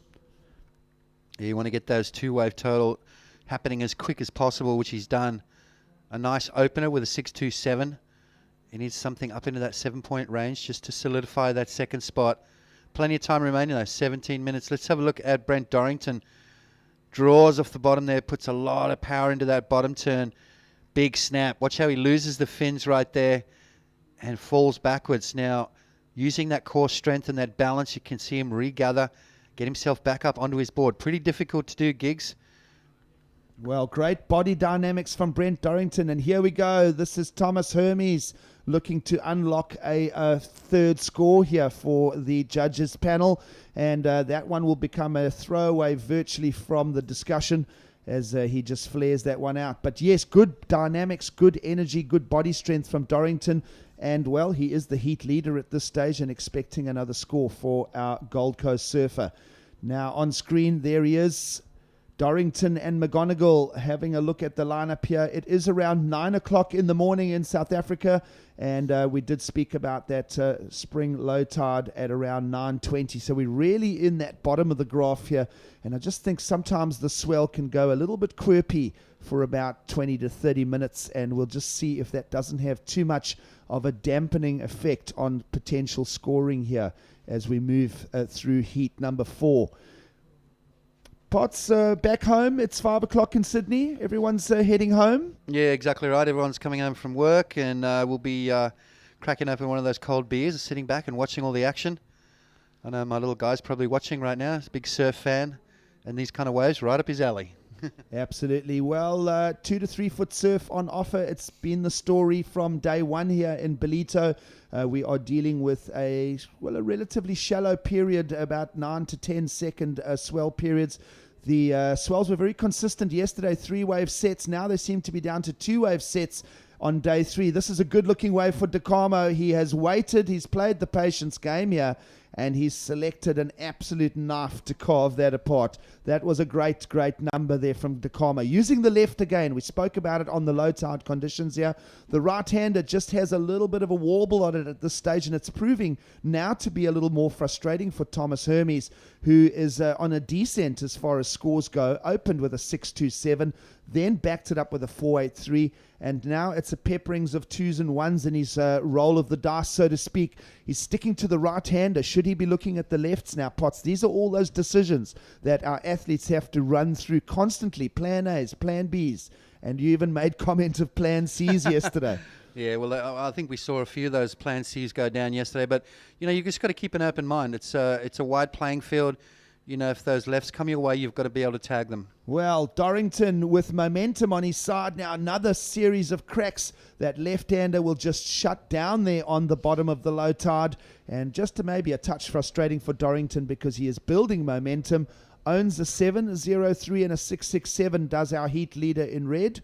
And we'll pick up on a replay here of No MR. Bang, off the top. Nice opening maneuver. Out on that open face, that trademark wraparound that he's got going. This is kind of where it fattens out, and you've got to keep that board moving rail to rail. David DeCarmo, let's talk about the lefts being the go at the moment. Short, punchy, dynamic, and I think that's what the judges are going to like. They're going to like those quick combos, those big snaps and that finish-off turn. So at the moment, the left is standing a little bit more vertical and allowing those guys something a little bit more exciting. Absolutely. So that score of DeCarmo is going to be an important barometer to the insight of how the judges are viewing points allocation here this morning. DeCarmo with easily the biggest, most open wall, just spliced that first turn and then really squared up with power the second one. So it's going to be interesting to see where the judges take the level when they allocate that score for Last of Blue. Dorrington, in the meanwhile, a smaller 3.3 as a throwaway score, and No MR waiting for some numbers for him for that wraparound cutback. We're going to have a look and see how those numbers compare. No MR getting a good work on the right-hander and then a short punchy left in that exchange for DeCarmo. Looks like numbers will check in at a 5.53 for Dave DeCarmo. It was really just that one big maneuver, Potts. Well, that's it. We saw some big scores yesterday for single turns, so got a nice little knifing maneuver and then finished off dynamic, and I think the judges are going to like that. No McGonigal, on the other hand, we saw that big wraparound cutback, a little bit more sort of lackluster wave, a 4.60. So the judges are liking the lefts at the moment, a little quicker, a little bit more dynamic, and I think that's what these guys are going to have to do to get themselves back in the heat. Let's have a look at that wave from David DeCarmo again. This opening turn here, just really a setup turn. See how he just jams it on the top there, keeps that speed flowing down the line. And right here, this is where all the points came from. bang, up through the lip there. This is the kind of surfing he used to take down the 3 times world champion Mick Fanning a couple of years ago. He is a dangerous surfer once he gets the roll going. So DeCarmo ekes out a 5.53 on that last ride. Now, heat leader Dorrington will continue with momentum. Little subtle stumble there. And we're speaking about the low tide conditions, and that right-hander completely ghosted. It completely faded. Now, Hermes, second wave of the set, comes into focus here on the inside with an opportunity to crack it there. We spoke about the right hand. It is sort of got a few buckles and problems on it here right now, Potts. Through to the inside for some more opportunity, though. Hermes needs to get engaged here because there is possibly a threat from DeCarmo coming. And DeCarmo building momentum here on that forehand attack of his with the 5.53. Thomas Hermes and Brett Dorrington in that exchange. And I can't help but think that there's no real big numbers that will come out of those deliveries there. As we look at the clock, 11 and a half minutes to go. It is right on the low tide here in Ballito as we work our way through heat number 4. If you're just joining us, Brent Dorrington is in the lead in this heat. He has already banked to 7.03, backing himself with a 6.67 as his 2-wave total for 13.7. It's not a big numbers accumulation, but that's enough to be out front over Tom Hermes. Now we are waiting for another number to check in for our surfer in yellow. And then also we are closely watching third place surfer David DeCarmo, who looks like he's in that momentum building part of his approach here. The clock with 11 minutes remaining. Yeah, we see Thomas Hermes just trying to replace that 4.83. He can feel the pressure coming from David DeCarmo at the moment. David DeCarmo, though, carrying that 3.40, which is kind of not going to be enough to get him through here at the moment. There we go. Thomas Hermes, a 5.33, so extends his lead over David DeCarmo and Nomar McGonigal. Both those guys needing mid-range scores, a 6.08, and Nomar needing a 7. So not huge scores, but conditions the way they are, very tricky to get. So that wind remains out the south here on day 3. It is brushing the faces here on the low tide. Now McGonigal with an all-important wave needs to start unlocking something here, and that one is not going to play out as a massive number. A 4.6 and a 3.7 already to our surfer in white's credit. And I can't help but think that that one will not feature as a big part of the discussion in the context of the heat. Numbers dropping for Thomas Hermes, a 5.33 on that previous forehand attack. He remains in second. So here we go. Second place surfer now looking to build momentum. Sweeps away through to the inside. We've been speaking about how the low tide has just disturbed the right-hander here, but he's done a good job of connecting through to the inside here, really grinding out a delivery here for the judging panel. And it's got a wave count as well. That's his ride number 7 as he looks to continue building. Goes for that busy approach there, Potts. Yeah, definitely. And you've got to do that, you know. I mean, there's not a lot of waves coming, so when those little ones do come, sometimes they stand up. Sometimes they give you that little vertical pocket that you can do those nice little turns. Thomas Hermes just trying to keep busy, just trying to keep that momentum. Nice opening turn right there. And again, backs it up with a nice carving maneuver. Keeping that board moving rail to rail. You've got to keep that momentum going down the line and finish off nicely. So Thomas Hermes slowly improving his situation, trying to better that 5.33 and is looking better and better in second spot. But right behind him, DeCarmo, he only needs a 6.08. So time now starting to wind down in the 30-minute heat on offer here for Noemar McGonigal. Now 8.5 remaining on the clock as the Costa Rican comes around a broken section here. He's going to persist with this right-hander through to the inside. Does get the jam, and he's really grinding these numbers out at the moment. It's just that part of the tide that can be just a touch frustrating. And Noemar looking to eke out some numbers here. His requirements are 7. So lying fourth, needing a 7. Lowly scores of a 4.6 and a 3.7 on his credit at this stage. Not the numbers you'd expect next to a surfer of his stature. Now, here we go. This is DeCarmo, who nailed a 5.53 earlier. He's using the left again, and dare I say, this one's going to pay out for him right there. Jackpot. Wow, look at that. He's you can see the excitement coming through from David DeCarmo. That's the kind of surfing we're used to seeing from the young Brazilian. This man took down the 3-times world champion. Why? Because of maneuvers like that. That's going to be, I reckon, the best scoring wave of the heat. Well, I tell you what, he celebrated that just as, the emotion flowed over there, because we're going through a relatively wave-starved heat here. So for him to bank that one, find it, and use it the way he just has, that's going to be a number that's going to be a real keeper for him. Prior to that, Potts, one of his counting rides, a 3.4, so he'll be elated with that delivery. Well, that 3.4 is gone, let me tell you right now. Let's have a look at this wave here. Good, solid set wave. Takes his time with it too. Nice snap right there. And again, up and over the top. This maneuver right here, bang, right there. Critical surfing, and finishes off nicely. You can see there, clicking the fingers, both hands up in the air. He loved that one. That felt amazing to him. He's dropping a 3.40. He's looking for a 6.08. A no-brainer to me. Well, DeCarmo there, Potts, what we loved about that, right, was there was just seamless transitions. He got the big hits and no twitching, no double pumps. His links rail to rail were just absolutely textbook. Well, he kind of cranked it up, started off slowly, and then maneuver by maneuver, they gradually got more and more radical and finished off nicely. So the judges are going to like the intent. They're going to like the positioning, timing. There was, as you said, nice and smooth between the transitions, and a good solid score just about to drop in. All right, so numbers now littering in from the judging panel. I see a 7-2 and I see an 8. So it's a wide spread as that score waiting to lock in now for DeCarmo. Also numbers arriving for Thomas Hermes. And, well, there we go, Potts. It's a 7.57. So it's a banking score. It's the pinnacle of the heat thus far as individual wave scores go. A 7.57 has him from 4th up into 2nd.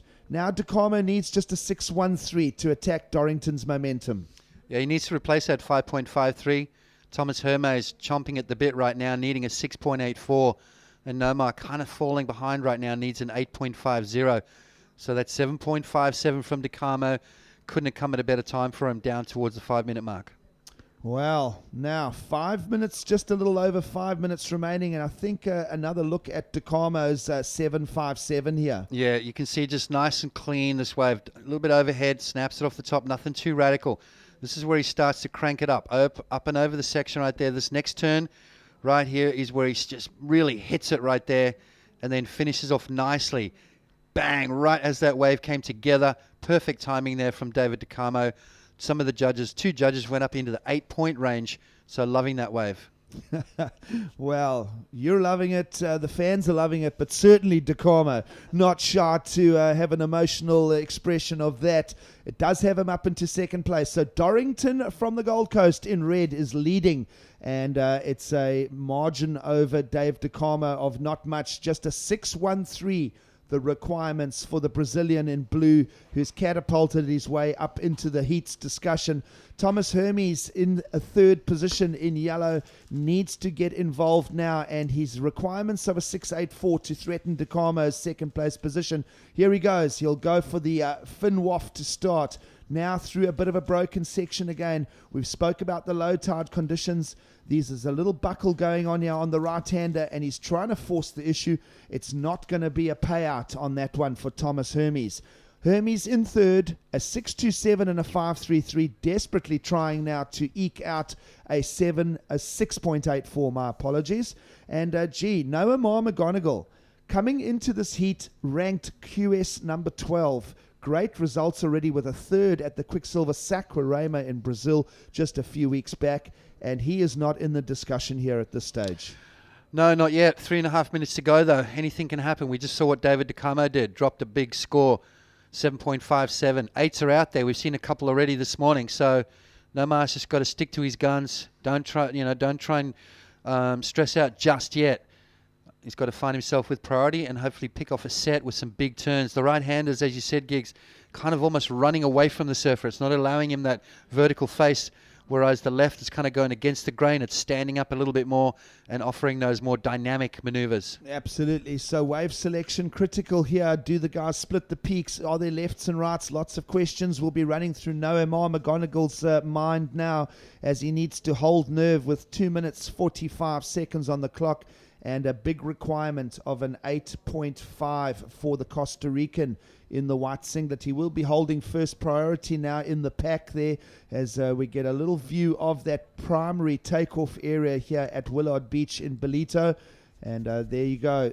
The guys all clustered into a very compact little space. So it is a V-shaped sandbar. And here we go for Thomas Hermes. Backhand lashing out on this one, forcing it. And the wave lets him down. So right now we are victims now of that little low tide turn. And it might just be costing Hermes and McGonigal here with now 2 minutes remaining.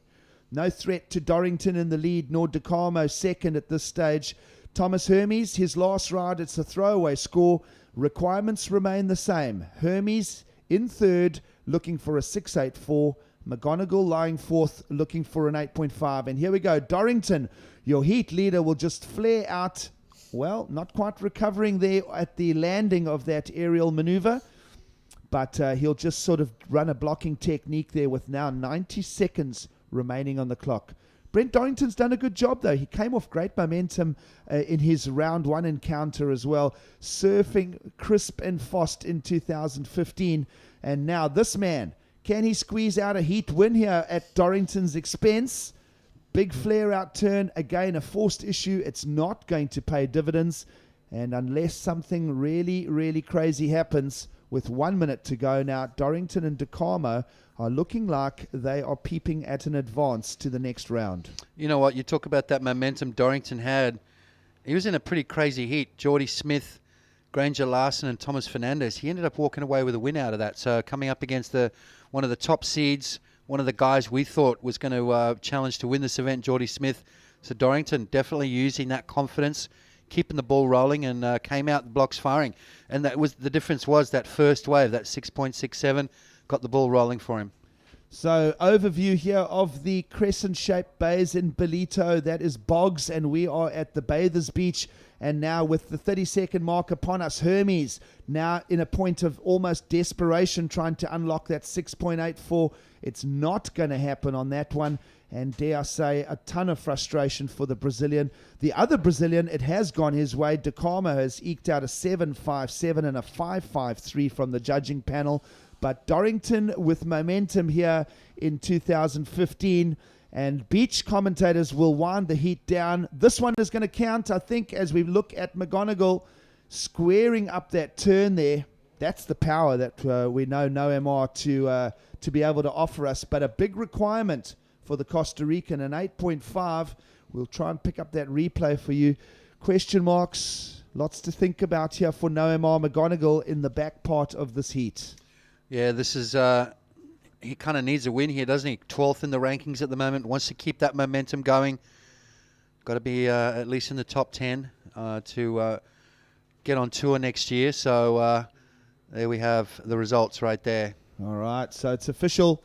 Brent Dorrington and Dave DeCarmo will advance to the next round here in Ballito. More surfing action coming your way. Stay with us. It's the Ballito Pro presented by Billabong.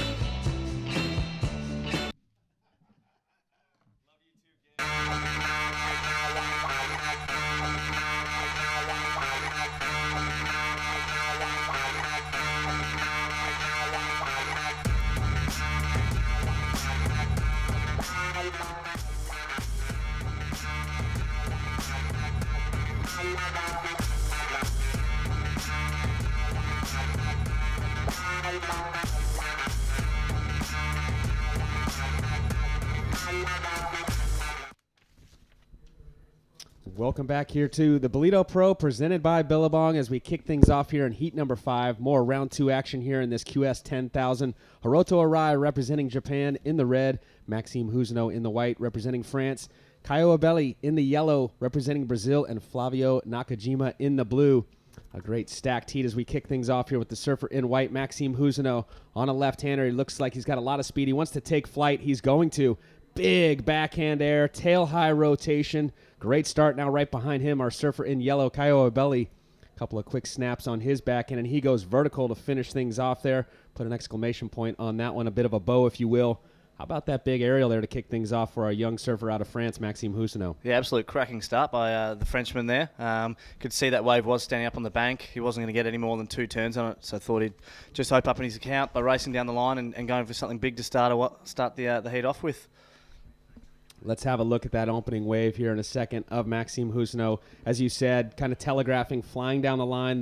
The wave was a bit flat where he was, and he saw that ramp coming at him, and he was ready to take flight as we see a paddle battle out the back here. Red and blue having a look. Blue's going to have the inside position. Flavio elects to take flight of his own.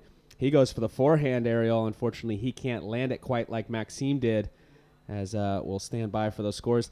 Interesting to say, as I'll get to my point here in a second, as we have another wave up and riding. Good start here in this heat. This is Hiroto Arai from Japan. Consistency as far as the waves go in this heat. Do you think that Maxime, they'll deem that as a completed maneuver?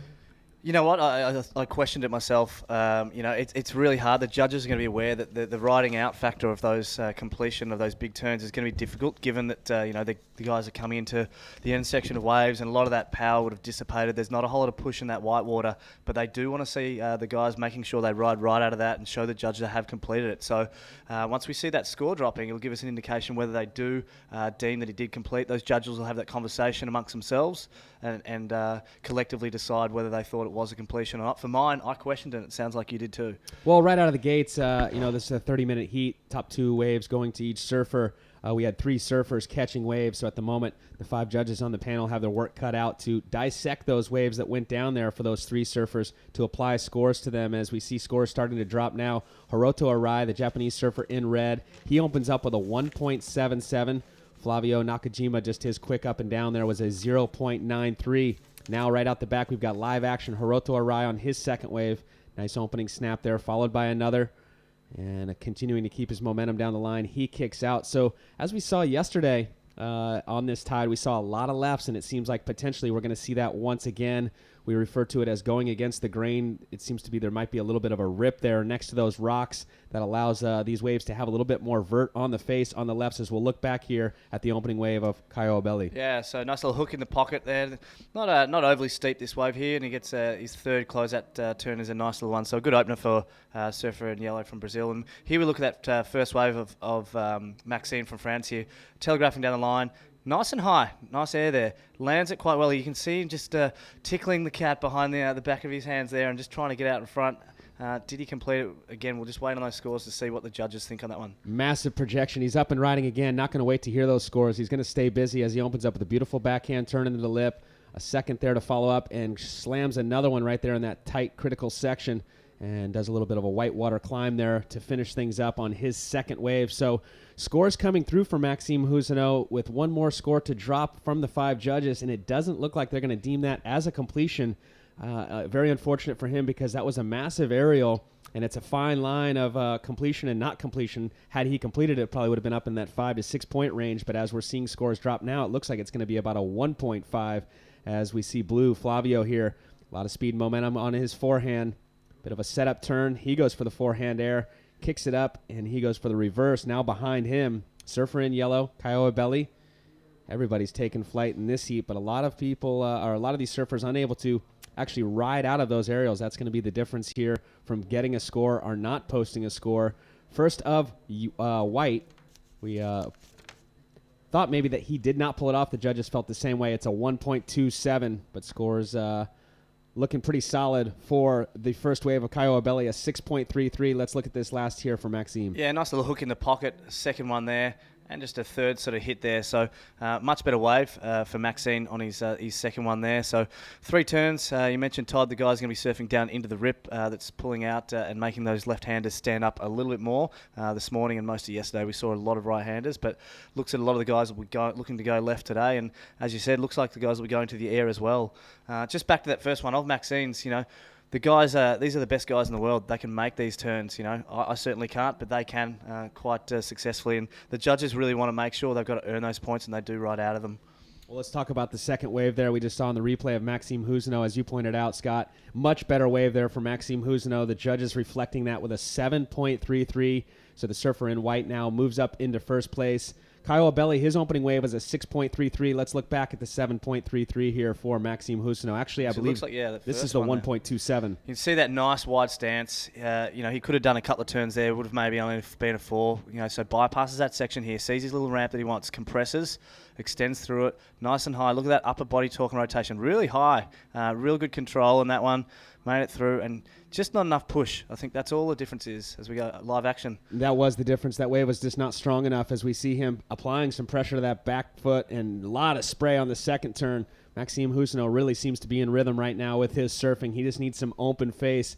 That first wave, though, as we look back at that replay, he was a good 4 or 5 feet above the lip with his tail on that wave. He just didn't get the projection out in front of that whitewater, even though that wave was really small when he landed. Had he landed more into the flats, he probably would have been able to ride out of it, but he wasn't able to, so it's a very small score. Hiroto Arai there looked like maybe he was a little bit off balance as he set his rail for that first bottom turn, and his timing was off. When he got up into the lip, he goes down, so a very unfortunate start there for him on that wave. 23 minutes to go, and standing by with the winner of that last heat. Let's hear from the winner. All right, we're down here live on the beach with winner from that last heat, Brent Dorrington from Oz. Brent, tell us a little bit about that heat. Always tough coming up against the frothing Brazilians. Yeah, the Brazilians, they're mad. I was just my goal was to just pick off the rights and try and just get the little runners through, but it ended up going the other way and going left. So picked off 2, and there wasn't much happened after that, so I was stoked just to get them 2. Just tell us a little bit about your tour this year. You've already had 2 17ths and a 5th. Now going through the next round, you're guaranteed at least a minimum of 17th and some good points on the QS. Must give you some good confidence going into the second half of the year. Yeah, I got a few results at the start of the year. Went slow through the middle, and just playing it by ear, like heat by heat, and every heat's so hard. So you just it's just a stepping stone every day to get through, and I'm just grinding away, and hopefully it pays off and keep making rounds. Awesome. And then after this, I think it's off to the US Open overseas. Yeah, pumped to get over the US and do that one. I love that wave, but yeah, I'm just pumped to just grind away all year, and hopefully it goes my way. Well, there you have it, Brent Dorrington. Any last words just for the fans at home watching online? Yeah, everyone at home watching, cheers, and hope you're all well. Love yous. Lacquer. Well done, Brent Dorrington, winner of the last heat. We'll catch up with you later. Well done. Brent Dorrington into the round of 24. Again, continuing with that momentum we saw in round 1. Speaking of momentum, wow, Maxime Housineau right now is on a tear here in heat number 5 of round 2. He just posted an 8.00 during that interview. We saw him go for a big backside air. He started this heat with a backside air. Unfortunately, couldn't ride out of it, but this last one he did. Let's look at the wave we saw during live of that interview. Yeah, you were quite excited by it next to me in the booth. Here he is. Nice, not as high a projection as the last one, but beautiful rotation. Gets projected out onto the face a lot more to make sure he actually rides out of that one. So a really good wave there by Maxime Housineau going to the air, really critical, and judges liking it. Scores coming through to 5.00, and a couple of the other surfers in this heat would like that 5. But at the moment, Maxime Housineau does not need that score. He's got 2 strong waves already, a 7.33 and an 8.00. Ko Abelli has a 6.33 and a 1.20. He's in the yellow. He's currently in second place. Hiroto Arai from Japan, wearing the red. He requires a 4.04. He's sitting in third position. And Flavio Nakajima from Brazil, he's wearing the blue and requires a 5.67. Looking at Maxime right now, our current heat leader, he's currently 35th on the qualification series. He's a 2010 World Junior Champion, so he's got quite the accolade there in 2010 as an amateur. As we'll get to that in just a moment. Out the back, we got our surfer in yellow here, currently in second. Kyle Abelli, beautiful open turn, follows it up with another vertical hit there on the backhand.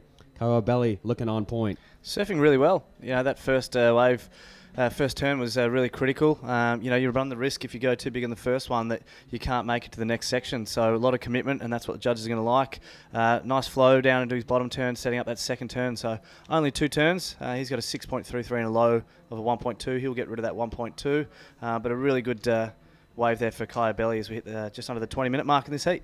What impressed me was the transition between those two maneuvers. Granted, they were only two maneuvers, but two strong maneuvers. As soon as he was finished with that first off the top, as soon as he got to the bottom of that wave, he leaned on his heels, got back and set that rail, bottom turn, squared up this second turn, as we'll look back on that last wave here of yellow.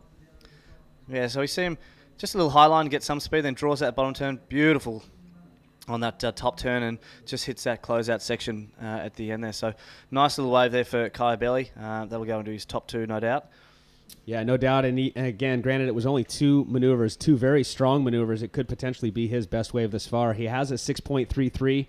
He has backed it up with a 1.20, so I think it's a great opportunity for the surfers in the next heat to pay attention to that last wave of Kiowa Belly to see how they're scoring. We've seen a lot of aerials today, but if they're not getting full rotations or riding out of them smoothly or even using them as a transition maneuver, the scores aren't super high for a lot of the aerials. We saw just a moment ago a 5.00 for Maxime Huzino, and as we're seeing scores drop now for Kiowa Belly's last wave, they are really loving those two turns, those back-to-back vertical snaps. There it is, an 8.83, a massive score for Kiowa Belly.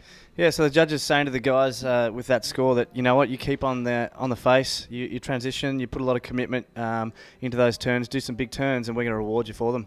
And he's remaining busy as we saw him quickly up and down. He's having a great start to the year here in 2015 on the qualification series. He's surfed a total of 4 events so far here in 2015. His best result, Scott, a third-place finish at the Quicksilver Pro, Sakurama. Yeah, so he's he's been on the QS for a little while now. He's been up in that sort of top 50 pretty consistently. He's looking to try and make that top 10 at year's end to try and get on that World Tour as we see him up and riding again. Yeah, he's extremely busy in this one. He had a very good link there as he got that second section, projects himself out in the flats and lands into the flats, not getting the cushion of the whitewater on the landing, and he basically detonates when he hits the inside. Yeah, and we're seeing the same thing. The surfers are getting waves. They then get fourth priority and they get busy on the inside. Looks like Red having a look out the back. Hiroto Arai from Japan, setting things up. Bit of a snap there, cutting back to the whitewater. Goes a little bit more vertical there. Better surfing, and again, so 2 solid maneuvers there to finish for the Japanese. Really fast. He's not a big guy in stature, Hiroto. Really compressed and really fast, lightning, quick surfing on his backhand there. A bit longer ride, that one. A bit more length, ending up down at the bottom of the rocks there. So it'll be interesting to see how the judges pit that one up against Kai Belly's. His was a bit bigger. Hiroto a bit more length and a little bit quicker, I think. Well, it'll help his situation. He currently is in third. He's looking to better his 2 scores of a 1.77 and a 3.50. As we'll look back here at the last wave of yellow, this was that massive score of a 8.83. Break it down. Yep, so coming off the bottom, really opens up those shoulders, square off the top. 12 o'clock, boom, nice high above the lip, doesn't get the fins free, nice smooth fast transition from one to the other, straight coming out of that first turn, straight into the second one, really critical. You can see the lips already throwing over, again, 12 o'clock, that's what the judges are going to like, not just doing little hooks in the pocket, nice and vertical, that's what they want. Even though I like that first turn better, Scott, that second one, as you pointed out, much more critical, very hard to get up on that. That lip was already throwing over. He had to free his weight off that front foot to get up on it and then apply the pressure to the tail to push through it, and he did a fantastic job to do so. An 8.83, the best score we've seen so far in this heat, up in that excellent range, and we continue to hear us talk about the excellent range. Today, the scores going through a 0 to 10, 10 being an excellent, the best you can do, and a 0, well, you didn't do so well. And it breaks down like this. 0 to 1.9 is a poor ride. A 2.0 to a 3.9 is a fair ride. 4.0 to a 5.9 average. And 6.0 to a 7.9 is a good ride. Anything above an 8 to a 10 is in the excellent range. So an excellent ride there for Kiowa Belly, an 8.83. Yeah, as we see, who we got here? The surfer in white getting busy, and yellow, sorry, Kai again. Yeah, Kyle once again looking to better his low score of a 6.33. Huge forehand air. Looking to poke that nose and spin the fins around and unable to pull that one off. So just staying busy, though, is our Brazilian. Now out the back, this is our surfer in white, our current heat leader, Maxime Huzino. Once again, looks like he wants to take flight. He's going to do so. A massive backhand air, tail high reverse. And you see the frustration because similar to the first wave he caught in this heat, he doesn't ride out of it cleanly. So it will be deemed an incomplete maneuver as we see a quick up and down there for Hiroto Arai. Yeah, we saw that. Maxine knows, what the judges are looking for. They told him on that first wave that that wasn't enough. You have to ride out of it. He shouldn't be too devastated. He's got a 7.33 and 8 in his pocket, but obviously he recognised that would have been potentially replacing his 7.33 and more solidifying that first position. But nice and high again, good rotation, good control, but again, just not able to project out onto those flats enough to ride out and deem that wave completed. So I imagine that'll come in at a low score. This event, a QS 10,000 points on the line for first place. Looking at Hiroto Arai, he's currently 87th on the qualification series. He's got a great result in his home country of Japan. It would have been a smaller event, though, with a 5th place finish at the Billabong Pro in Shikoku. I've had the opportunity to travel to Japan quite a bit, and some beautiful river mouths down there with some great surf. Shikoku Island is down to the south of the, Osaka. And they get some great surf down there on Shikoku Island. So a good result there, a 5th place finish for Hiroto Arai. And let's have a look at this backhand aerial and see what went wrong. Yeah, so he just drags his hand there, so he gets that projection nice and high. Again, 3-4 foot above the lip there. Stamps that back foot, but that wave's already detonated. A lot of that power's gone there. And he just gets caught up as the wave is, just getting all foamy on the inside and just can't project out onto that clean whitewater to, use that push of that whitewater. He sort of lands on it on that cushioning. Yeah, I think that was the difference right there. I a little bit different than the way we saw him catch earlier. That one actually had some more power, but he didn't project out into the flats to stay in front of the whitewater where the power is, as we see a replay here for Last of Red. Yeah, so starts off with a little wave. This might have been his long one that we saw a few minutes ago. So gets around that section and does a nice little tail high of his own, and unfortunately getting unstuck there, the surfer from Japan. So all the boys showing that they can take to the air, get those rotations happening, and demonstrate that innovative surfing. What they should be doing, though, is electing to really apply the pressure to that tail and turns off the top with the fins drifting. As we look back at the highest single wave score in this heat, Scott, it goes to Kiowa Belly, which was an 8.83 for 2 massive turns. Yeah, it's almost a story of two different type of maneuvers. Most of the guys are going to the air and doing that, but Kai's gone and done something different. And interesting, he got an 8.83 for those 2 turns, as you said, Todd. But then the last 2 waves he's got, which he's only got throwaway scores, have him trying to go above and take to the air. So perhaps just showing the judges he can do something different, but an interesting change in tactics for him. You've been spending quite a bit of time, Scott, around the competitors area over there and, listening and catching up with some of the surfers. What's the vibe been like here at this event as we're into day 3 and round 2 action of this QS 10,000? Yeah, most of the guys are really excited. Obviously not, 10-foot barreling waves, but they're used to these conditions. It's middle of winter here, so in Southern Hemisphere, the guys, it's a nice day. We saw some people before on the beach sunbathing, so the guys are really keen just to get through it. Speaking to a few of them, they're quite happy that some of those CT guys were no longer in the event. We talked about those red jerseys, a lot of the higher seeded guys getting knocked out yesterday, so a few of them are excited by that. But everyone's just really pumped just to be here and pretty keen to get out there in the best conditions. We held off yesterday, and it's looking good now. Well, here we go. We've got Hiroto Arai up and riding. Nice drawn out bottom turn, slams it off the top. Comes out of it with momentum, drifts the tail right there.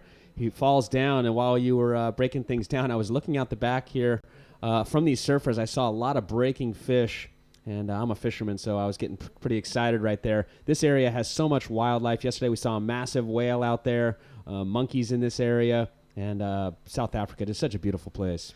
Yeah, absolutely. I've been coming here for about 5 years now, and love coming back. It's a really nice part. As I said, it's Southern Hemisphere, so Oz is also currently in winter, and here it's nice and warm. Well, with 11 minutes to go, Maxime Housineau continues to hold down the lead in the white jersey out there with a 7.3 and an 8.00 as we look to the lineup right now. Hiroto Arai, opening snap, speed momentum down the line, goes for a bit of a tail drifting reverse. Unfortunately, couldn't apply enough pressure to break those fins free, so his momentum takes him over his board and he goes down. Going back to the current situation, Kiowa Belly sits in second place with the highest single wave score of this heat so far, an 8.83. His backup is a 6.33. He needs just better than that to uptake the lead from Maxime Housineau. He requires a 6.5. As we look out the back, the surfer needing that 6.5. Kiowa Belly goes for a massive air, and again, unable to keep that board underneath his feet. Had he been going left, that wind is coming from that southerly direction, so it does apply a bit of a grip tape, if you will, of pushing that board against the surfer's feet. But going the opposite way, the wind behind him, possibly the wind playing a little bit of a factor in taking that board away from his feet. Supercoach Todd Klein, perhaps you could have had that discussion with him before he paddled out and said go left and spin. But yeah, you're spot on there, Todd. A light win there, having an impact on how the guys do go. We saw Maxine going left, and he's I think had 3 attempts at those aerials, and the board has stuck to his feet throughout those. And I think that's Kai's third wave where he's gone on the rights and tried to do an air and come unstuck. To wrap up, currently where we're at in this heat right now, Hiroto Arai sits in third place in the red. He requires a 9.83 to move up into second. Excuse me. And the surfer in blue, Flavio Nakajima, having a very slow heat right now. He's got a 0.93, a 1.87, finds himself in a tough situation, requiring 15.17. Out the back, quick snap there for our surfer from Japan, Hiroto Arai. Smaller wave here, but it is starting to double up on the inside, and he goes vertical there, trying to capitalize on that inside section. Really been focusing on the lefts. Really fast surfer too, Hiroto. I said that he was small in stature, but absolutely flying down the line. He just hasn't been able to find the waves that have sort of afforded him the steep vertical face that he can really get to work on. He's been projecting in the air as well and has come unstuck on a few. So he's looking for quite a high heat score to get 2 more scores, and he's got just under 9 minutes to try and get that done. Yeah, as you said, 9 minutes to go here in this heat. Current time here is 9:40 a.m., so we're just past the full low tide mark. You can see a lot of rocks there exposed on the bottom of your screen, and as the tide fills in throughout the afternoon, those rocks will be in the waves on the final maneuvers like we saw yesterday. And luckily yesterday, no flesh, no fins removed by those rocks yesterday. The timing of the surfers were impeccable. With 8.5 minutes to go, Maxime Housineau still holding down the lead. Kaio Abelli in second. We look to this next heat coming up. Who do we have in that next heat? I know we're going to have a good matchup as right now heat number 5 in the water. We'll look to heat number 6, Italo Fiera, who's been one of the standouts in round 1. He's having a great year on the championship tour, currently 8th, and on his rookie season, leading the charge for the rookies. Perth Stanlick, it will also be in that heat. Ezekiel Lau, one of the big boys out of Hawaii, up against Glenn Hall, another championship tour surfer, as we have a paddle out the back. Kaio Abelli currently in second place, looking for a 6.5 as he glanced down the line, realized that wave wasn't going to give him the potential to get that score. Yeah, I wanted to touch on really quickly Flavio Nakajima in blue from Brazil. Only 2 waves to his total so far, so he's been really selective. We saw a couple of heats ago surfers electing to also use that tactic, and it did work for them. But as that tide, looks to play a part on the sandbank, he's going to need to get busy and he's going to want to get some scores. He's looking for a combination score at the moment, so that means he does need at least 2 waves to push him back up into that either first or second position, which will advance him through. But at this stage, the surfer who advanced via the trials, Flavio Nakajima from Brazil, needs to get a bit busy. Yeah, it's an interesting situation because it seems like yesterday on this tide we weren't seeing the inconsistency that we're seeing today. We know that the swell has dropped a little bit from yesterday, so let's hope we can get a little bit more consistency here for these 4 surfers as we see blue float that first section. He kicks through. You were just reflecting on Flavio Nakajima, who made it through from the international trials here, and he's done well. He's made it out of that first round. He's into the second round. The worst he can do now is, a 37th place and 1,000 points. He'll also take home $1,600. Or if he gets third place, he would end up with a 25th place overall, 1,100 points, and $1,900. But he wants to capitalize on the opportunity with so many points on the line, 10,000 to be exact if you win this. The estimated cutoff to qualify for next year's Samsung Galaxy Championship Tour is 18,000, so more than half can be done and achieved right here at this event. Yeah, and big commitment by Flavio. We had 32 guys in the trials, only 2 of them advancing into this main draw, so he's done well to make it, and then also obviously push into the main event. Well, it looks like our current heat leader, Maxime Housineau, nice opening snap here on his backhand, once again going left. And a lot of white water on that face, not much vertical face to work with. He kicks out. He knows he needs to better his low score of a 7.3. No reason to waste his time on that one. No, he's able to get as busy as he likes on that one as the clock does wind down around the 5-minute mark. We saw a lot of inconsistency a little bit later in the day, Todd, so we're going to hope, we've seen a lot of waves ridden in this heat. There's certainly scoring potential out of there, but hopefully later on, we're approaching spring tides at the moment, so I mean, they're getting really, really full or really extreme, so the lows are real low, the highs are really high. So we're going to hope that doesn't play a part too much and the guys still get the chance to, show us what they're capable of. And we're starting to see that today as we see, looks like Zeke Lau paddling out for the next heat. Ezekiel Lau getting ready for that next heat, already down there at the water's edge, assessing the conditions, maybe rubbing a little wax a little sand into that wax. Walking across those rocks, I don't care whether it's here or anywhere around the world, you'll see a lot of algae on those rocks. And if you walk across those, it begins to put a bit of a slick on the bottom of your feet. So wise to get out there, clean that off of his board, rub his feet in the sand to get that kind of slime, if you will, off those rocks, off the bottom of his feet. You see guys even at the championship tour level, lower trestles coming up later this year, the Hurley Pro. You'll see surfers wax the top of their feet, even bring a small bar out there with them, because walking across that cobblestone there at lower trestles, same exact thing. You get that slime on the bottom of your feet. Not something you want on your first wave. You want to capitalize on your first wave. As we see a surfer out the back, Hiroto Arai once again on his backhand. This is better surfing here. Nice opening turn. Follow up, nice snap there for him. And a third, but unfortunately on that third turn he goes down. He was building momentum throughout that wave, and on his most critical turn there, he caught his nose and goes down. Yeah, you were liking that wave, Todd. Looking to replace a 3.5 low score. First two turns were good. Unfortunately, didn't put enough weight on that back turn, on the back foot in that third turn, and comes unstuck. So that won't be a great score. Won't be the one that Hiroto is looking for. But he did set that up well, and starting to build that momentum. Is it going to be too late though? I've seen Hiroto Arai surf quite a bit, whether it be over in Hawaii or at a couple other qualification series events. The last year Vans U.S. Open of Surfing, as well as the Vans ECSC over in Virginia Beach. This kid has a lot of talent, but unfortunately at this point he hasn't been able to get his momentum going in this heat. As we see scores start to drop for that last wave, though, Scott looking pretty solid, even though he did fall on his third maneuver. So the judges liking those first two snaps there for the Japanese surfer. As we experiencing technical difficulties for just a second here on our time, as well as scores. There they are. They're back. A 6.07 for those first two turns, Scott. So I was pretty excited about it. Seems like the judges were as well. Had he pulled that third maneuver, that could have been up in the excellent range. Yeah, he could have been pushing it. You heard your tone going up there. You really liked that wave. A lot of speed as he had for all his other waves, and really getting into it. But we'll see him up and riding again and see if he can't get that high score. Well, you could see he was telegraphing. He wanted to take flight. He went for the big backhand air. Similar to some of the other maneuvers we've seen in this heat, though, those surfers going for those big airs, unable to land it. He goes down on that one. But after posting that 6.07, he now requires a 9.09 as we look out the back at this last wave here in the replay.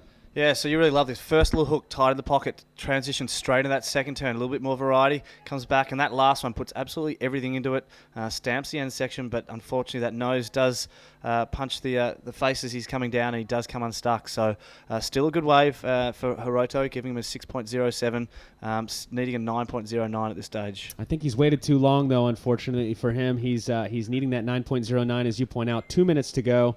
And Flavio Nakajima has really not found any rhythm in this heat. Two small scores, a 1.87 and a 1.63, finds him in the combination situation. That means he needs two waves, totaling a 15.17. The best he can do on a wave is a 10. We've only seen one so far in this event. I don't know if we'll see one in these particular conditions right now, but who knows? He's got 2 minutes to find it. I'm sure Hiroto will be disappointed with how he surfed this heat. We were watching, he was surfing right at the front of our commentary booth this morning as we called the first couple of heats, and he was going crazy. He was going above the lip. He was making a lot of those rotations, surfing really fast. As we see him paddling for this wave here, he's getting busy. He's looking not quite interested in that one.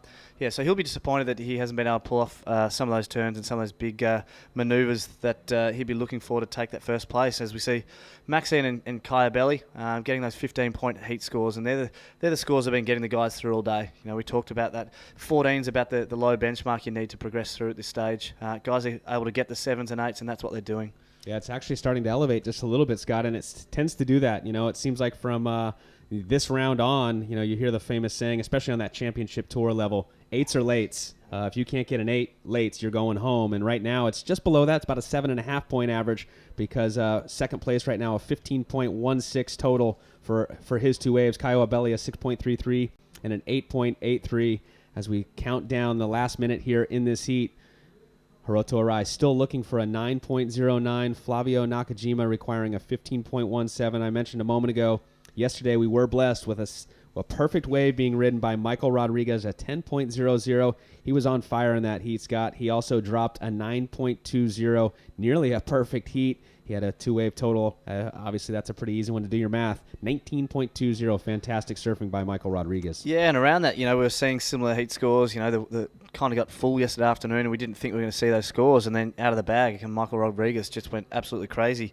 Not renowned, not a massive name on the qualifying series, but certainly going some way to stamp his name in is someone that needs to be revered as we just count this heat one down. Yeah, unfortunately, that's it. That's all she wrote. Hiroto Arai is going to bow out here with a third place in this heat. Flavio Nakajima will bow out with a 4th. That means advancing on our other 2 surfers. Stay with us. More live action here from the Ballito Pro.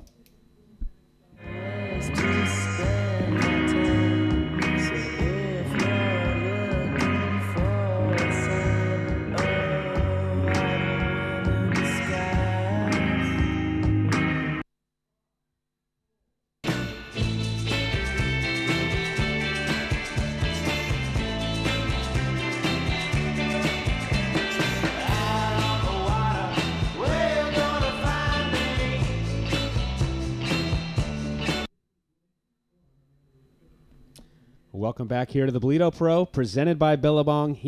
Round number 2, heat number 6, now hitting the lineup. Italo Fiera in the red, Perth Stanlick in the white, and Ezekiel Lau in the yellow. Glenn Hall in the blue. This is another great matchup. As we look back at that last heat, congratulations to Maxime Housineau with the win. Kiowa Belly in second. Some fantastic surfing. We're going to kick things off here with our surfer in blue. This looks like it's going to be Glenn Hall, opening up with a nice carving maneuver there. Snaps it off that whitewater section there and goes vertical one more time. So 3 quick moves there for the little goofy footer representing Ireland. He's currently on the championship tour. He's been on there for a couple of years. He broke his back actually last year in Fiji, and getting back there, or I believe it was in Fiji, and he got back there this year, and he said it felt good to put the jersey back on and kind of get back on the horse.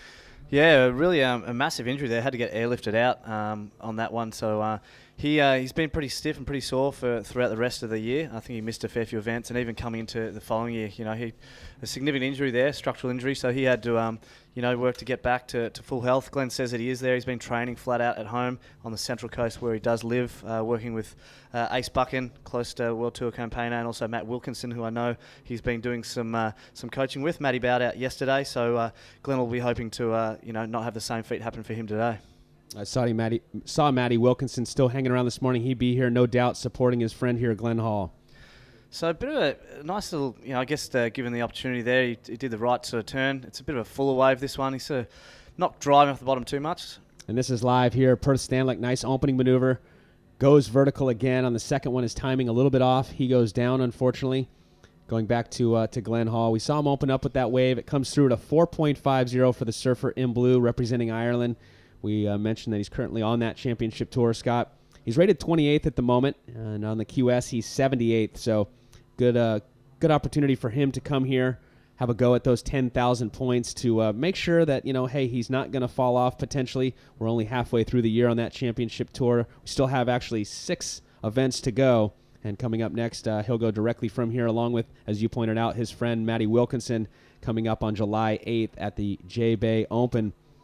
He opened up with his best result, Glenn Hall, this year, down at the Quicksilver Pro on the Gold Coast with a 9th place, but since then hasn't been able to get too many good results. He's got a 25th at the Rip Curl Pro Bells Beach, a 13th at the Drug Aware Margaret River Pro, and back-to-back 25ths, the Oi Rio Pro and the Fiji Pro. Glenn's got a real affinity with this place. He's won this event before a few years ago, and it was the win here that set him up to place him on that championship tour. So he's well aware of what needs to be done to get through here. He's got the ability, obviously, as that past champion, the last past champion we've got left in the event. So 2012, as I just cast your notes there, Todd.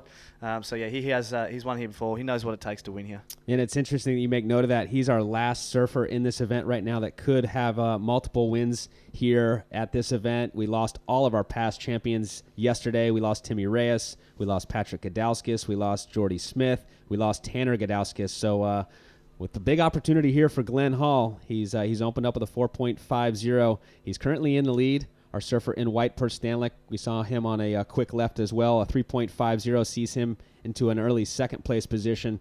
Italo Fiera, he's sitting in third wearing the red, and Ezekiel Lau in the yellow. Those two surfers have yet to catch a wave. They're going to show a little bit more patience and wait for something that hopefully is going to allow them some scoring potential. Yeah, I mean, we talked yesterday. Zeke Lau, he's a big boy, a lot of structure to him. In contrast, Glenn's nickname is Micro. He's quite a small guy. Zeke's been dealing with a few injuries over the last year or two. He's been working and training really hard to get back to full fitness.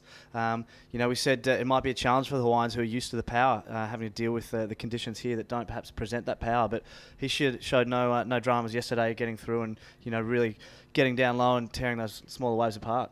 Something to make note on Ezekiel Lau, aside from having to make the adjustments growing up, in the islands of Hawaii and the powerful reef breaks coming here to a beach break. Another challenge that's been given to him here at this event, his equipment never showed up. He never got his boards. He actually had to go to a local surf shop and pick up a board. Yesterday it seemed to fit him, suited him well, so obviously he knows what he needs. Went through, but fortunately for him, he was able to find the board that was suiting his style on one of the local racks. Yeah, we love those triumph over adversity stories, so maybe that might be the pillar for him to actually go and win this one. He hasn't had a big result in a while, and he's certainly got the capability, and will be looking to make his way into that top 10. As we just have a look at red here, looks like Ilo Ferraro. We must have had that just before off screen with that wave there. That was his 5.5. We apologise for that. We just must have missed that one. As we come back to the sort of conditions here, they are getting a little bit slow. 5 minutes gone in this heat. We've only had the 3 waves ridden. Previous heat we saw somewhere in the region of 25 waves ridden. So the guys will be be aware of that. Those changing conditions will need to adjust their strategy accordingly. Well, it looks like Red's having a look again. He's opened up with a 5.50. Huge snap. Look at the momentum he came out of that turn with. Goes up into it again. Now he's going through a flat section.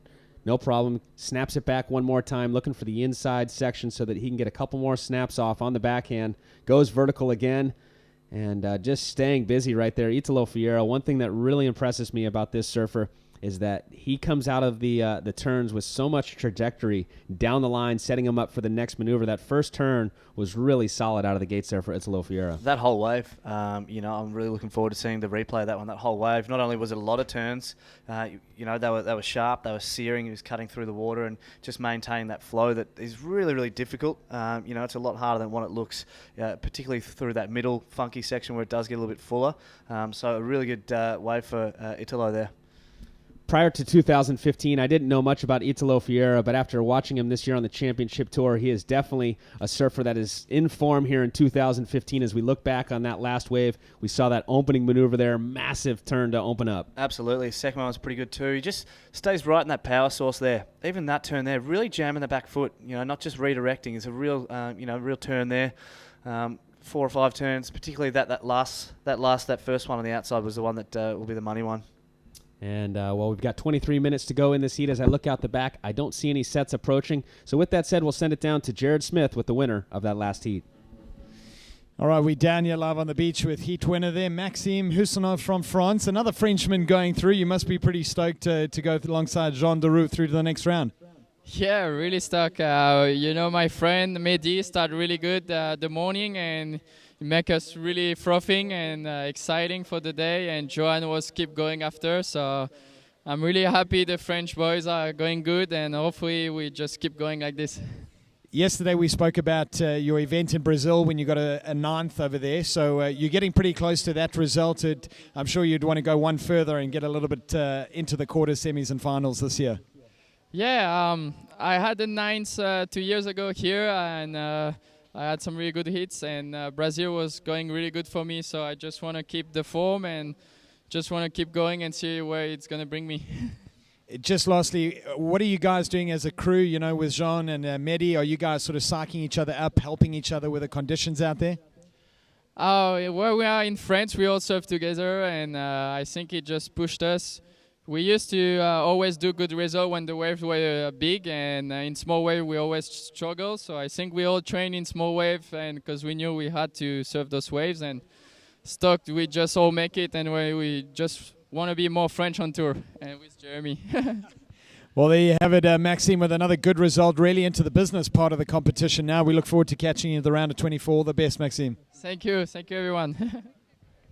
Alrighty, congratulations to Maxime Housineau mentioning he wants to have more French on the tour. Great to see him flying that flag proudly, and obviously Jeremy Flores, one of the best ever out of France, and on the championship tour, had a great result down in Fiji. Unfortunately, he recently injured himself, I believe, surfing down in Indonesia. So if you're listening, Jeremy, wishing you all the best and a speedy recovery. Haven't heard, but hopefully we will see you at Jeffreys Bay coming up on July 8th because your fluid style would definitely be missed if you can't make it down there. As we check in on the current heat right now, heat number 6, 20 minutes to go. Out to an early lead is Italo Fiera. His last score came through at a 7.33 for those couple of backhand snaps. Judges liking those turns and giving him that 7.33. Glenn Hall, another goofy footer in this heat, sees himself in second place with a 4.50. Not a lot of waves in this heat right now, Scott. Only one wave for Glenn Hall as well as Per Stanlick. Surfer in white has a 3.5. He sits in third place, requiring a 1.01. And our surfer from Hawaii, Ezekiel Lau, wearing the yellow. Super patient out there right now. He needs a wave. Yeah, it didn't work out so well for Flavio Nakajima being in the last heat trying to be patient. Zeke Lau, whether he's chosen that as a strategy or whether that's just because we haven't had many waves and he wasn't able to get into a position to gain that priority at the beginning. He'll want to get busy. We're a third of the way through this heat with 20 minutes to go.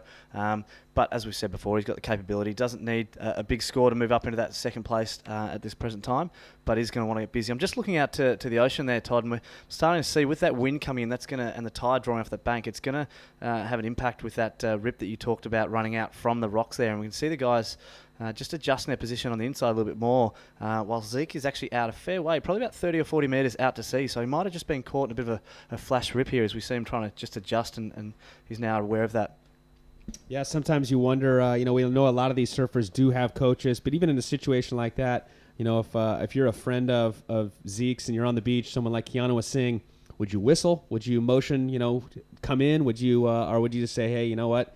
He's done it. He's won in the past. He's won events like Sunset Beach. He's a big boy. I'll let him do his thing.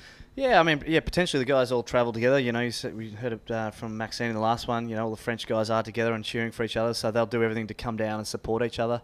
I've always been interested by that, going, these guys are the best in the world because, they understand the conditions. They're so amazing, the conditions. So I've always been interested by people, being coached by someone else, particularly if they're not at that elite level or haven't been at that elite level themselves. But that said, some of these guys are amazing at surfing, and perhaps that person who can look at the strategy side of things is something that the guys could use. But as we see a wave just popping up now near Zeke, it'll be interesting to see. Looks like he is going to go this one. It does look like we're going to have Italo Fiera potentially taking this one. Looking left, looking right. He's going to go on the scores that he's been getting on these rights. Floats over the first section. Sears over that whitewater on the second one. Doesn't like what he sees in front of it. Needing to better a 5.50. He kicks out. And as I mentioned at the start of this heat, Italo Fiera, didn't know much about him before 2015, but after seeing him surf in the first 5 events on that Samsung Galaxy Championship Tour in his rookie campaign, he's had a fantastic year to kick things off. He comes into the 6th stop coming up at the J-Bay Open, rated 8th place right now, so he's having a fantastic start. He's in the top 10. He climbed 3 spots on that Jeep leaderboard, coming off a 5th place finish at the Fiji Pro. You look at his last 2 results, Scott. A 5th at the Fiji Pro, a 3rd in his home country at the Oi Rio Pro. He's been getting stronger and stronger in 2015. He's looking like he could be our Rookie of the Year and possibly go a long way here in 2015. Oh, don't go putting the commentator's curse on him, but yeah, you're spot on, Todd. And I think what's even more significant about that, as a rookie coming in, he often gets seeded in those first rounds against those higher seeded guys, such as your Kelly Slaters and your Joel Parkinson. So he's obviously had to take a lot of those guys down to make it through and get those 3rd and 5ths. I'll put my hand up too. I actually didn't know a whole lot about him prior to last year as well. We've got that Brazilian storm emerging, and I thought he was, just another guy who'd got through for Brazil on some of these beach breaks, but he's obviously demonstrated his capabilities in big Fiji, big pumping Fiji, as well as the beach breaks, and we're seeing it out here in that first wave. Really smooth style, really good transition, good speed, and he's a real deal. He definitely is the real deal. With 17 minutes to go in this heat number 6, situation still the same. Surfer in red, Italo Fiera, that we were just talking about, is in the lead, 5.50, 7.33 to back it up. And Glenn Hall sitting in second place in the blue jersey out there. He has a 4.50. Per Stanlick with 1 wave as well, a 3.5 wearing the white. And yet to catch a wave almost halfway through this heat, Ezekiel Lau. So pretty amazing. Let's look back at that highest single wave score so far, that 7.33 for Italo Fiera. We both really like this opening turn right here that set the tone. Yep, so he takes off well behind the section here, so he gets a bit of a high line, waits for it to stand up, really open up the shoulders and just jamming that back foot. You can see how loose those hips are, and the transition straight into that next turn. You see buckets of spray. A little fat here. He could have run out of it. He's pumping through that section. You can see him adjusting his feet here. Gets through that section. Nice rebound here. Again, not just a wraparound hit at the back there. Really jams that foot and makes it a significant turn. Lifting up those shoulders just to be light on his feet to transition through that section and just finishing it off.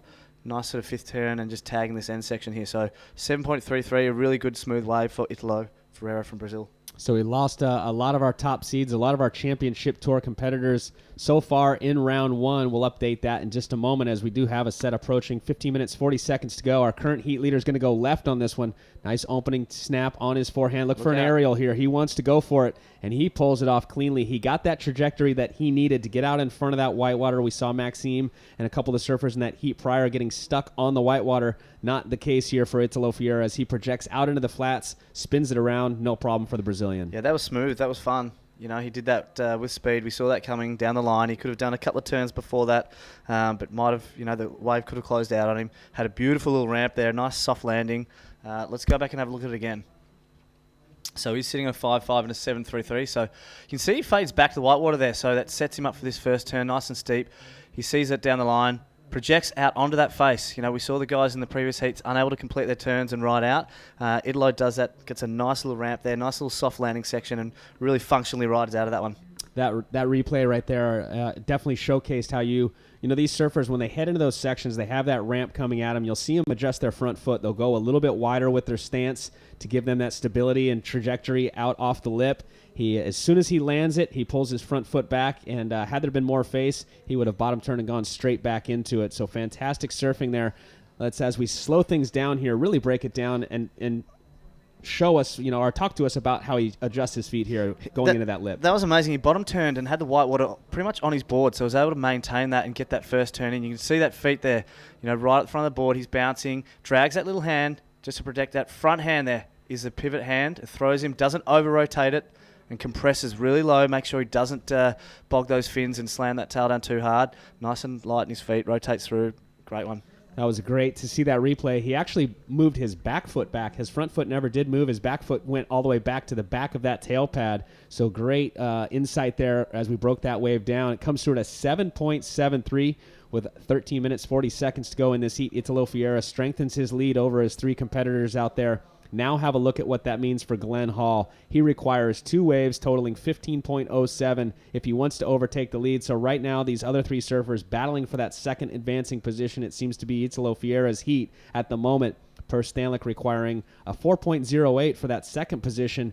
And even though Ezekiel Lau has yet to catch a wave, we're past the halfway mark. He only requires a 7.57 as we see Glenn Hall opening up with a nice backhand turn of his own. Goes vertical, 12 o'clock right there on the second one.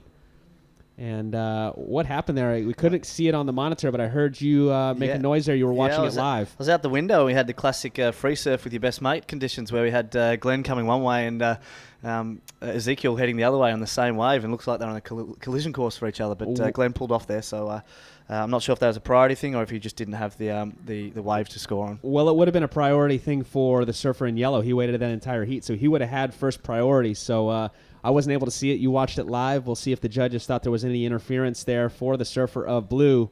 But yellow was able to finally get on the board there, as it looks like we might have a wave coming throughout the back. It looks like we're going to have our current heat leader going on the left again. This is Italo Ferreira. Big section. Goes for the forehand air once again. He's got those rotations on lock. He's got the claim on lock. Look at that little stand-up straight back. That was amazing, that one. Not as... I think his first one, you could see that ramp a mile off, had a really smooth landing. That was a bit more difficult. Let's have a look here. This is Zeke Lau's first wave. A bit of a softer one, just tags that, gets caught up there and held up. And again, not much here. And we'll just pan over to the right here and just see blue, how that looked for blue heading towards Zeke, who you mentioned, Todd, had priority. So Glenn with a nice wave to start with here. 2 turns, so he could have kept going here, but yep, you saw him highlight. He saw Zeke down the line there, didn't want to get in his way, didn't want to have his score jeopardised by it, so he pulled off. Yeah, based on what I'm seeing there, I don't think there'll be no harm, no foul there for Glenn Hall on Ezekiel Lau, even though Ezekiel Lau did have priority. Good news is Ezekiel Lau is finally on the board, getting his first wave after waiting more than half of this heat to draw blood for him. Scores dropping for that exchange between yellow and blue. Yellow had priority. Glenn Hall in the blue was further down the wave. They even though they rode the same wave, they did never connected. There was no hindrance there on the scoring potential for Ezekiel Lau. So let's check out the last one of Italo Ferreira. That big air that he did. We'll pull that one up in a moment as we see just a couple of surfers. No, we'll go to that now. So you can see him here just biding his time waiting for this section. Really only got 2 pumps there. So, didn't have a whole lot of a speed base to generate that from, and was able to project up and out. It wasn't overly high over the lip, but had really good rotation and pulled that one the whole way around there. So it'll be interesting to see how the judges compare that to the last one they had, which is a 7.73. Yeah, once again, continuing with that momentum, Italo Ferreira surfing very good. Coming in off that 5th place finish just a couple of weeks ago at the Fiji Pro. Massive surf down there, so showing that he can produce scores in all conditions, whether it's big barreling reef breaks or 2 to 3 foot beach breaks. This guy's got the repertoire to contend with the world's best. He's 8th in the world right now on the Samsung Galaxy Championship Tour. Scores dropping for last of blue, last of yellow with 10 minutes to go. And you were just looking and breaking down that last wave of red. It looks like he's potentially going to better his situation as well, which is even going to make it harder for the other 3 surfers out there in the lineup. And while we were watching that replay of Italo Ferreira, Ezekiel Lau was able to get his second wave as well. It doesn't look like it's going to be much of a score, but we'll update when those scores come through. Here we go. Per Stanlick snaps it off the top, gets caught a little bit, regains his speed, climbs up onto that whitewater section, and you can see showing some frustration there. Per Stanlick not getting the waves that are allowing those big maneuvers like we're seeing Italo Ferreira get. A lot more vertical face on the waves that Italo's getting. And here we go. Glenn Hall currently in 2nd place. He goes for a reverse, trying to break those fins free, trying to spin his board around. Can't ride out of it. Scores in. Last of red, a 7.77. Wow, this guy is on fire right now, Italo Ferreira. Now it makes it even harder for Glenn Hall to overtake that lead. He requires 2 waves, totaling 15.51. Last of Ezekiel Lau. His first wave came through at a 3.87. He's got 1 more score to drop. He requires a 5.30 to move up into advancing position. And our surfer in white, Per Stanlick, he's got 2 scores, a 3.5, a 2.10. He requires a 5.67. Time winding down, 9 minutes to go. Yeah, if you interviewed both Italo and Perth right now, I'm sure they have completely contrasting views to how this heat's going. Perth not really happy there, not particularly with himself or the judges or anything. I think just more so the conditions not affording the opportunity. And contrast, you got Italo just having an absolute ball.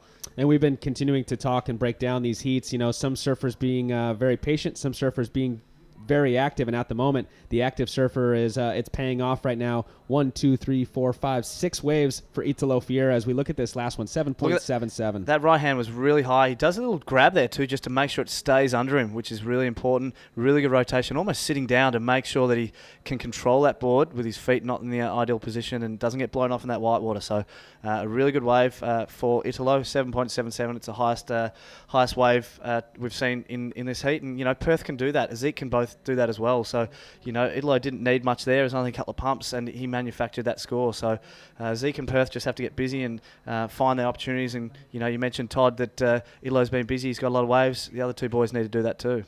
Well, let's look at the wave that we didn't catch live here for Perth Stanlick. Yeah, so Perth taking off here, drives off the bottom. Nice little hook there. You can see him just trying to get the wave not as steep as he'd like. He's still got 2 turns, a third one there. So a little bit better wave there for Perth. Still requiring, at this stage, he's in a combination situation if he does want to move into first, but only requiring 5.67 to move up into that second position with 7.5 minutes to go. So still quite a bit of time on the clock, as you pointed out, 7.5 to go. Scores drop for Per Stanlick's last wave. It's a 4.73, very much right back into this heat now, only needing a 4.44 to take that second place position from Glenn Hall. Glenn's had a couple of decent scores, a 4.5 and a 4.67, but nothing really up even into that good range yet, and he's going to have to do that here soon. Otherwise, the second place position could be stolen, as you pointed out, from Per Stanlick or Ezekiel Lau. Yeah, and as you mentioned, Glenn's going to want that result from this event the Ballito Pro presented by Billabong. So he's going to want to continue to progress through, and he doesn't want to bow out early. So he's going to need to still continue to get busy here. Looks like rescue maybe either just helping a kid in, or I didn't see any rip or anything there. So maybe it's great to have the rescue crew down here. It is a school holiday. A lot of people coming out, a lot of kids coming out to see the world's best here at the Ballito Pro, presented by Billabong. Some of the local lifeguards there just helping out little grommies, and that's actually what we're looking at there is a bank, our primary bank. You see that surfer just about to run over the rocks, and that's why we moved. Because that just hasn't been offering the scoring potential throughout the tides, and this shot here is the one that we are currently surfing at, and as we can see from Italo's performance so far, a lot more scoring potential down this end of the beach. We are in the municipality of Quatakuza here in South Africa. See, I'm starting to nail it. You have. It's on taking it 12 times. Quatakuza. Look at that. Got it. Quatakuza. 6 minutes to go in this heat. Italo Fiera still holding it down. He's actually even throwing away scores of 7.33. Why? Because he has two scores, a 7.73 and a 7.77. He continues to get stronger in this heat. A lot of airs, a lot of big turns on the backhand for Italo Fiera. So mixing it up, showing the judges that he can not only take it to the air, but he also can apply the pressure to the tail and put some spray up and over the back. Glenn Hall, our other championship tour competitor in this heat, he finds himself in second place, needing a 15.51 two-wave total if he wants to overtake the lead from Italo Fiera. Per Stanley, his last wave, came through to 4.73, leaving him now needing a 4.44 to overtake second place from Glenn Hall. Ezekiel Lau, he's only got two waves so far in this 30-minute heat with 5 minutes to go. He requires a 5.30. We're going to see a split of the peak here. We're going to follow White, Per Stanley, as he goes vertical there on his backhand, looking for that 4.44. Unfortunately, though, the wave closes out around him, only able to get one maneuver off. Yeah, as I'm just sort of watching live action out the window, we've still got Italo up and riding just in the bottom of your screen there and just finishing off, not quite completing that last manoeuvre on the rocks, so we'll no doubt bring you a replay of that one from Italo. He's out there just having a bit of fun. He's in a comfortable position, perhaps just looking to hone his equipment for the next round, which he'll be making it through by the looks of it. So first turn there, second turn. This wave just not as steep as his other ones. Just does a little foam climb just to get him around that section. Just sticking with this one, which you can afford to do. There hasn't been many waves in this heat. And just tries for a bit of innovation at the end. It does make it, but just gets caught up in the white water there. So an incomplete end section. That won't contribute to Italo's two highest scores, which are both in the sevens.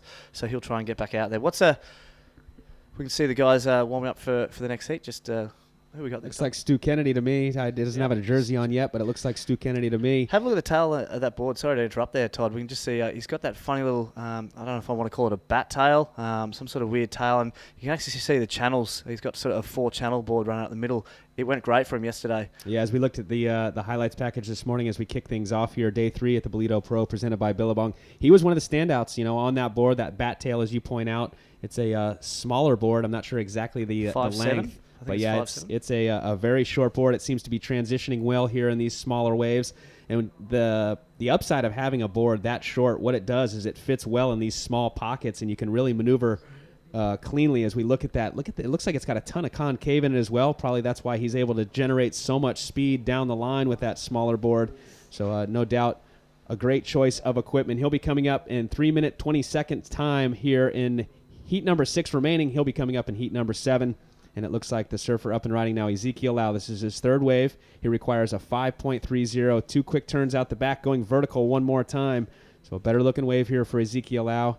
And he gets a little courtesy whitewater tap there to finish things up. Not a massive score that he needs, a 5.30. Yeah, I'm just amazed at the big guy and how he is able to perform on these smaller waves. Good to see him still being composed, not getting too frustrated, given he's had a really, really slow heat so far. Hasn't been able to get the opportunities to get those scores he's after. Only looking for 5.3 at this stage of the heat to move him up into that second position and overtake Glenn Hall. So 3 turns in that one. I liked a fair few of them. He managed to maintain speed, a bit of flow. And it looks like as we see those scores dropping, he comes in at 5.93. So he does move up into second position with that score. And have a look. It looks like we have more motion out the back, and it looks like in position is going to be our surfer in blue, Glenn Hall. He goes for a forehand air there, just a standard air. He rides out of it, and he kicks out immediately. So as you pointed out, Ezekiel Lau just moved up into second, took it from Glenn Hall. That means Glenn Hall now requires a 5.14 So a big change there for our surfer from Hawaii, moving up into that advancing position, only catching 3 waves so far in this 30-minute heat. So we'll see, does patience pay off, or can Glenn Hall steal that back? Can Per Stanley drop a 5.08 on this wave as he starts to generate down the line? He wants to do something big, drifts the tail right there. You can see the frustration, though. Once again, Perth just not really feeling it right now. Yeah, look, I'm by no means a shape of that board, and I don't want to have a go at his shape of that board. Just doesn't seem But to you be- are. I have, yeah.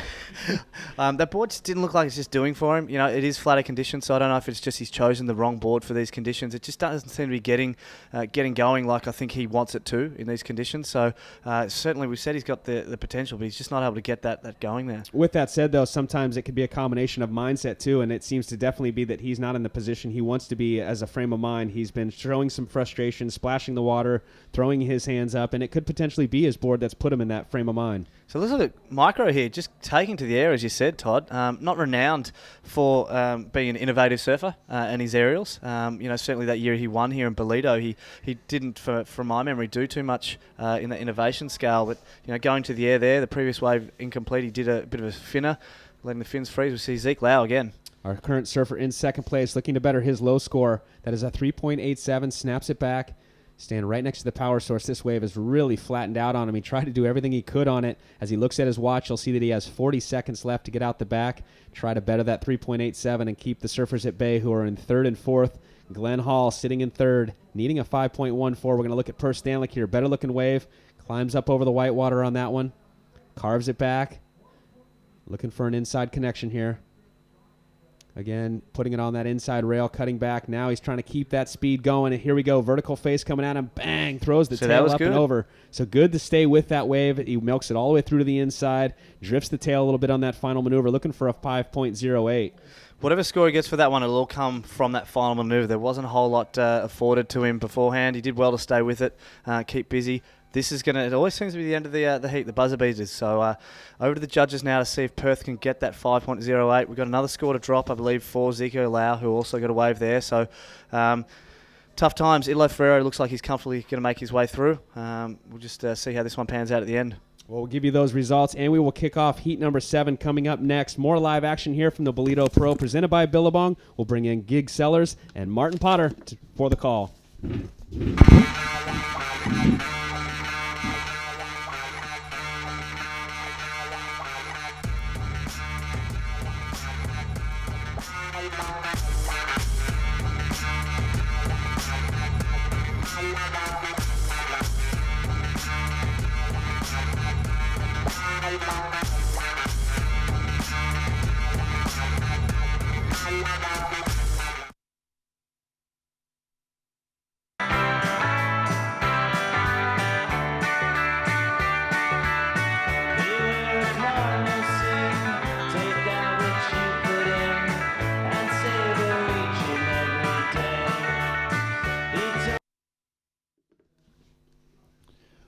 Well, it is day 3 of competition here, and we continue through the draw here on day 3. It's the Ballito Pro presented by Billabong, and judges just wrapping up that last heat. They haven't gone for the official printout yet. And Potts, we'll pick up on the tail end of the last wave of white here. Perth Stanley, a vital score here, finding himself down in that 4th place position here, Potts, and on the hunt for a 5.08 to wrap up that last heat. So we are just getting a replay of that final wave of the last heat. Wow, nice finishing turn there from Perth. He needed a 5.08. The judges wanted that replay. They'll automatically jot down a score. If they're indecisive about it, they'll go back, they'll watch the replay. That's what it's there for. And they will then adjust the scores. Perth Stanley, not enough. A 4.93, needed a 5.08. Oh, so close. Well, use of the modern era of the sport there, Potts, tapping into the technology with the replays there. And, of course, every heat statistic is vital in 2015, as is every year for our athletes. But results are official there. And Italo Ferreira will get past the rest of the crew there. And Ezekiel Lau will come in as a second place there. Wow, 9.8. that was a one-man show. Yep. As Italo Ferreira looking devastating. These kind of waves is going to be really hard to beat. Potts, you did mention this morning, how is the rest of the field going to beat Italo? Yeah, but that's another subject of discussion as we move into Heat 7 here. It's a good morning from South Africa, around 10:20 in the morning. So from wherever you are logged on, it'll be a good evening, a good afternoon, or a good morning. And you're joining us with this heat on deck. Two Australians in Dion Atkinson and Yaden Nickel. Big names in the sport there as well, ready to take on Marc Lacamore from France and Goni Zubizarreta. So two surfers out of the European power base of the sport, two surfers out of different parts of Australia. And we set for another four-man showdown here as we move into Heat 7. Round 2 of competition. It is day 3. The banks here in Ballito have proved to be fairly consistent. You'll see a slight oblique angle to most of our camera work here, and that is because the head judge and the contest organizers have picked out a unusually different bank that is proving to be more consistent through the spring tides here in South Africa this week, and it's just proved reliable as we've found waves through the low, through the mids, and through the high tides to get 3 full days ticked off here in South Africa, Potts. Yeah, we're getting through it, that's for sure. We find ourselves here in Heat 7. It's going to be a great one. Some big boys, some big hitters in this heat. Dion Atkinson, former WCT surfer. Marc Lacamore from France. Very similar to Joan Deroux's approach. We're going to see that backhand attack. Yaden Nickel, a former CT guy, as well as Goni Zubizarreta from Spain. So this is going to be a great heat. Some power surfing will be going down. Absolutely. So 4 surfers in the lineup waiting to contest this 30-minute heat. And for those of you who are not sure exactly, that logo in the top right of screen, Quadakuza, that is the municipality in and around the Ballito area. Fantastic that the World Surf League, in a strategic partnership with the Quadakuza municipality, continue the rich surfing tradition of professional surfing here in South Africa. And wasting no time, Marc Lacamore will get to his feet as the tide starts to turn here in Ballito. An incoming tide now, and we are on the spring, so we should see a bit of a push now as we move into the next platform of heats. And we should get a little bit more consistency than what we've seen in the last hour as that southerly wind continues to just keep its side shore angle and open up these right-handers now for the incoming tide. Goni Zubizarreta with a big smack to start their second combination turn in the white water. Keeps the board speed, and now through to the inside. We should see some opportunities as the tide comes in now on the inside sections here. And that'll be just a working wave for Zubizarreta. Nonetheless, in the changing conditions, it'll be a valuable score to start. And in the meantime, let's go down for a word from the winner of the last heat, Italo Ferreira. All right, we're down here live on the beach with winner from that last heat from Brazil, Italo Ferreira. Italo, just tell us a little bit about those lefts going into that offshore wind. It's obviously providing a lot of fun for you going for those aerials. Oh yeah, I'm super stoked to make another hit, and I did good airs, and I got a good score, and I'm so stoked. My bird was amazing, and I'm confident for next hit, next rounds, and yeah, that's it. And obviously you're coming off some good confidence from Fiji, getting a quarterfinal finish there. Before that was a third as well. So you're having some good results on the championship tour. You must be quite relaxed out there before you head on down to Jeffreys Bay. Yeah, that was great result for me, and I'm super focused, and I'm super excited for J-Bay. Just lastly, are you using any of your experience on championship tour level to help any of the other Brazilians here, giving them some insight? Do you sit and help any of your other teammates? Yeah, I think so. All right, and lastly, you want to say anything back home to the fans watching online? Thank you. All right, Italo Ferreira, winner from that last heat. We'll catch up with him in the round of 24. All the best for the rest of the event. Well, Italo, just a solid performer in 2015, blasting his way through the qualifying series last year to secure a berth in the top 34 surfers on that Samsung Galaxy World Championship Tour. And gee, he's not disappointing in 2015, is he? He's really stepping up to the mantle, Potts. Absolutely right. He's a man of few words, but I'll tell you what, he lets his surfing do the talking. come off a good result over there in Cloud breaking some big gnarly waves, and now reveling in the conditions here at Ballito, surfing incredibly well. Going to be tough to beat, that's for sure. Well, let's have a look at a replay for these opening rides here in this heat pots. Yeah, this is Goni's opening wave. Nice opening turn there, and then just a bunch of whitewater, but watch how he doesn't give up on the wave. He will ride this thing to the bitter end. He's a tenacious competitor, surfs incredibly well. He's won some QSs before, so he's never say die attitude. Mark Lackamore on the backhand, beautiful surfing from him right there. And that wave not cooperating, but a couple of nice quick turns, 3.50. All right, so the two European surfers are out the gates and building a little momentum here. No big numbers, as Potts says there. Goni Zubizarreta with a 4.5. Lackamore earns a 3.5 for the opening exchange. And let's have a look at the replay here for Dion Atkinson in red, as he picked up on something during that interview. Yeah, going against the grain on his backhand. Big, strong boy, former CT guy. And surfing really well. He's got a nice board under his feet. So beautiful last turn there from Dion. Opting to go on the backhand and get those big vertical snaps. So Dion Atkinson, didn't he just show up at some big breaks on the championship tour? I remember particularly absolutely strong performances at Chopu. Yeah, I mean, that was crazy. It's probably one of the biggest years I've seen. And all the boys stepped up. I mean, it was a crazy year for waves. You know, some guys are really comfortable in that situation, and Dion is definitely one of those guys. Absolutely. So the South Australian Dion Atkinson in red posts a meaningful score to get his first contributing ride, a 6.33 on the cards. So with one wave apiece, Atkinson's 6.33 does outshine the opener of Zubizarreta at a 4.5. And Lackamore with a 3.5. Nothing on the cards yet for Yaden Nicol. Yaden Nicol here in 2015 looking to unlock momentum in the qualifying series here. Finding himself 26th at this stage does Yaden Nicol. Did pick up a 5th at the Oakley Lowers Pro. So we're looking for more from him. Yaden Nicol, just one of the stars of the sport and a great all-round surfer as well. So...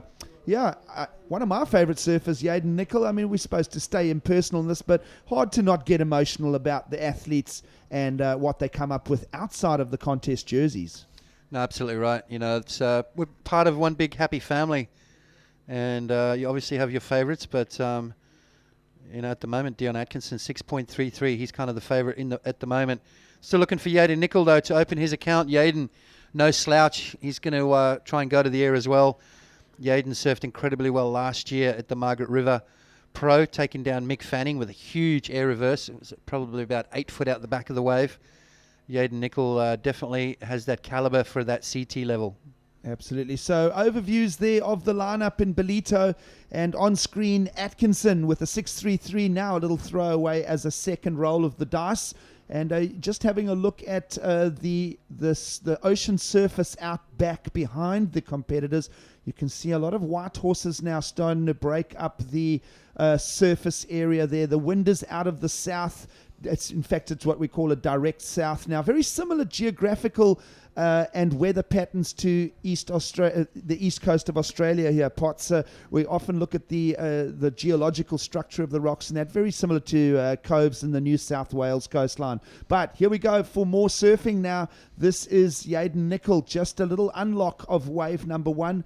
It's not going to be a special score by any means, but warming up the wax. I know you use that terminology often there, Potts. But, sometimes you don't want to sit there too long. Heats are 30 minutes. This one has just burnt up 9 minutes in this quick little one wave apiece situation.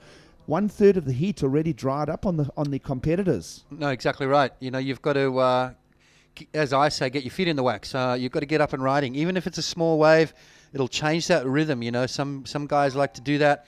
Just get themselves, repositioned in the lineup. Maybe try and sneak something. You see Yaden Nicol trying to position himself a little bit further to the north of the other 3 surfers. Purely tactical move right there. Yeah, well, I would say it's the conditions are about the trickiest they've been if I look at the overview of the 3 days we've had thus far here in Ballito.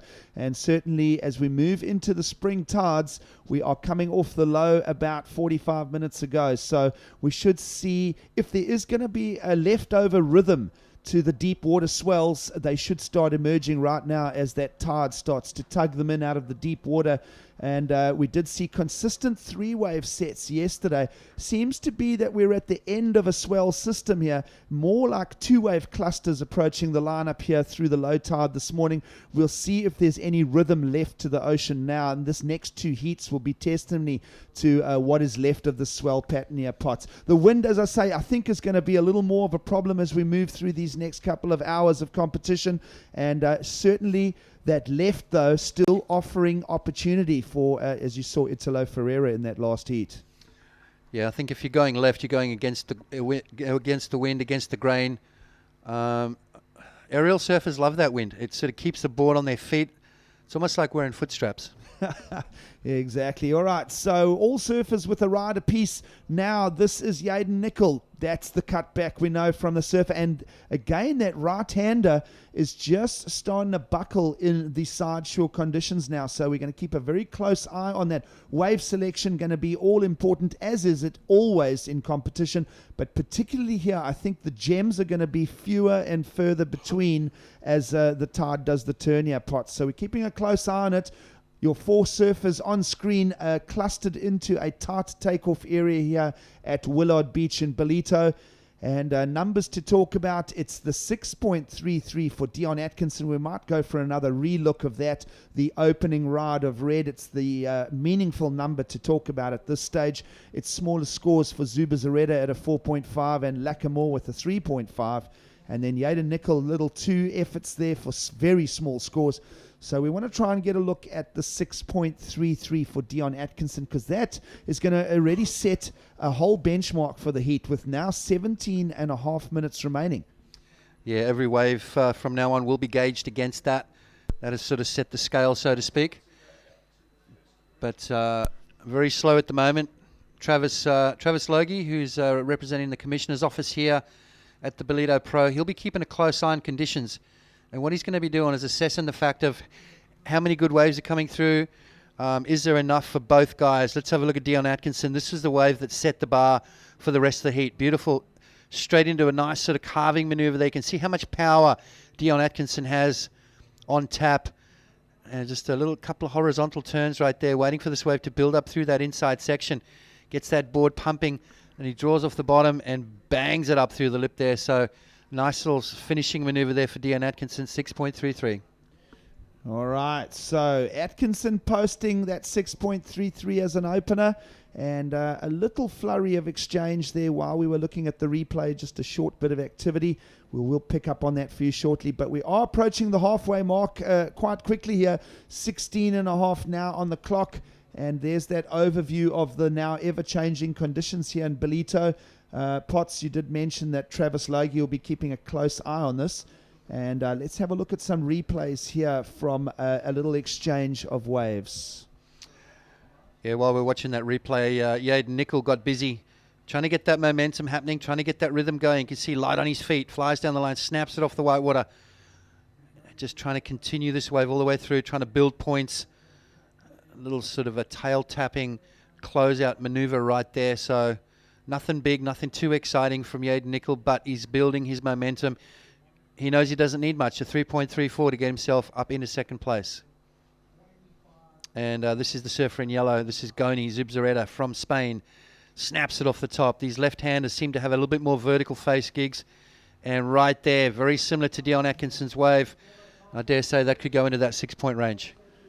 Absolutely. So all 4 surfers paying attention to scores. They will have mentally noted that the lefts are now starting to offer a little bit more steeper face. Potts, you've used the word against the grain there, and that is the energy of the wave face going into that offshore side shore wind, just making for a slightly steeper opportunity. Whereas on the other side of the peak, the cross shore wind tending to blow the right-handers a little bit flatter and mushier. So it can be very interesting to see as these little peaks keep coming in with the incoming tide, if the rights start coming into play. But certainly now, for the first time, almost a dominance in wave opportunities for the left-handers here at Ballito.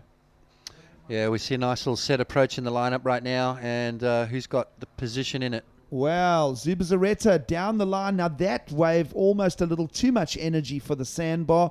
So conditions certainly the trickiest. We've seen it through the course of the day right now, but we are picking up on Atkinson as he locks and loads. Big bottom turn, top turn combination. It's a little bit of an overpower for what that flattening out right-hander does offer.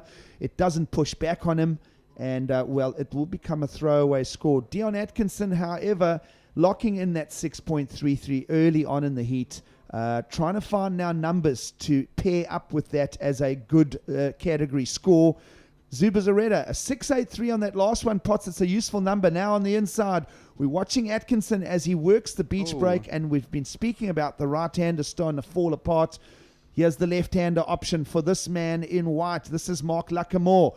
Nice little curve there through the complex face of that pocket, but it's going to become a below average score again. Opened with a 3.5, did Lackamore in white. Now that was his wave number 2 that we've just seen wrapped up. Judges will pen a number to that, and then we'll start looking at all surfers with 2 waves or more and starting to look at situations with 13 minutes now on the clock.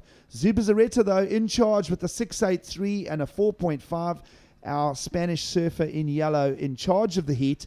Atkinson, a couple of scores there, a 6.33 and a 2.5 has him in second. And he's going to now go into that high work rate as the conditions are getting ripped by the southerly. A little throwaway score for Atkinson again, but he's going to go into that momentum as we spoke about there, Potts. We saw how well it worked for the Brazilian squad yesterday. Yeah, absolutely right. High work rate, catch a lot of waves, get yourself into that position and try and luck into a few. But Dion Atkinson started off well. Kind of a slippery slope for him right now. Sort of struggling to find a backup for that 6.33. Plenty of time remaining, though. 12.5 minutes remaining. So Mark Lackamore and Yaden Nichols still yet to get out of that first gear.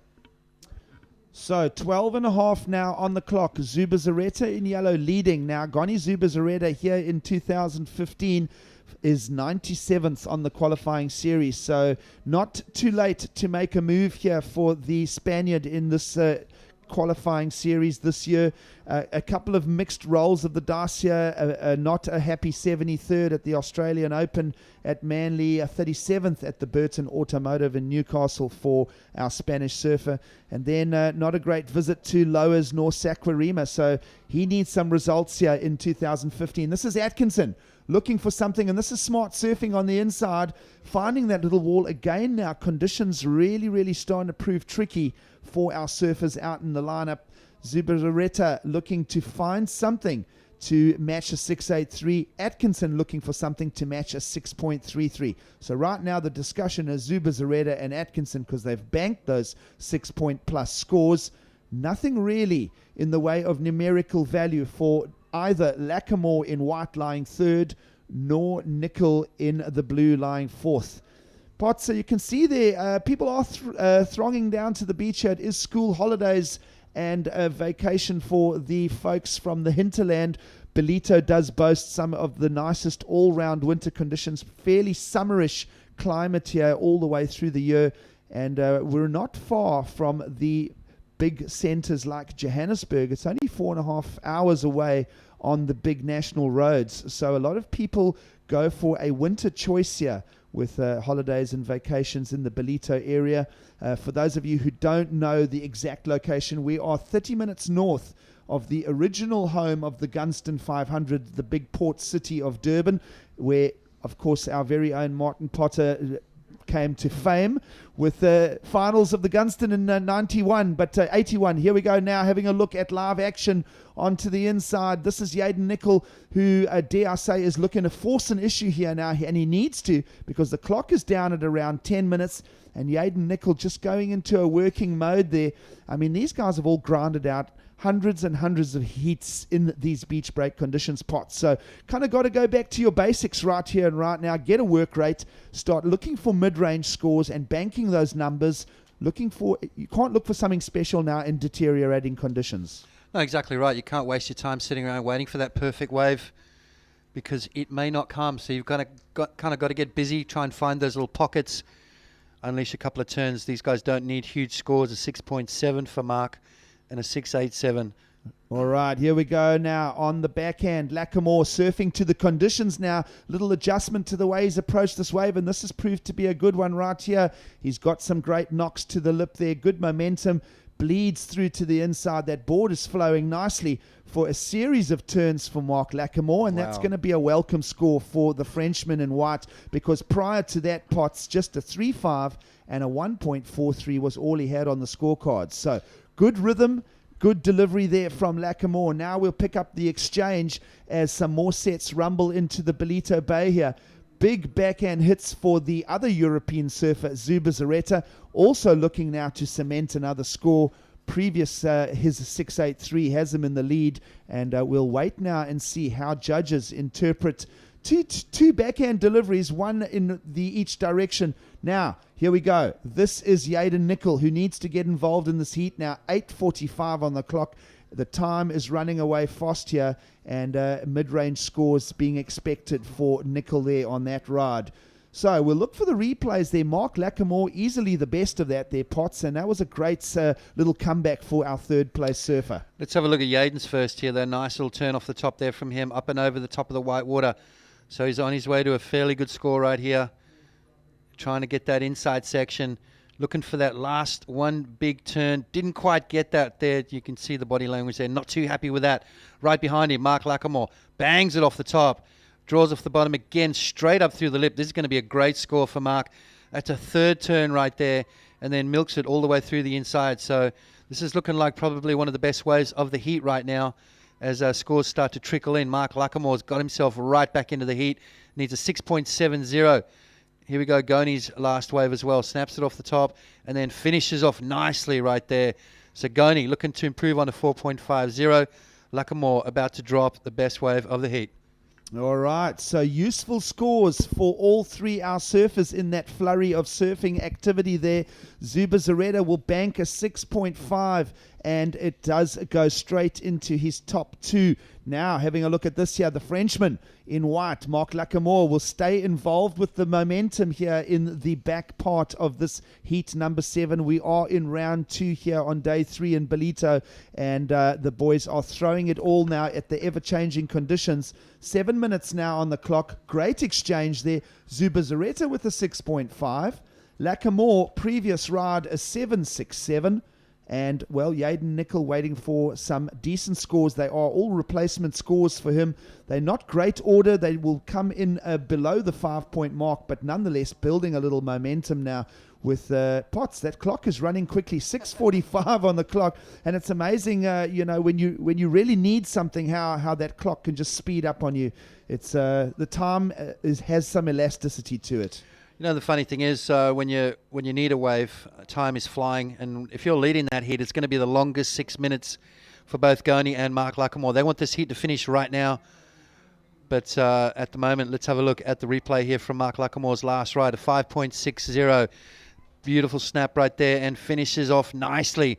So Mark Lackamore starting to find some rhythm, starting to get himself back into the heat. 7.67, which is, at this stage, the best wave of the heat. All right, so now we are approaching the 6-minute mark. Having a look at those numbers that have checked in. Lackamore building momentum here as he is our second place surfer. Zuba Zareta in yellow is leading. So the two European surfers have it over the two Australians right here with the 6-minute mark approaching. You see your 4 surfers on screen. We did talk about the ever-changing conditions. And interesting point to note there, Potts, we were talking about the southerly wind. We were talking about the lefts being the option. And then the points came for Mark Lackamore on the backhand going right. So just goes to show nothing's set in stone. It's an ever-changing environment is this ocean. And, of course, the sport of surfing. This athletes need to be able to adapt and move as quick as possible. Here we go now. This is your heat leader. Zuba Zareta banks over the first section and just wraps around for what will become a throwaway score in the context of his 5th ride. A 6.83 and a 6.5 already for your heat leader in yellow. Now, this man is in 3rd position now. Dion Atkinson, former championship tour surfer. And you see how that right-hander just ran flat into the gutter there. Nothing really on offer for that contribution from Atkinson. Dion Atkinson finds himself in 3rd. Our surfer in red with a 6.33 and a lowly score of a 3.87. Requirements for Atkinson, a 6.95. And Yaden Nicol now, his pair of 4s is not enough to keep him in the mix here. Bigger requirements for the West Australian, an 8.44 pot. So a little separation happening now in this heat. Tell you what, the Europeans have got the Australians against the ropes. Both Yaden and Dion needing fairly chunky scores. Dion needing a 6.95, so that's a doable score for him. 8.44 for Yaden. He's going to have to do something special to get that. But at the moment, as you said, in the box seat, Goni Zubzarreta and Mark Lackamore, the 2 Europeans in front. Well, nobody wants to bow out in this round. An exit here will mean a 3rd and 4th place finish. And, 1,100 points for a 3rd in this heat here, 1,000 points for a 4th. So still, numbers to work with if you're building your momentum on the qualifying series. Now, here we go. This is Atkinson, who will not be satisfied with his 3rd place position. Down the line he goes. Does this right-hander find the link now with the incoming tide? Atkinson will work rail to rail. He'll force it through to the inside. Little broken section here into the corner of the bay. And, all that work for a spill at the end. And he'll go straight back to work because that clock is ticking now well down inside the 5-minute remaining mark now. I thought he was on his way right there. It could have definitely been the score. But there's a question mark right now with that incomplete ride towards the end of it. The judges don't like that. They want to see you finish those waves off. They want to see you stamp your authority right at the end of it there. So this is going to be a close score. 6.95 required from Dion Atkinson. The judges are having a good think about it right now. Let's have a look at the replay, Giggs. Beautiful size wave here as he draws off the bottom. Nice opening turn right there. Great rotation. Gets that board all the way around. Bounces off the white water. This is where it kind of goes a little fat. So he's got to do all that transition work. Keeps that board pumping. Moving it through that inside section. And then right there doesn't quite connect. So that is going to definitely come into play. So now Atkinson with around 2.5 minutes to go in this heat number 7 encounter will look for more with Zuba Zareta in yellow leading. A pair of 6s for your heat leader, a 6.83 and a 6.5 for the Spaniard. Has him out front. Lackamore, the fellow European surfer, lying second. Lackamore's requirements to attack the lead of Zuba Zareta is a 5.66. So this is all a mid-range discussion. There's no excellent scores required to topple the situations here. So very close, except, of course, Yaden Nicol lying fourth. He'll need an excellent score of an 8.44 if he is going to become part of the discussion with around under 2 minutes to go now. Zuba Zareta leads, Lackamore second, and we are watching very closely Dion Atkinson in red because he wants to get some numbers on the board here on the qualifying series in 2015. He's tasted the big time, Potts. He's had that run on the championship tour. So, you know, if he reappears on that championship tour, he doesn't have to go through all of that inaugural initiation of the big wave spots. You know, if you've visited the big spots before and you come back on, I think there's an advantage to that being obviously having that previous experience. Obvious stuff I'm saying, but you get Atkinson back on the CT, he's going to come with some damage. Well, he's not going to come on the tour with nerves. Because he's been there and done it. He knows what it takes to win those big heats,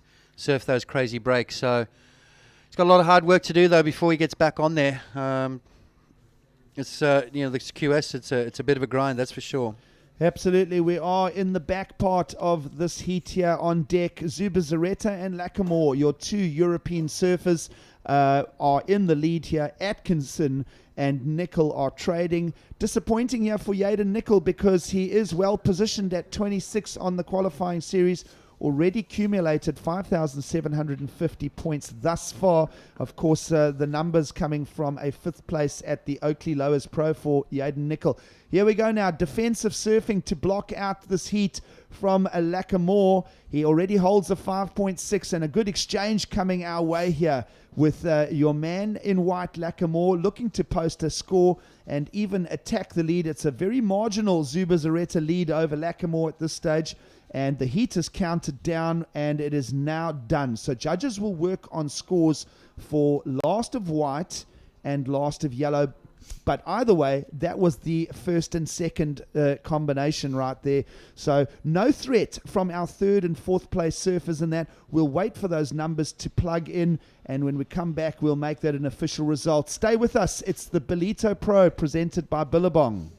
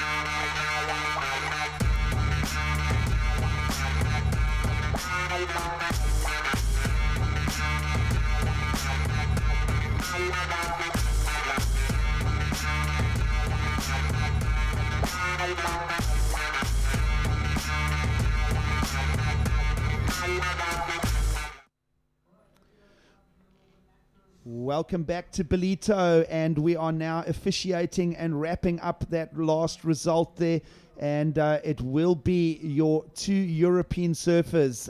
Lackamore does get the heat win at the end there, and Goni Zuba Zareta advance. So your two European surfers continue at the Ballito Pro, and it's at the expense of Dion Atkinson and Yaden Nicol. Now we are in Heat 8. Welcome aboard for another exciting encounter. This man on screen will be part of the discussion. It will be young David van Zyl from South Africa wearing the yellow. He'll be up against Santiago Muniz, this man on screen here, brother of Aleo, surfing under the Argentine flag here. Just a quick electric start there from Santiago Muniz for possibly a throwaway score in the bigger picture of the heat. So here's your heat sheet. Muniz in the red singlet.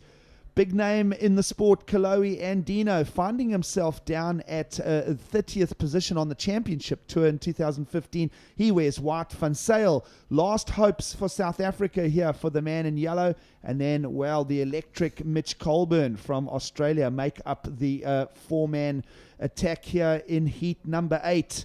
It is changing conditions here in Ballito. You see the southerly wind out the back, very similar, we were mentioning, to the east coast of Australia here, these little busters that come up the coast. A little bit of leftover swell here. Martin Potter, great analysts of the sport. Your take on the changing conditions, first of all, and then the approaches that these athletes are going to need to apply in this incoming tide.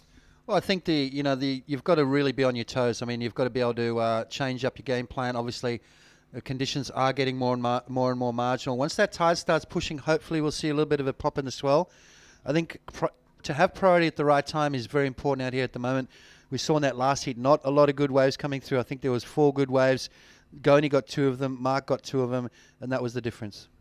So, wave selection now on the incoming tide, a big topic of discussion here. We were also talking about CT surfers, Championship Tour surfers, making the trip here to Ballito. 15 of them would arrive and surf the opening round. And guess what? We're down to less than half a dozen of them. One of them happens to be our surfer, Kaloe Andino. So, we'll wait for big things from him as we look at the overview here of Ballito. And Potts, just a great place to visit. Absolutely. Great little town. Beautiful hotels all the way along the beach, so plenty of places to stay. Enjoy the atmosphere, good restaurants, friendly locals, and a nice little variety of breaks, gigs. I mean, there's all these little coves, these little nooks and crannies, and, you get some good waves here. Yeah, absolutely. So here we go now. Van Sail being smart here and getting out the gates early. He's not going to let these changing conditions fox him and block him from wave selection. On the inside, using that little right-hander, he'll force the issue for wave number 2, does young David Van Sail from Durban. And, of course, tons of people from in and around the surf industry here in KwaZulu-Natal will be down at the beach supporting this young man as he rolls up his sleeves to have a go with the best in the planet. And certainly one of those surfers will be a good measure. That's Kaloe Andino, our surfer in white. No rides for him just yet. A big name in the sport, as we said. Kaloe Andino currently 9th on the qualifying series. No rides at this stage for Andino nor Mitch Colburn. Having a look at Santiago Muniz' score. A 3.67 will come in early for Santiago Muniz in red. David Van Sail, a 3.17 on that last ride. A throwaway score to start for him, a 0.8. And no rides for Andino and Colburn. And as we wait for that with around 25 minutes still to go, let's go down to Jared for the beach interview with the winner of the last heat. Thanks, Giggs. Down here on the beach with a winner from that last heat. Another Frenchman, Marc Lacamere. Great win there. Last minute win there as well. You said to me just now, really tough conditions in that heat. Yeah, I think with the wind and the higher tide, it got way harder and not many wave breaks. So wave selection is the key. I had a very slow start, but I was believing in myself, and lucky enough, couple wave came at the end. You're also saying just now as well, you've been coming off quite a bad injury that kept you out of the water for about 2 months, and right now going through the round of 24, setting yourself up for your best result of the year so far. Yeah, I would just take it by heat, try to catch 2 good waves in every heat, and see where that take me. Good job. Another Frenchman going through. Marc Lacamere, anything you want to say to the spectators back home watching online? Merci à tous ceux qui regardent, mes potes, ma famille et ma copine. Je vous aime. La bise. All right, there you have it. Marc Lacamere, winner of that last heat through to the round of 24. All the best for the rest of the event. All right, Jared, thanks for that. The Europeans continue their momentum here in 2015. It's a good year for Marc Lacamere, who is building momentum. And David Van Sail has a throwaway score of a 3.17 in the bigger picture, hopefully. But let's have a look at this. This is Muniz on the backhand. Yeah, we talked about him in round 1, how energetic he is, how much go for it he puts into his surfing. You see there's a sense of urgency with him. He's never sitting back relaxing. 110% in everything he does. And that equates to results. Right, here we go. Kaloe Andino currently 9th on the qualifying series rankings, sitting at a lowly 30th, an uncharacteristic number for him on the championship tour right now. As we reach the midway mark in 2015, Kaloe Andino will go for a throwaway score to start in the changing conditions here in Ballito. Just around 23 minutes still remaining. And Potts, here's a topic of discussion. Looking at the energy that Santiago Muniz is putting into that, what do you reckon there's a chance we see 2 brothers back on the championship tour in the next short season? Well, Alejo was on. He kind of dropped off, so he's had a couple of wild cards due to injuries this year. Let's have a look. They both serve very similar, both very energetic, got some great moves. Santiago bangs that wave like 3 or 4 times, so that's going to be his best score yet. Santiago with a 3.67 on his opening wave. That is going to be a good score and put him into first place? Well, the reality is that we could see both Muniz brothers on the championship tour in the next few years ahead. It is a possible statement, and I mean, it's been a while because the Hobgoods were the last set of brothers on tour, is that right? And prior to that, the Irons brothers. Yep, the Hobgoods. We've got Owen and sister Tyler on the tour at the moment. There's been a lot of siblings. Andy and Bruce, obviously, back in the day. But yeah, it'd be nice to see both Santiago and Alejo maybe in the finals here at Ballito. Well, that would be a topic of discussion, and well, it's certainly not impossible. Muniz in the lead with a 6.67 on that last ride. We may even get another look at that as we break down his performance. A 6.67 for Last of Red. Now here we go, picking up on the young South African. The hopes of the locals here on this young man, Davy van Zyl. Keeps the board flowing nicely as he forces it all on wave number 4 at around 21 minutes still to go. So Van Zyl in yellow, lying second at this stage, and very little on the cards for either Andino or Mitch Colburn. But that's about to change. Here we go. The big Australian will get his gears going here with his opening ride. He's waited a while for this. And I'll tell you what, the judges are very keen to reward power. And there is a Munger that can deliver that on the criteria. That is Colburn. So first delivery of the score there for Mitch Colburn. We'll wait for the judges to put numbers to the opening ride of blue. Nothing at this stage except a small 2.5 for Kaloe Andino. A very small score next to his name for now. Now here we go. Again, high work rate. Santiago Muniz on the backhand. Goes for the 2-turn combination there. Just keeping the scoreboard ticking, so to speak. It is a third ride now for Muniz that you've just seen on screen. He already owns a 6.67 and will want to now find a number in a similar category to that to start sealing this heat lead.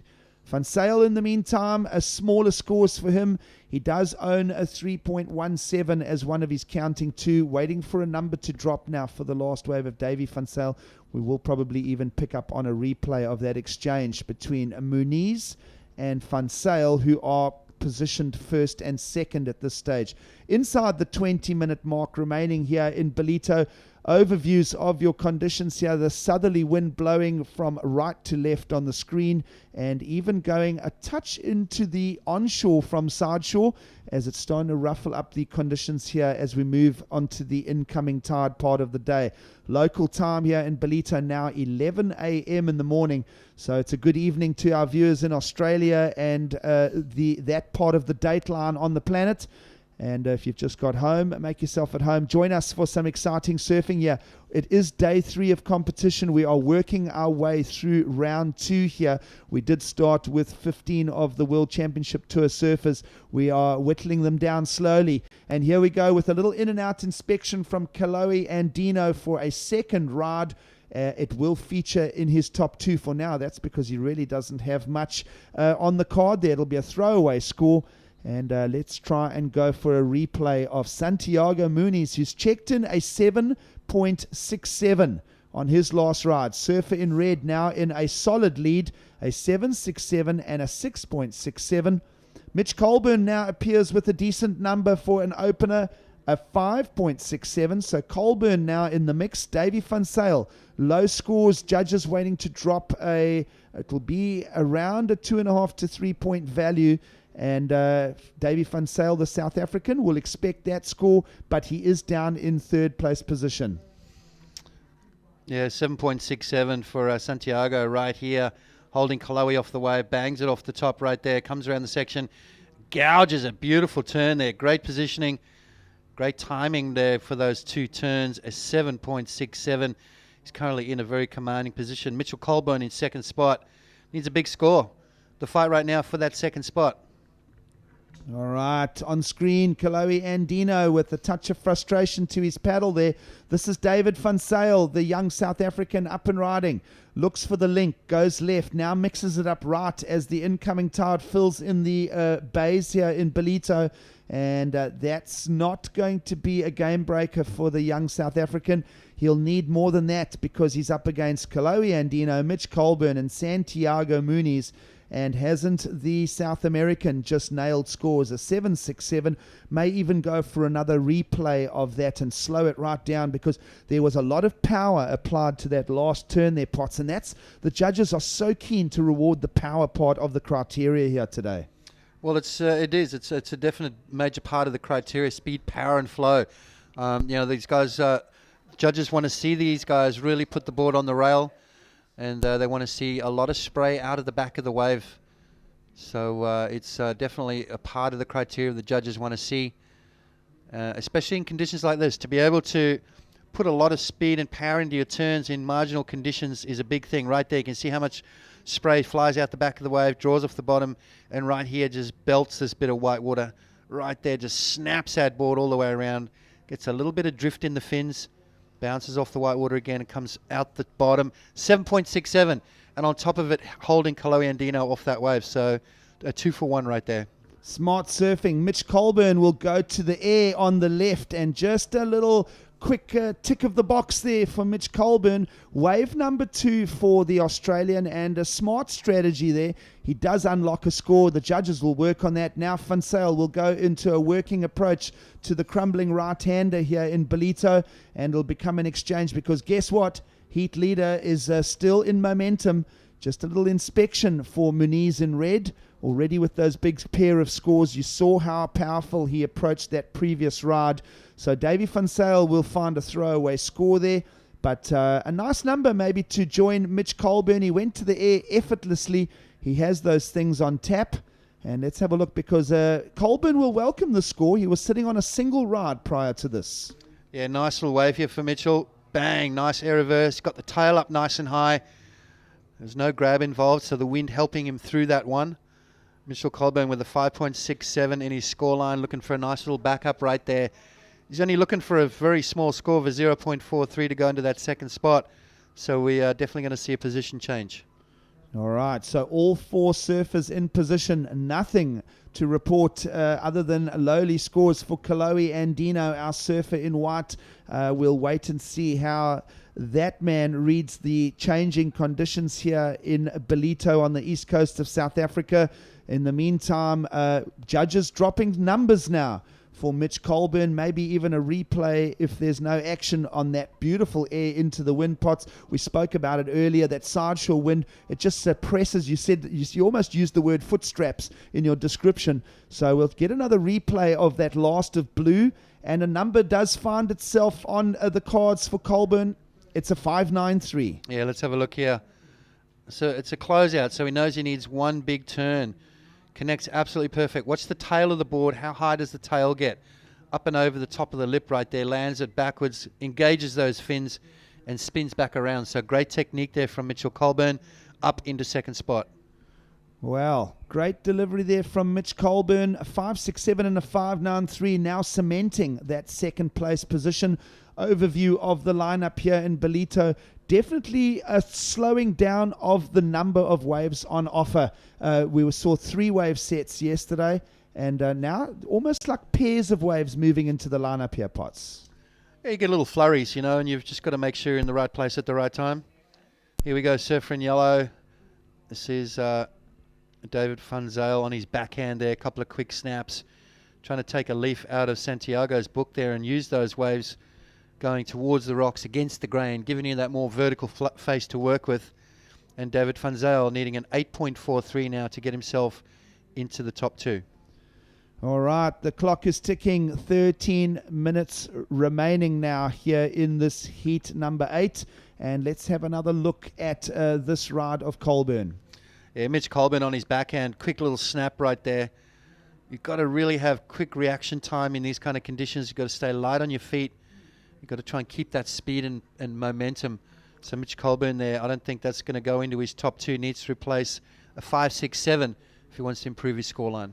All right, so a look at the order in this heat now. The cards read like this. Santiago Muniz, your surfer in red, is in the lead, holding a 7.67 and a 6.67. So above the good range there on the one ride for Santiago Muniz. One of the judges, in fact, 2 of the judges going into the 8-point range on the allocation there. Colburn lying second, your surfer in blue, And now we're picking up action with your heat leader. Does a nice jam. The judges are loving the power. So 2 snaps there for Santiago, brother of Aleo. Beautiful wrap. How much flow and speed is in that? That is going to be a useful contribution from Muniz. Remember, he must improve on a 6.67 to strengthen a lead. Wow. That was insane. That was a great wave there from Santiago. And that's what momentum does. He's just catching waves, building his scores. Kolohe, on the other hand, sitting at the back very patiently. Things aren't going his way at the moment. Time running out. 11 minutes and 45 to go.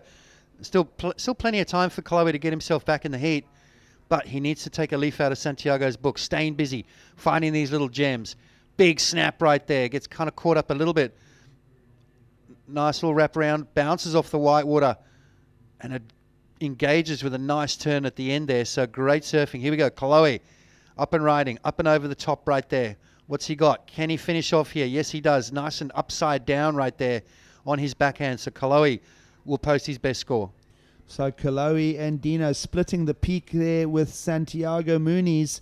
We'll wait and see what number comes for our man in white. Now, here we go. Andino, big whip there. He must have every chiropractor in California worried when he throws those kind of turns. And through to the inside now goes Kolohe Andino. He'll need to force something. He's going to have to get a high work rate now with 10.5 minutes remaining on the clock. And we want to see Kolohe Andino become involved in this heat.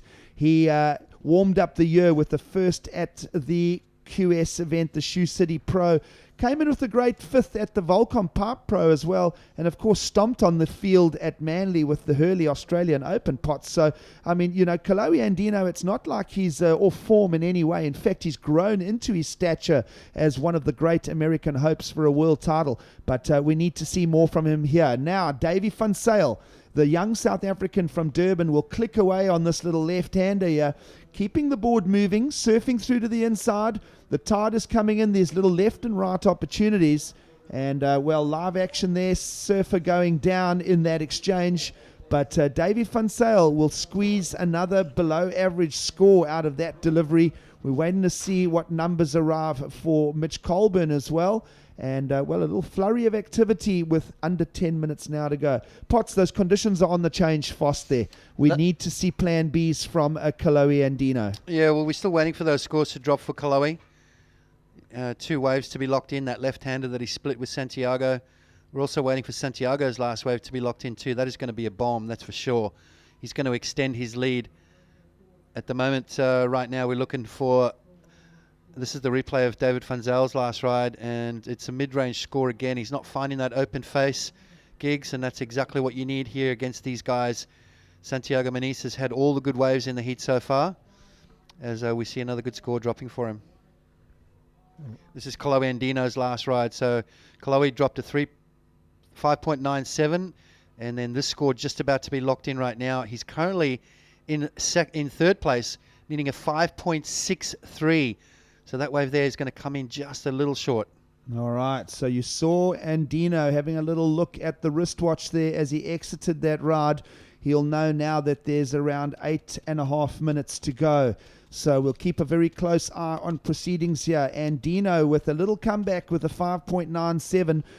Up into 3rd is your Californian in white. Now requirements of a 5.63. A few numbers still peppering in for Mitch Colburn. That last ride of Santiago Muniz, Potts, doesn't appear in his top 2. Just a shave short. A 6.47 doesn't go into his top 2. So Santiago Muniz can improve a lead here if he gets better than a 6.67. And with his work rate, expect more from him as the clock now moves on to the 8-minute remaining mark. And Davy van Zyl will respond. Little in and out inspection of an opportunity on the lefts.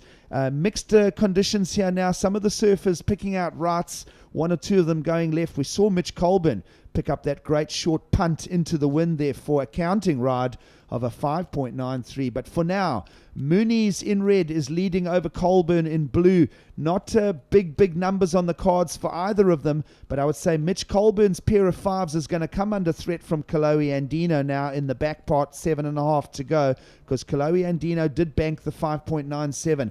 Here we go. Colburn will respond now to Andino with a little left into the wind, and he'll keep working for a nice series of hits there. Efficient work there from Mitch Colburn, eking out 3 big maneuvers there on the left-hander. As I say, looking to defend that second place position from the oncoming onslaught of Kalohe Andino. A 5.93 and a 5.67 currently belongs to Mitch Colburn. Does that left that we've just seen become part of the discussion? Can he replace a score of a 5? He will need an 8.41 to attack the lead of Santiago Muniz, who's had a great rhythm here.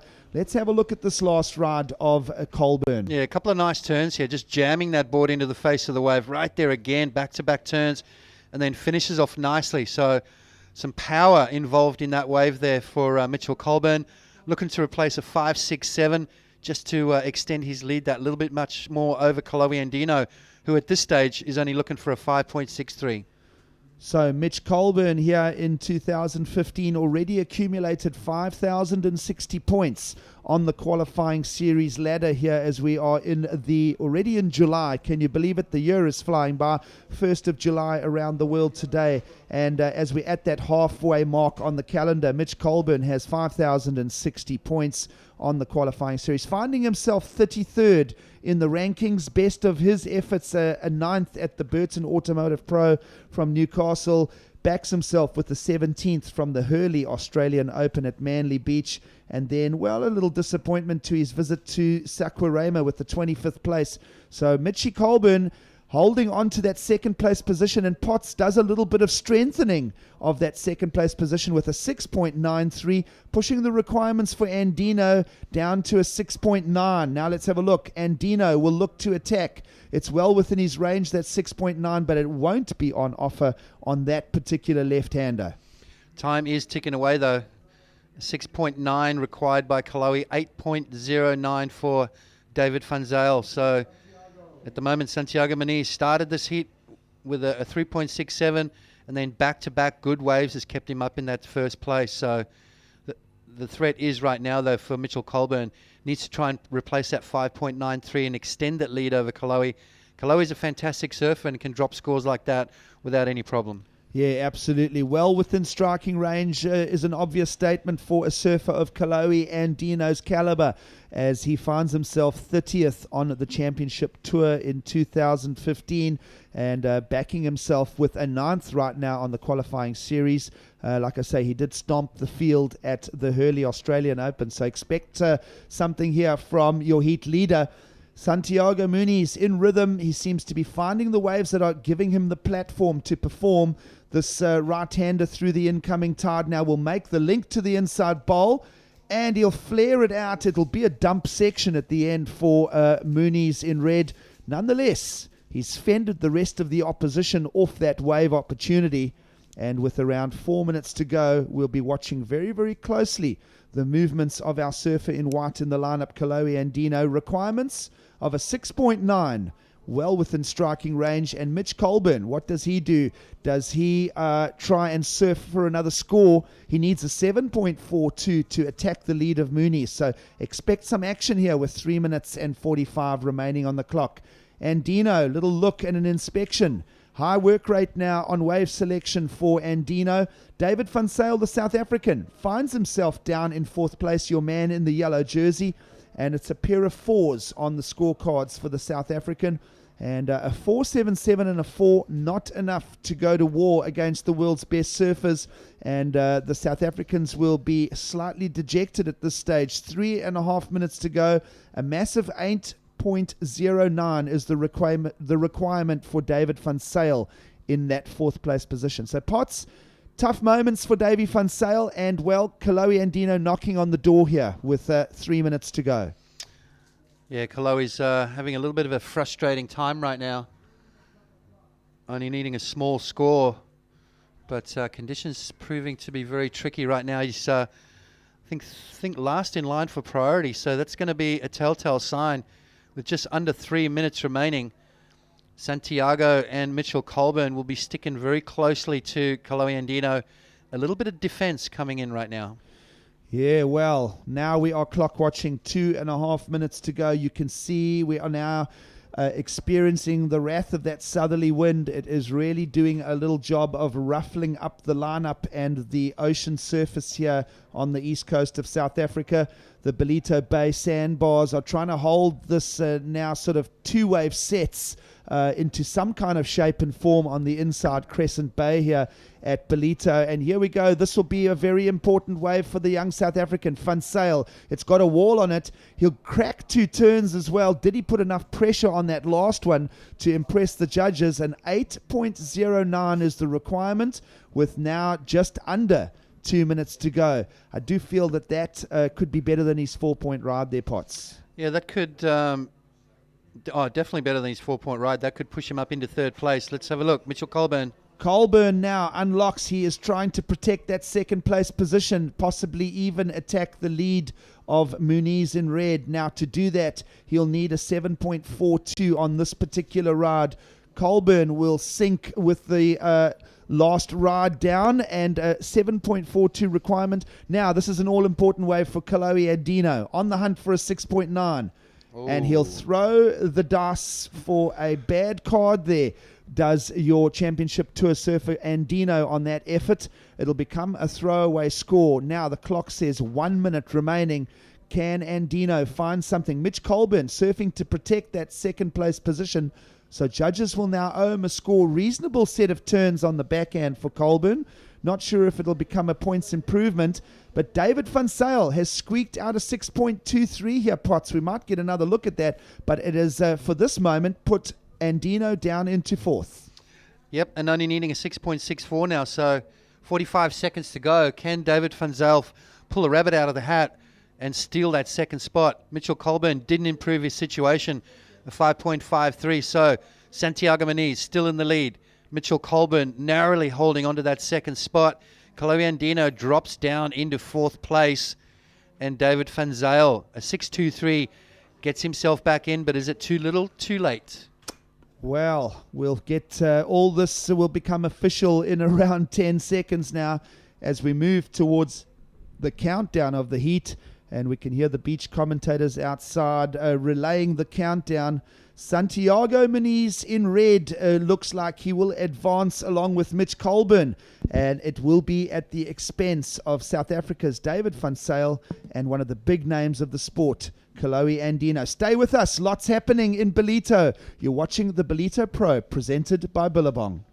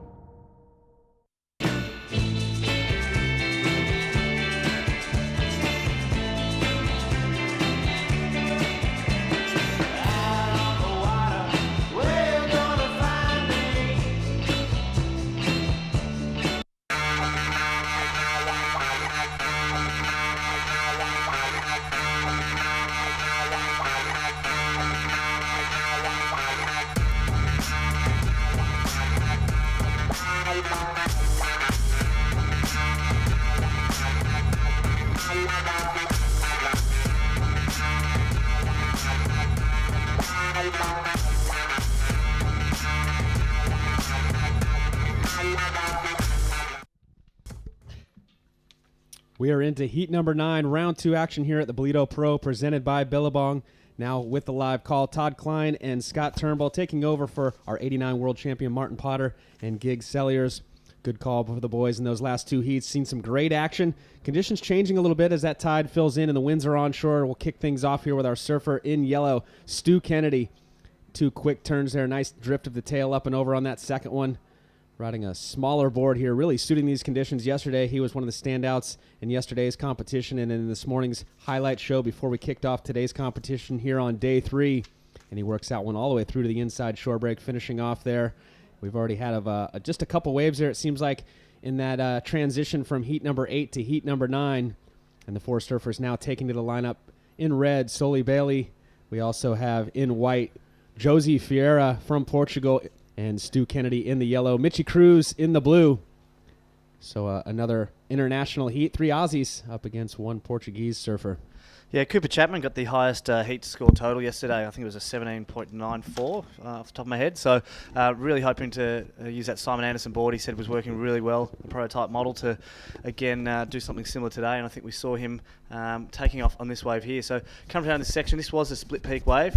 Starts off with a nice backhand here and hits the end section. So only 2 turns, not quite riding out of that one. Obviously kicking out just before the rocks there as we see yellow Stewie Kennedy, the replay of his first wave. So tagging that section on his little small prototype board. I'm sure Todd's going to talk about it a little bit later on, just fitting into the wave there beautifully. Just riding it all the way to the inside there, through that sort of fuller section in the middle, just working, hoping for an end section here, and just jams it on the end there. So good couple of opening exchanges for the surfer in red, Cooper Chapman, and Stewie Kennedy in yellow. Well, we know that talent has come a long way over the years in the sport of surfing, and along with that, and a contribution to the level of talent increasing, is the equipment that the surfers are riding today. And as you point out, Stu Kennedy, I went over and got a chance to check out that board. We talked about it earlier, the board he was riding. We saw him getting ready for a warm-up. They had a quick shot of his board, and a 5.6 is what he's riding, a Tomo Firewire, and it's a prototype.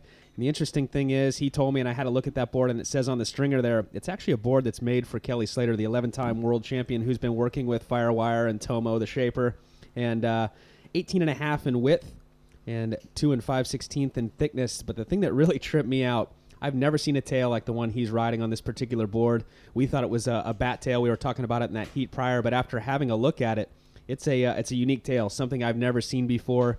A bat tail would come off, on the left rail, go up and round, and then go to a pintail, and then back out again to the far rail. This one had multiple points off that tail, I think 4 or 5 to be exact. It was a single wing, a couple channels on it.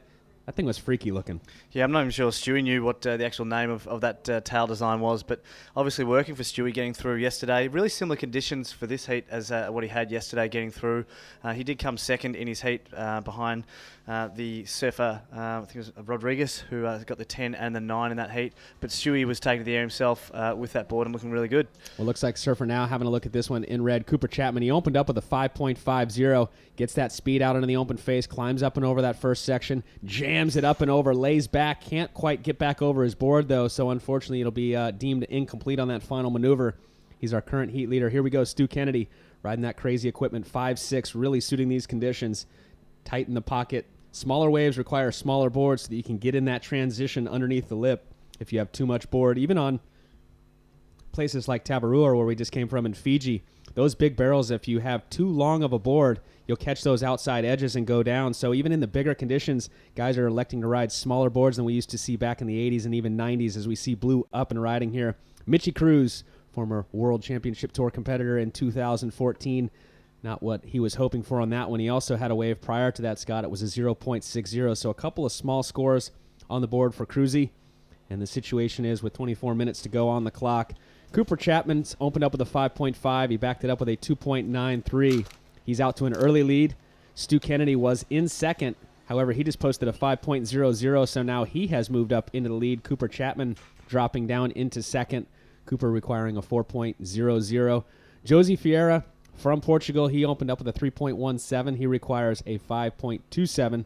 And Mitchie Cruz, we saw those two couple of quick waves there for him. The surfer in blue requiring a 6.60.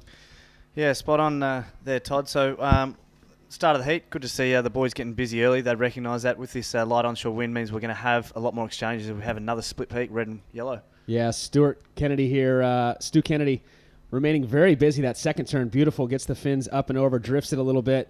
And I saw him prior to his heat. He was excited for the opportunity, even in these challenging conditions. Really has a lot of confidence in that board that he's riding and showing that here in these first couple of waves. He's out in the lead and looking to better his low score on that last one. His low score right now is a 4.50. Yeah, and we saw him split it again with Cooper there. The one that we'll pull up one of those replays in a moment, but I think I mentioned it yesterday. Cooper Chapman's board looks really good underfoot. Looks like it's just really sticking it, and we started to see that early on. He's got some good scores coming in early on. So let's just pull up one of those replays now and have a look at Stewie on the left-hander there. Really drives that beautiful fan of spray there on that backhand. Drives off that back foot. Nice bottom turn to set up that top turn. The second one not as good as the first, as we just cut to Cooper, who split the peak there with Stewie. I like that little jam he just did on that little soft section there, showing some real confidence, bit of innovation, waiting for this wave to stand up. And another one of those there. So he's hitting that white water and just really just slamming those hips and opening up his shoulders there and really just showing a bit of flair. Solid surfing on that wave there for Cooper Chapman. While we were in that replay of those two waves, Josie Ferreira in the white, he picked up this wave right here. And we'll stand by for the scores as we pull up the replay for last of white. This was during the replay. He was able to get a couple maneuvers off. As you can see, he got caught behind the whitewater, but was able to get out and jam it and set the tone. Yep, so jam that first one, as you said, Todd, behind the whitewater. Goes through this fuller section we've been talking about all week there, okay? Redirects to the left-hander and just not much else on offer during that. So the guys are having to take off behind that whitewater to make sure they come around with that with the speed and are able to hit that section. You talked about that yesterday, Todd. You know, the judges don't want the guys going out into the flats, out onto the shoulder. They want them as close to the whitewater. That's the steepest part of the wave. That's where it's the most critical, and that's where the points are going to be picked up if the guys are going straight up. We saw earlier on today those 12 o'clock manoeuvres are the beginning of the ones that the judges are going to score there. We'll see how that pans out in this heat. Stewie Kennedy, you said, Todd, he's got a smaller board, so he can fit into that pocket, so he can go 12 o'clock a lot more. But we have seen Kelly in the past where he's tried these prototypes, particularly on the Goldie. You know, sometimes it doesn't look as critical because that board is a bit smaller and you get lost with the nose of the board. Here we go out the back. White currently in third place, looking for a 7.00. Josie Ferreira throws the tail. He goes down. Now behind him, surfer in blue, Mitchie Cruz, better looking wave. Nice opening gaff there. Goes straight up into it again, drifts the tail. As he goes past the path there of the surfer in white paddling back out, he's going to make the inside connection is Mitchie Cruz.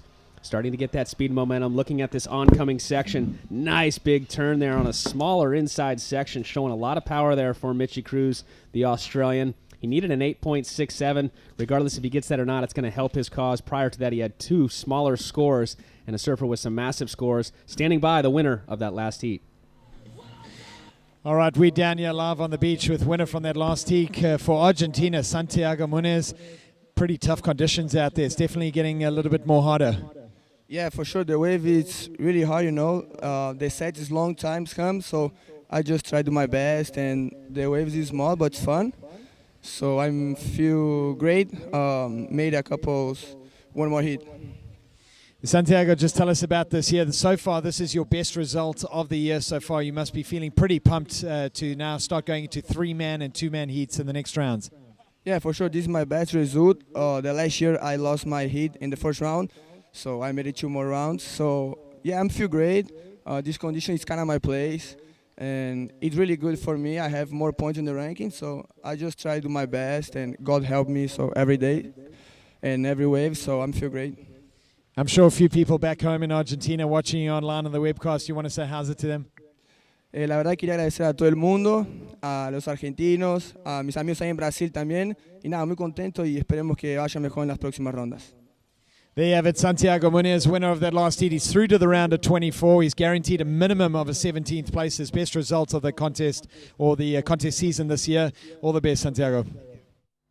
Congratulations there to Santiago. We saw his brother earlier today, Alejo Muniz, former championship tour competitor, has been getting the call-up as an injury replacement in 3 of the events so far. As we go to live action out the back, our current heat leader, Cooper Chapman, bit of a setup turn down the line, a lot of speed and momentum, drives around that section, climbs up and over the whitewater, gets a little bit of green wall, and immediately jams the fins up and over. Now behind him, the answer for the surfer in white, Josie Fierro, he kicks right out.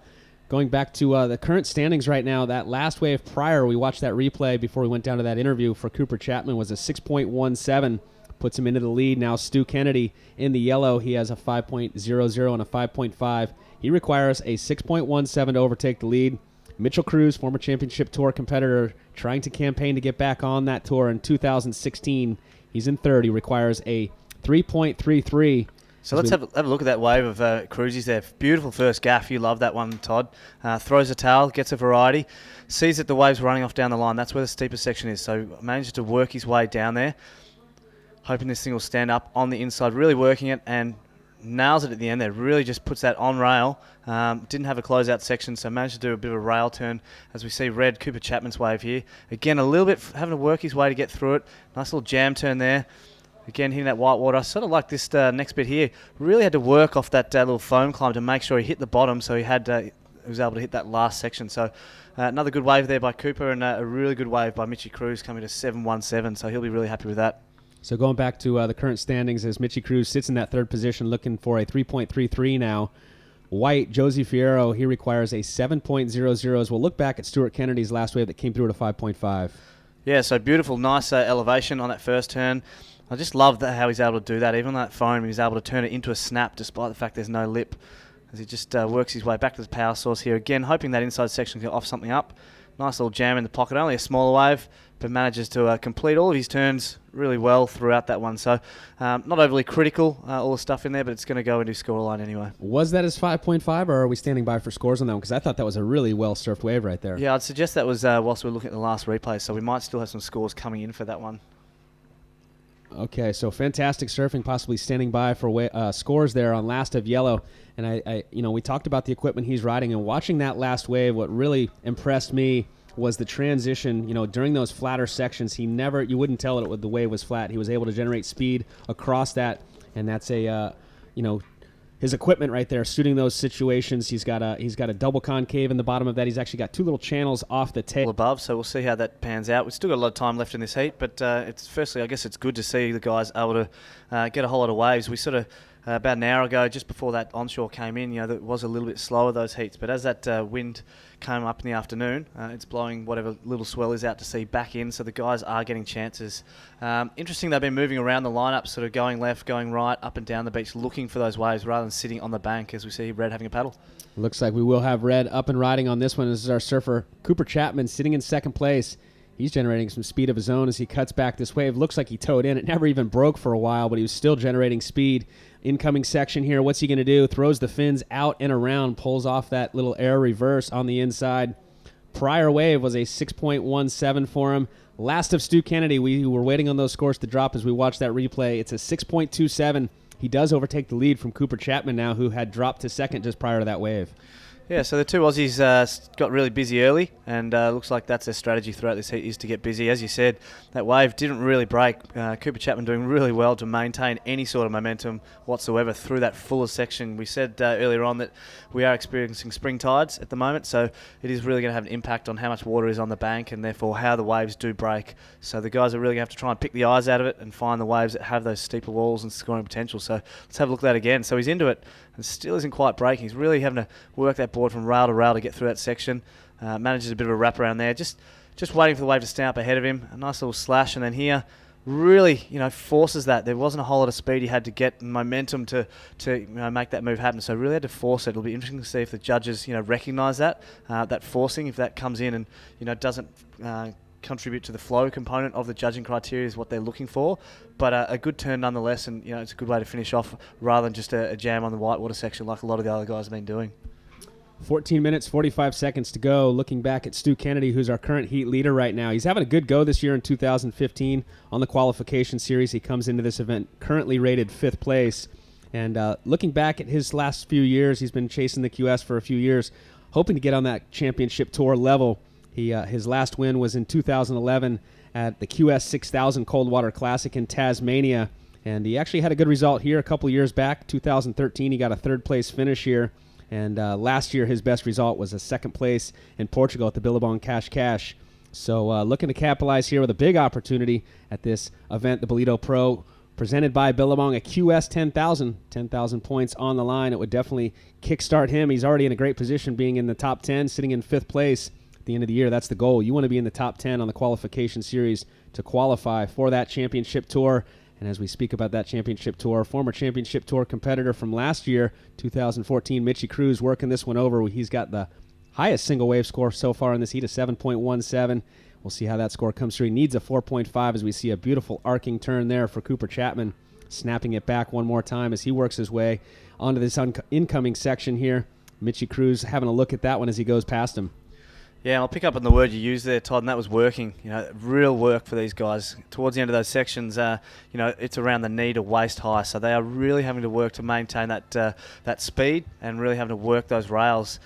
Really easy to bog a rail in these conditions, really easy to lose that speed and that drive that you need to get to each of those sections and perform the manoeuvres. Well, Cooper Chapman and Mitchie Cruz are on the inside. Out the back, White, Josie Fiera, and Stu Kennedy with a big set approaching. One of the bigger sets we've seen here in a little while. We'll see if it's going to give them some open wall to take off on and get some scoring potential. as it looks like White having a look at this one. Josie from Portugal. He's going to go ahead and go left as he gets straight to his feet, climbs up into the lip, gets out on the open face, carves it back. Setting it up through here to this inside section. Nice tail drifting maneuver. Keeps his board underneath his feet and his body over top of it. Pulls it off cleanly there. So a solid wave. Going to be his best wave so far for the surfer in white. So we saw Cruzy and Chapman go on those smaller waves earlier, and that looked like a better one for the surfer from Portugal, Jose, on that one. Able to throw a lot more variety and a lot more critical turns on the steeper waves. So let's go back and have a look at Cruzy's one. I said he was really having to work here. So a nice little jam to start with. Really, a bit of a slow carve, really having a force issue there. Just working really hard. Nice jam here again. There's really not that much steepness in the wave, so he's really having to work on that one. So did really well given what he was afforded there. Was Mitch Cruz, as we see behind him. Nice little slash to open up there for Cooper Chapman. Opens up his shoulders on that one, and a nice bit of variety there. Nice roundhouse. Really little wall in front of him, but working really hard on this end section here. Tell you what, I'm glad I'm in here and not out there, Todd. The guys are really having to work really hard. Yeah, it's interesting as we're seeing scores drop. I thought Cooper Chapman's wave was really solid, as well as last of Mitchie Cruz, but the judges really appreciated that last wave of Mitchie Cruz, an 8.10. My guess is, as I look back at that wave, we watched it on that replay, was the way that he was able to link from maneuver to maneuver. There was not much downtime in between. He didn't have to do a lot of the hopping or kind of the crisscross to try to make that inside section. He was able to bottom turn, hit the lip, bottom turn, hit the lip. 8.10, regardless how they got there, it's a massive score. Yeah, I think the other thing, now I look at it in retrospect, there was some real variety in that by Cruz. He was working, but, the variety is perhaps what the judges want.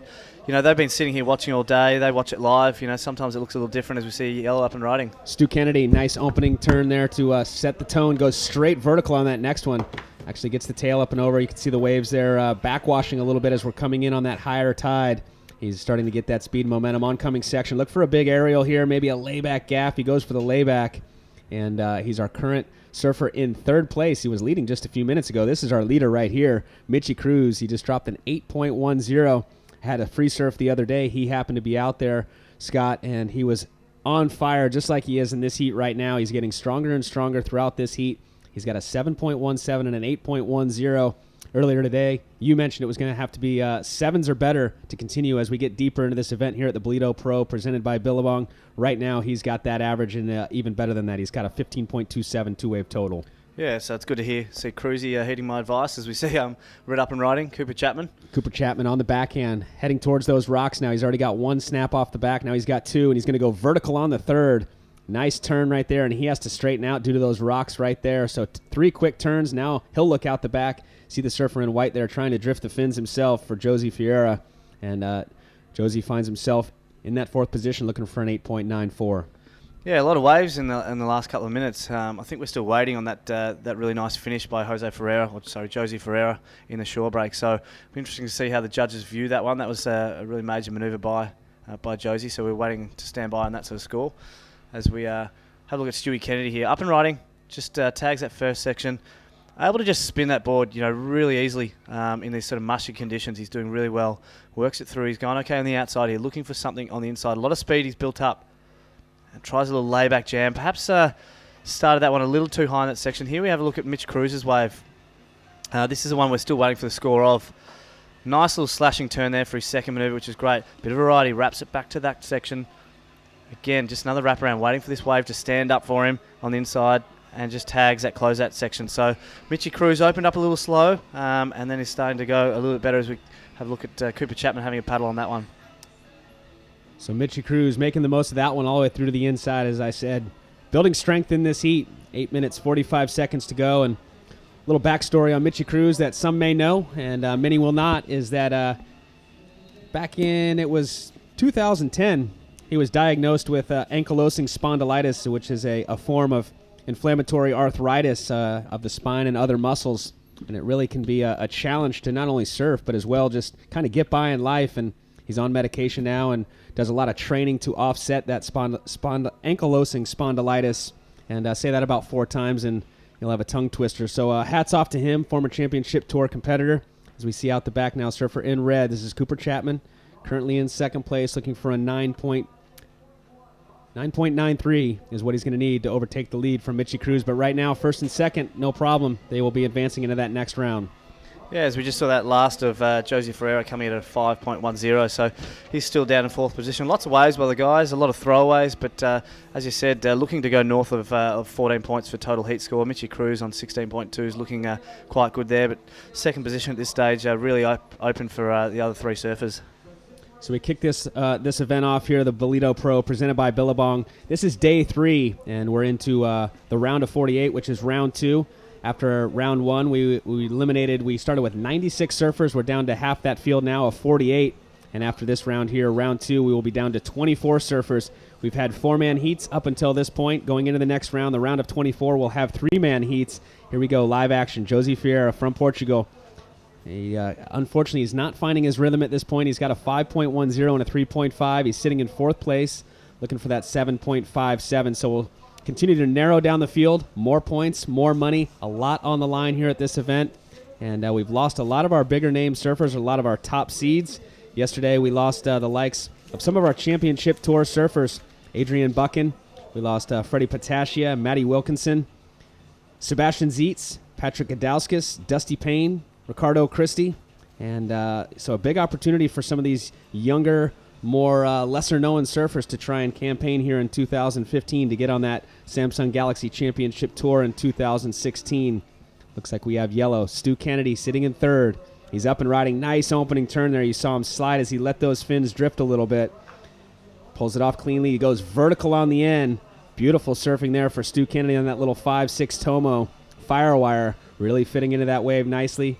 6.41. What do you think about that wave right there we just watched? Yeah, look, he's doing the best with the conditions he's being afforded here out there, Stewie. He couldn't really quite ride that one out, nice and rocky. But climb a little bit out on that branch. Let me know what you feel. You're saying I'm singing a tree?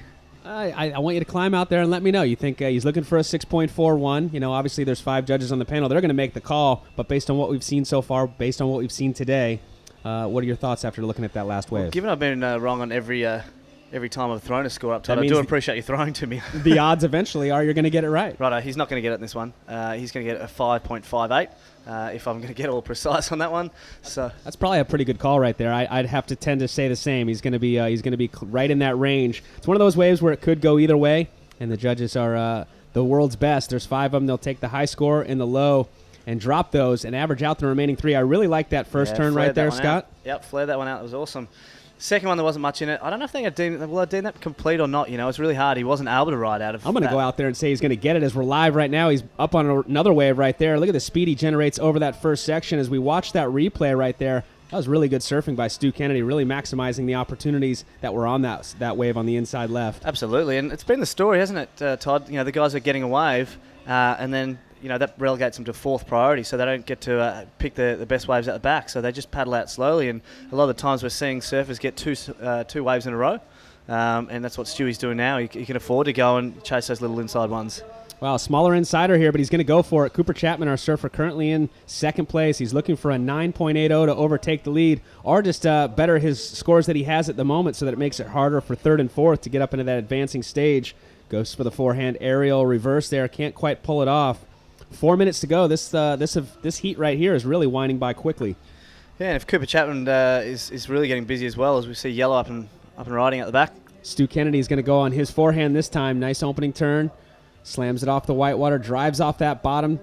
Nice arcing turn there. Carving back. And again, this board looking really good out there and slamming it one more time. So Stu Kennedy looking to better his low score of a 5.50. We're still standing by, I believe, for the score on that left. So a couple of scores there to drop for the surfer in yellow with 3 minutes, 45 seconds to go. Yeah, I don't want to harp on about it. We've talked about that board. If I was in the next heat, I'd perhaps be seeing if I could trade Stewie as he comes in from this heat. That board looks really good, really suited to these conditions. That first turn he did that wraparound was really slicing. Didn't even look like catching a rail, which is no mean feat given the fat conditions we've got, and really full. That onshore's making it a little choppy here, so the wave faces aren't that clean. So you can have a lot more chops and more likely to catch a rail. tail, but boys really pushing through it. Well, pushing big scores right there on the wave prior. That left we watched. We weren't sure what the score was going to come through. A 7.40. They were loving those backhand turns. We're standing by for another score for Stu Kennedy, but he's up in second place. The surfer now, Cooper Chapman, who we just saw on the screen, he's out of that advancing position now. He's down in third. He requires a 7.28. So I was starting to reflect, thinking back on yesterday as well as this morning, the scoring potential on those lefts. The judges have really been liking the vertical hits, but here, this is the last wave we just watched a moment ago of Stuart Kennedy. Yeah, so I think this might be 7.4 here. Look at that, just arcing turn. That's not his 7.4. Sorry, Todd. So he's obviously got another good score to come in here. Range of different manoeuvres, really linking those turns. That ticks a flow component of the judging criteria. There was some power on that outside there, really jammed that tail, throwing the spray. So Stewie looking really good, really in sync, really in rhythm in this heat, making the judges earn their money. 2 minutes, 20 seconds. He's not done yet. Stu Kennedy, once again, going on that left. Really hits that turn quickly, goes vertical again. So 2 quick snaps there. Stu Kennedy extremely busy in this heat. And you said that last right, you were liking it. Score's starting to drop now. Stu Kennedy is on fire in this heat. Good chance he's going to overtake the lead. We'll update you in just a moment. But nonetheless, Stu Kennedy getting stronger and stronger throughout this heat with 2 minutes to go. Current situation as we stand by for his last wave scores to drop. Mitchie Cruz, he's in the lead. He's got 2 excellent scores, an 8.10 and another score of an 8.10. Has him in the lead. Stu Kennedy requires a 7.73. Last score that comes through for that surfer in yellow, it's an 8.47, so he's intensified his lead over third. Cooper Chapman now requires a 9.47, standing by for this score. So let's have a look. Nice little hit in the pocket there. Again, another one as he heads down to that left-hander. So only 2 turns for Stu Kennedy for that last one of his. As you said, Todd, an 8.47 for the last replay we looked at. Judges really liking it. Really smooth rail-to-rail surfing. So really great surfing by Stewie Kennedy, and that's got him locked into second position. So going back to that 7.40 we watched on that backhand, I think what they really liked about it, again, it's similar to what we saw yesterday and even this morning. It's not every one of those lefts that comes through, but on occasion you get those ones that really offer a lot of vertical face. It's got a rip going out over there next to those rocks. It also has a little bit of a what we call a cross-up in it that makes that face get really vertical and allows them to do those big turns. So capitalizing on those opportunities was Stu Kennedy getting that 7.40, and then we saw him back it up with that 8.47 on the left. Look at the number of... Sorry, on the right. Look at the number of waves that have been locked in here by the surfers, and some of the things getting thrown away. Cooper's got a low 6.17 he's throwing away and a 5.5. 6.27 Stewie's putting away and a couple of 5s as well. So some really high performance surfing in this heat by all surfers. Mitchie Cruz, who currently is in the lead right now in this heat.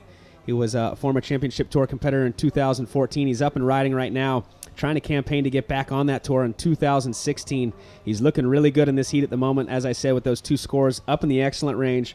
He comes into this event currently 55th on the QS ratings right now, and he won an event earlier this year, the Scoot Burley Pro, which was a QS 1000, so not a big one, but nonetheless it's a win. Gave him some money, gave him some points, and the momentum as he kicks things off here in 2015. So unofficially it looks like Mitch Cruz in the blue with the win, pocket 810s, and Stu Kennedy moving on as well in second. Unfortunately there, Cooper Chapman bowing out in this one, and Josie Fiera coming up next.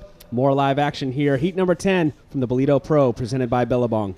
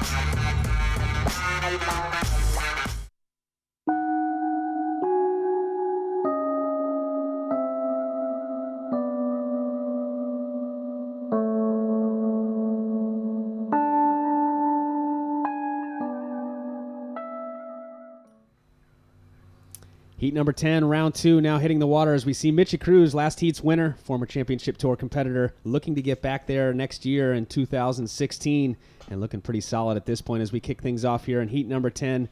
In the red, how do we say that? It's Solly Berry? Solly Bailey. Solly Bailey. And in the white, Michael Rodriguez. In the yellow, we have a former championship tour competitor, Nathan Hedge. In the blue, Alex Smith. As we look at Michael Rodriguez, we've only had one 10-point ride so far in this event. It took place yesterday, and that man right there, Michael Rodriguez, posted it. He also backed it up with a 9.20, giving him the highest two-wave total of the event so far. Conditions not quite like we saw yesterday, a little bit smaller, but the wind is onshore. It was onshore during his heat yesterday. It's actually side on as we see a paddle battle going down right here. A lot of surfers want it. Who's going to be in position? Looked like Hedgie punched through it. Somebody's on the left of the screen. And there they are. It is blue. The surfer Alex Smith. Not sure if he actually did an air or spun out of something there. We'll try and bring that replay back here in a second. But 3 or 4 surfers paddling for that one. And, Alex Smith getting that one. Yeah, really important to maintain or attain, I should say, priority at the start of the heat. So you saw Hedgie did that yesterday, paddle like crazy, and all surfers obviously really wanted that wave and get their account opened early and get into some of these waves.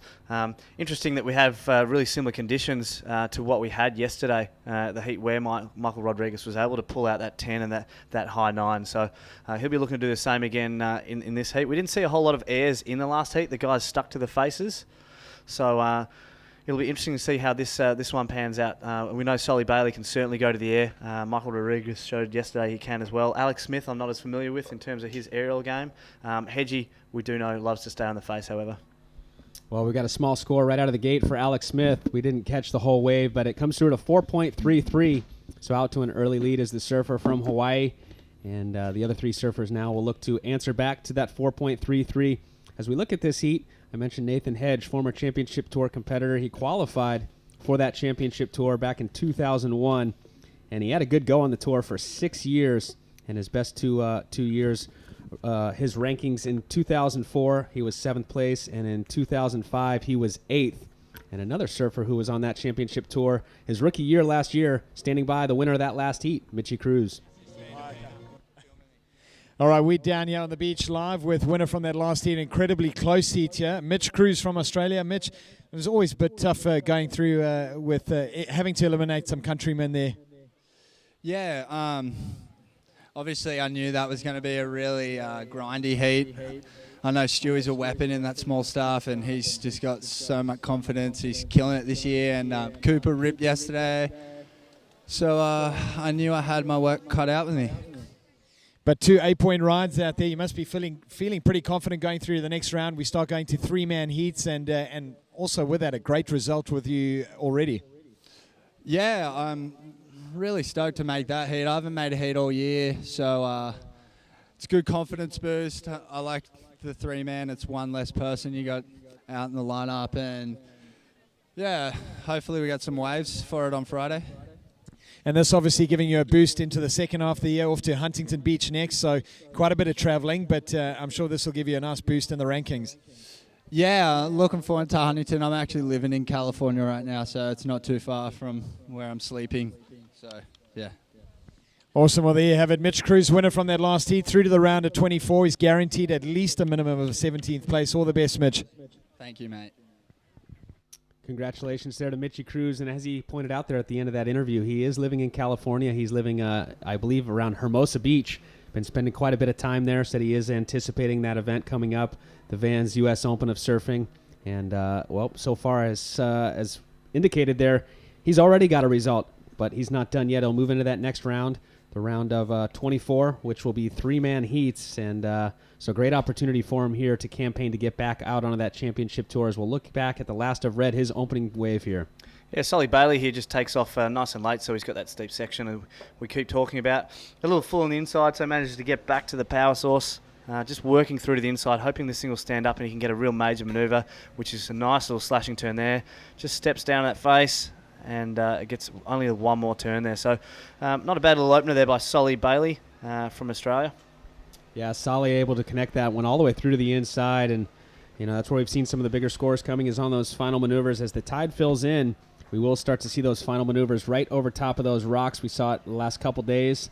And this morning, I believe it was 9:40 a.m. was our low tide. So well past that, we got plenty more water out there. And with the onshore conditions, we've seen a little bit more consistency in the last couple heats as we look out the back. This is Michael Rodriguez, unable to find any open face, so he'll kick out on that one. So now Nathan Hedge is our lone surfer to catch a wave. He has yet to catch one. He's out the back. He'll have priority.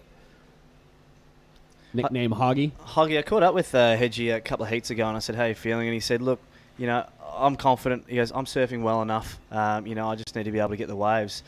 Really interesting. I caught up with one of the other South African surfers as well, Davey Van Ziel, who's coming into this event as a wild card. He got bowed out 2 heats ago, and he was actually saying, in contrast, he was really nervous. I heard Mark Lacomar chatting to a few of his French compatriots saying that he too is really nervous. So it's really interesting to look at the psychological approach and how the guys are feeling and how they approach these heats. A lot of these guys are have incredible ability, are really talented.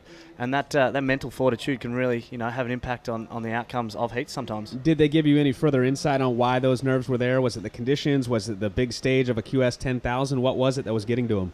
I think what they were sort of suggesting is with the higher seeded guys, the CT guys, they know what they're going to bring to the table. But what's happening with these conditions, everyone's on a level playing field, and everyone's surfing so well at the moment that, anyone could take anyone out. Well, looks like having to paddle out the back is the surfer in red, Soli Bailey. Nice carving turn there. All the way back to the whitewater. Catches a little bit, but look at this section he's got going. Getting a lot of speed as he goes into that next section. Jams it up through the lip.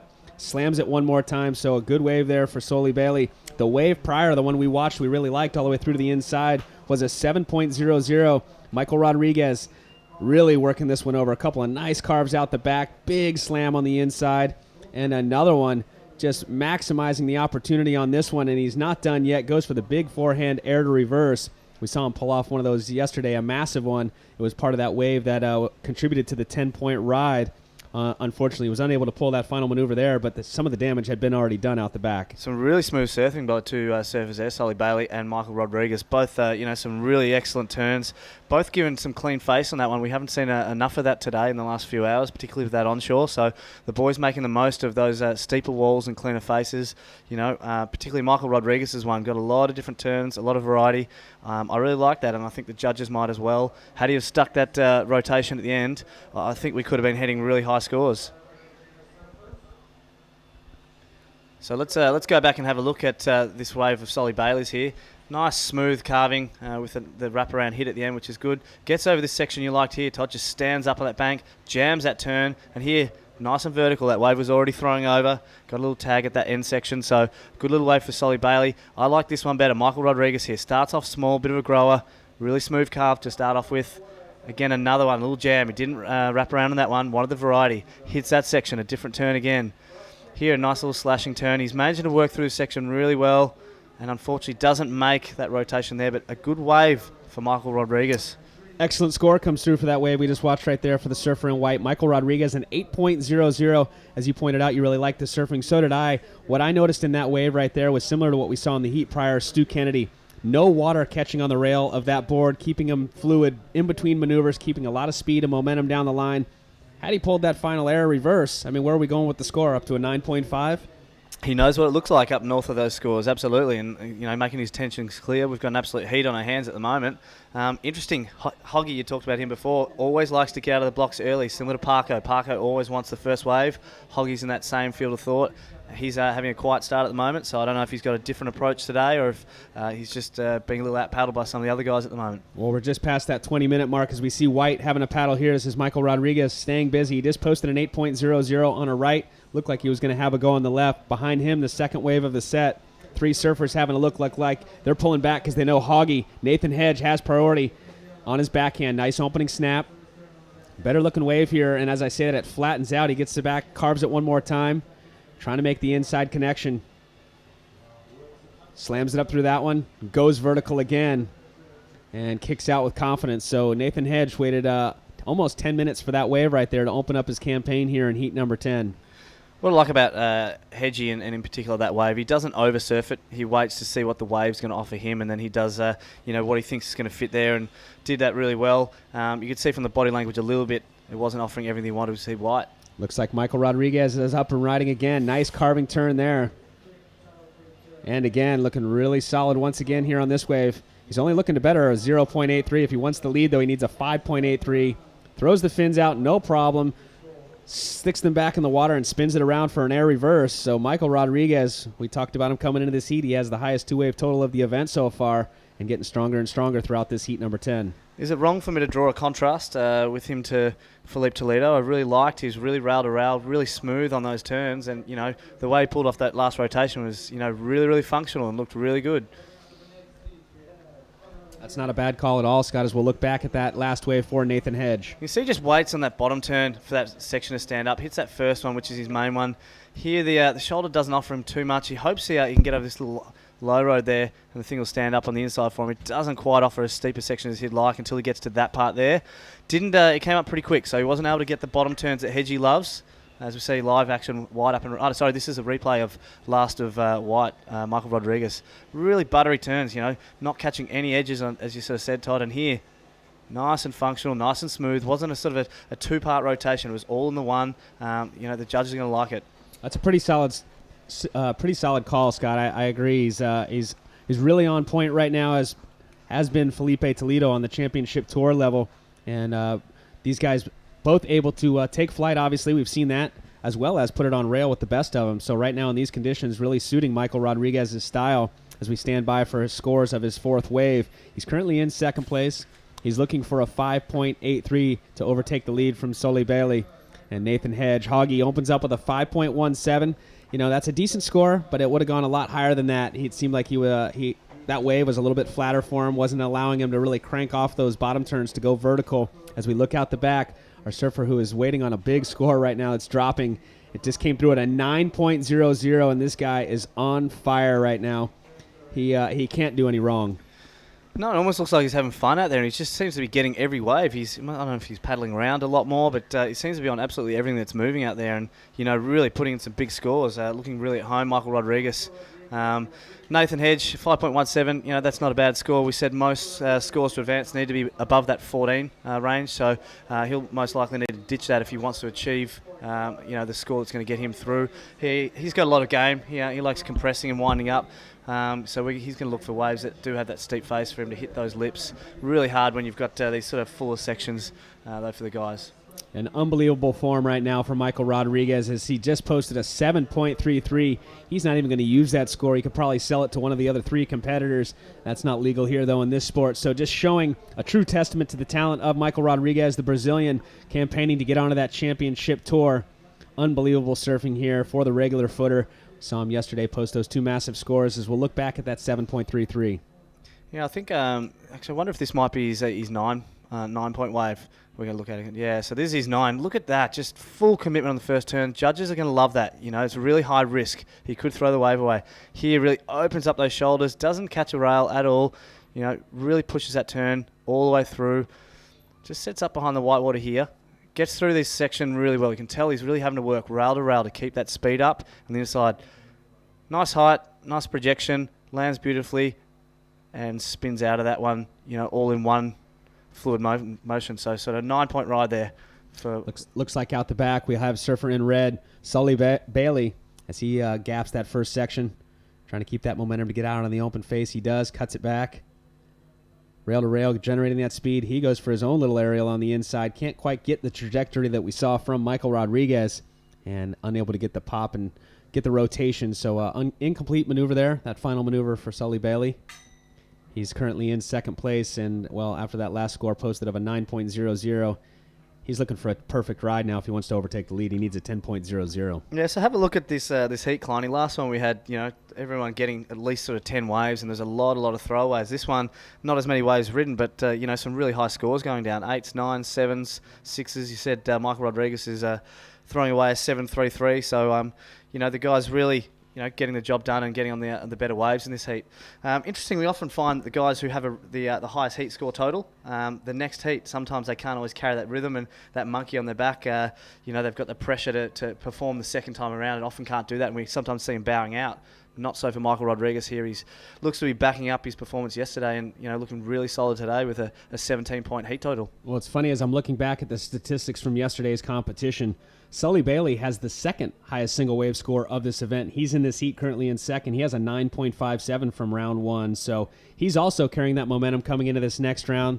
And, it's going to be a hard ladder to climb here for Nathan Hedge. He requires an 8.66 at this point. And Alex Smith, he's got a couple small scores on the board at the moment, a 4.33, a 0.73. He requires a 9.50. So a big score yesterday for Sully Bailey as well. Yeah, and if we just we're just waiting for some waves to come in here. Just to touch on Hoggy again. He doesn't have the backing of a major sponsor. He's doing some work with Salty Crew. He's trying to get some work going there in Australia. And we got a program here called Surfers Not Street Kids, trying to get some of the local South African kids to find a healthy outlet in surfing. And he's actually donated some of his T-shirts, some of his clothes, some equipment to those guys and that cause. So always been a great guy, always giving back. Nathan Hedge, genuine Mr. Nice Guy. Yeah, last year he went sponsorless, but he's got a good backing now with Salty Crew, as you point out. He's actually holds the license for the Australian distribution of Salty Crew, an up-and-coming brand in the United States. And, if you've got salt in your veins, it's a great brand, and it's good to see them partnering up with the Hog, I should say. The Dog is a surfer from the 90s. There's all kinds of animals out there, and Hoggy's one of them. Right now, though, he's in third place, and he requires an 8.66 as we look at the beach. Really filling in. Massive crowd here once again to see the world's best. Just past noon, they're probably grabbing their lunch here on a Wednesday. School holiday taking place right now, and a lot of grommets down there enjoying the water. Not too bad here, even though it is winter. Water's about 68 degrees Fahrenheit. Yeah, absolutely. So we see White up and riding again, just having a great old time, getting busy here, tagging that sort of end section. We see him almost catch his first rail of the heat so far there, and understandably so. It was a tougher wave, that one, Red. Now behind him, we are surfer in second place, Sully Bailey. Really getting a lot of speed on a smaller section there, and what looked like it was going to take flight. He actually, that wave closed out. Maybe his timing was a little off. He just kicks out the back. He was looking for a perfect score of a 10.00, but at this point, with so much time still on the clock, 11 minutes, 40 seconds to go, he's probably looking to back up that score that he has currently on the board, better his 7-point ride, and then bring down the score that's needed of that 10-point ride. So in the last few heats at this sort of 11-minute mark, surfers in third and fourth would generally be trying to get busy. At this stage of this heat, given that the two surfers in first and second, Michael and Solly, have got such high scores, Nathan and Alex in third and fourth are forced. Their hand's been forced. They both need high scores, so they can't really afford to go for some of these inside waves and force the issue. They're going to sit and wait for the higher quality ones that have that steeper lip, might be a little bit bigger and offer more scoring potential. Well, let's talk a little bit about what's on the line here at this QS 10,000, the Ballito Pro, presented by Billabong. 10,000 qualification points towards qualifying for next year's championship tour, a prize purse of $250,000, $40,000 going to the first place finisher. The current estimated cutoff to make the 2016 Samsung Galaxy Championship Tour is 18,000 points, so you can win more than half those needed points here with the 10,000 points on the line. And you also think there's going to be a major shift after this event. Coming into this event, Scott, we had only 620 points between the surfer who was in 11th, Kiowa Belly, and the surfer who was in 18th, ironically enough, Michael Rodriguez. And the gap is going to definitely close after 10,000 points and massive points on the line here as we see our surfer, current heat leader, up and riding right there, Michael Rodriguez. So a big shift is going to take place after this. And after the next event, the qualification QS 10,000, the Vans U.S. Open of Surfing, that's when we will reseed for the back half, the remaining events in 2015. Yeah, that's a really good frame up there, Todd. And to, I guess, give it more perspective, we've only had a few 10,000s this year. We've got a few more to come, or a lot more to come towards the back end. Off the top of my head, I think it's in the region of 6 or 7 more. So come the end of the year, there's generally only a handful of, a few hundred points between the guys, as we see Hoggy up and riding. Hoggy getting that speed down the line, snapping it back. Carving it back one more time there. So 2 quick turns outside. Looking to go more vertical on the inside, and he does. Finishes strong there, the Hog on the inside. Yeah, really good wave there by Hoggy. What's interesting is he's really finishing off. He's riding his waves a little bit more out, and I don't know if he's just getting some perspective. We see Blue up and riding here. Alex Smith, nice vertical opening turn there. And again, so 2 great snaps. He gets a third, too. This is similar to those waves we've seen there where the scores go up into that excellent range. We'll see if those turns were sharp enough to do that. Nonetheless, though, he maximized the opportunity that was in front of him. Yeah, absolutely, and he needs that excellent score. Just coming back to that point on Hedgie, like I noticed it yesterday, I didn't sort of touch on it. He's really riding out the end of his waves. I don't know if he's so intense when he does paddle in, he's trying to just get the oxygen in before he paddles out again, or if he's just thinking about how that wave went, or if he's trying to sell it to the judges. I'm not sure. What are your thoughts? I think you're referencing the way he kicks out of the waves. No, he just rides them out completely. Well, that's but what I think he's doing there, as we'll look at this replay for last of yellow, is I think he's showing a lot of confidence when he kicks out, and that goes into the mind of the judges. I don't care how hard you rip a wave out the back, if you show frustration, you slap the water, maybe hit your board. Well, if you're not happy, why should the judges be happy? Every time he kicks out with confidence, and that goes into the judge's mind, and I think it's a very good idea the way that he's conducting himself out there in the lineup. So you're saying judging criteria now incorporates happiness? It definitely doesn't warrant negativity, I can tell you that, because we've seen it over the years past, and guys making different gestures. And, if you're positive, then a lot of times the scores will reflect as such, as we see our current surfer in white up and riding. Not the wave that he wanted. He's already got an 8.00 and a 9.00. But again, I just think confidence goes a long way. I mean, I don't care if it's gymnastics or any of the other subjective sports. If you're not happy with your performance, why should anybody else be? Yeah, there's a lot to be said for the body language too, isn't it? It's a major part of communication. So, Hoggy looking really good on that sort of last wave of his. As we look here, surfer in blue, Alex Smith finally getting busy. He was looking for a high score here. You referenced going left. 2 vertical snaps so far and a third one. So, in particular, those first two turns were vertical. Did he have enough speed that the judges like? Did he have enough flow and momentum through him to get him that really high-end score? We'll wait and stand by. What are your thoughts? I doubt that it'll be a 9.5, but I tell you what, it's going to be his best score by a long shot at this point. I think it's going to knock on the excellent range. It's going to put him right back in this heat. He's not going to need much then to get up into second place. If you look at Sully Bailey, who is currently holding that second position, he's got a 7-point ride and a 6.83. Score starting to drop for Alex Smith. There they are. It's a big one. It's in the excellent range. It's an 8.10. Those 3 turns were vertical, critical.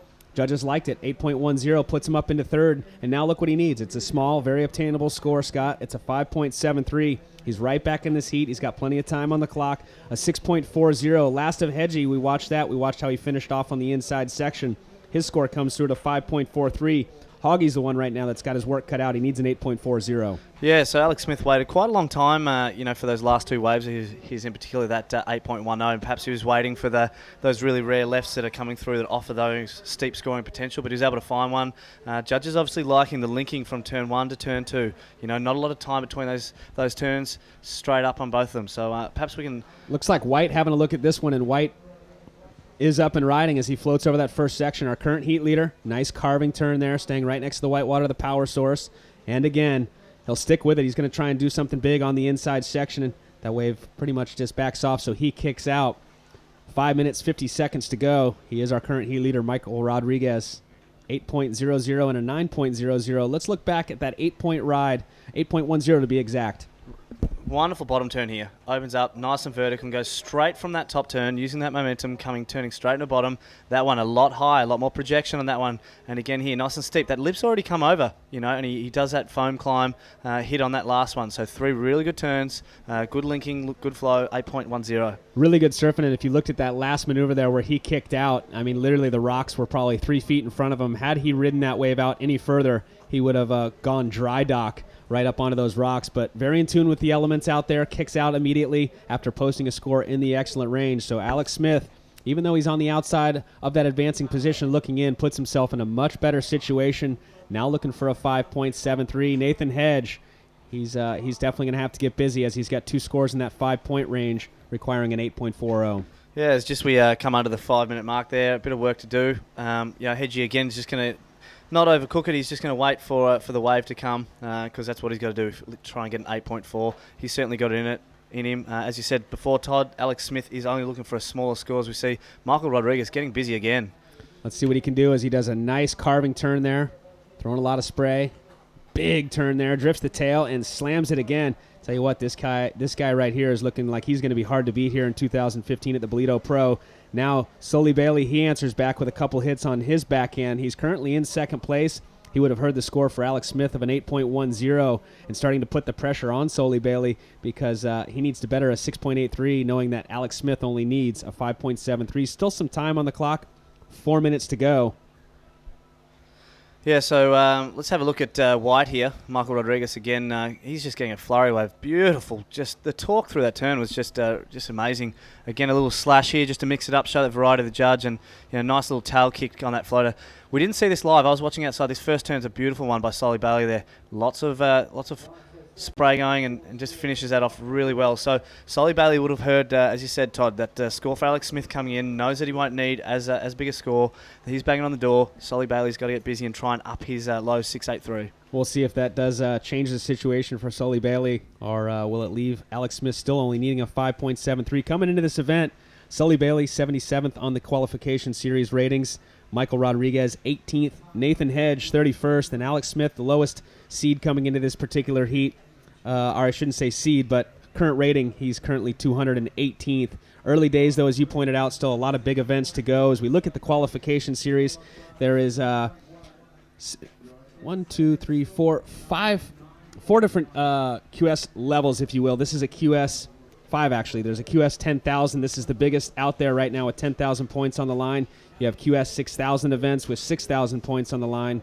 QS 3,000, QS 1,500, QS 1,000. So, those little QS 1,000s, they can be good to get your seeds up, if you're one of the new up-and-coming kids and trying to get into these prime events. You have to qualify to get into these big events. Yeah, absolutely. It's not just for anyone to enter. So I chatted to WQS Commissioner Travis Logie earlier on. He was suggesting a lot of the guys, there's not a lot of QS 6,000s around, so the guys need to be hitting those 3,000s up to get those extra points, as we see White, Michael Rodriguez getting busy again. It's like there's 4 of this guy out here. He is non-stop as he goes for what we call a club sandwich. It's a maneuver that Josh Kerr put on the map a couple years back at the Quicksilver Pro on the Gold Coast. Was, I think, the first time we saw that maneuver. And scores coming through for the wave prior might even change his situation a little bit. He may increase his lead even a little bit more over Solly Bailey. Sully's last wave did come through at a 7.10, so it helped him out. But have a look. An 8.40 was just posted for Michael Rodriguez. Now, Solly Bailey requires 2 waves totaling 17.41 if he wants to overtake the lead. Alex Smith, though, even though that 7.10 was dropped by Solly Bailey, looking for a 6.00. Blue is right in this heat. Yeah, and I'm right the copy now. Michael Rodriguez, as you said, throwing away a 7.33 and also an 8. The guy's just having an amazing heat today. Conditions not all that pretty, but the surfing absolutely very, very pretty. So really critical, really on point.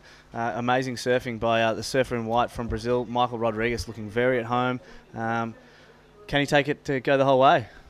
Well, we'll see. There's a lot of elements in our sport, as we know. It's not like the other stadiums or arenas out there for the other sports. A lot of variables that go into play. You have to be in rhythm with Mother Nature and get on those sets. It's the surfers that are able to eliminate a lot of the other variables with the right equipment and the right decision-making. This guy is up and riding once again. He is nonstop. Michael Rodriguez, huge forehand air, tail-high reverse, and you can hear the local crowd appreciating this international surfer from Brazil. Michael Rodriguez, we saw his performance yesterday, the highest 2-wave total of the event, a perfect 10 and a 9.20 for a 2-wave total of 19.20. Now in this heat right here, another solid performance, his 2 waves totaling 17.40. Yeah, and also I guess the other part to that too is that the number of waves he's been catching. So it'll be interesting to see if the surfers in the next heat, follow that same strategy, just getting really, really busy. As we see last roll of dice potentially for Alex Smith. Not happy that wave isn't going to offer up the 6-point ride that he needs, and we see Hoggy. Here's the Hog looking for a score up in the excellent range. Needs an 8.67. Climbs up over the first section. He needs some open face.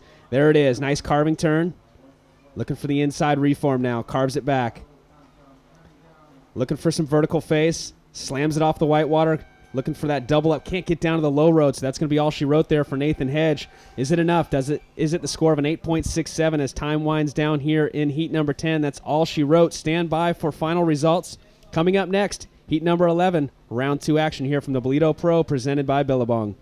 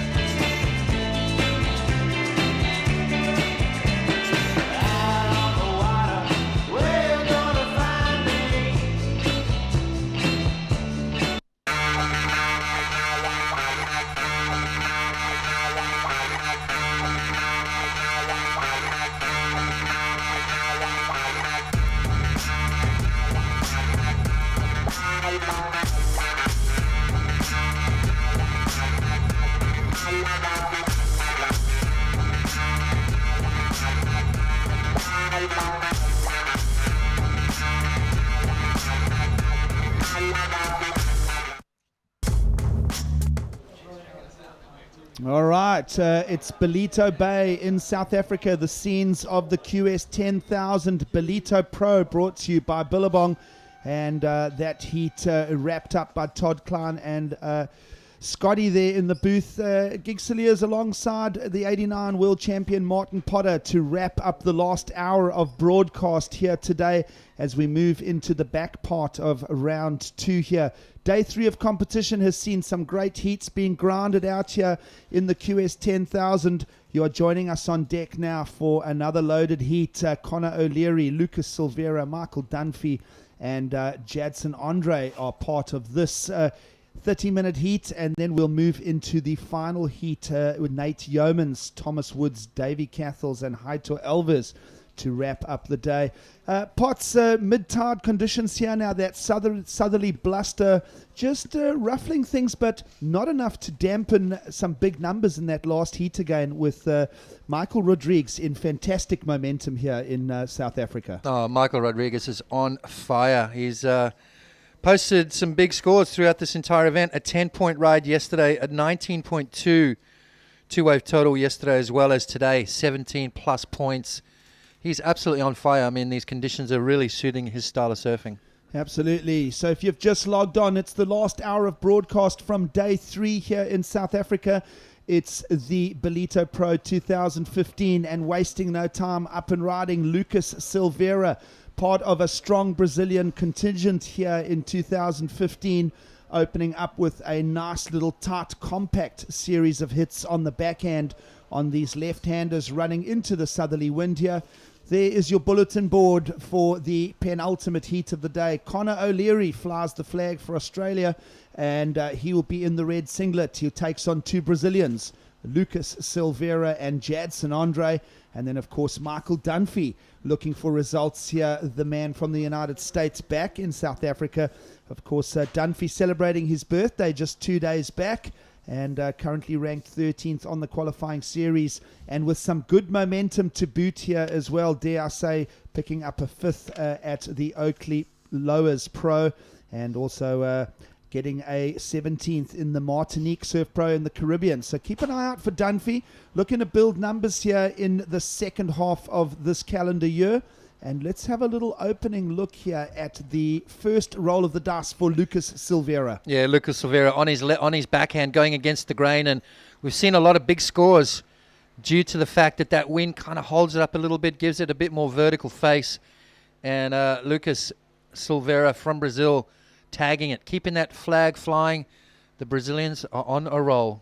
Yeah, Potts, it looks like as the minute the surfers can get some strong angles on these slightly weaker swells, the points just start going through the roof, as does this opener here. It's a good solid banking score for Lucas Silveira. We might get another replay of that first wave of white. It does check in at a 6 point, so a good solid foundation building score for the Brazilian early on here.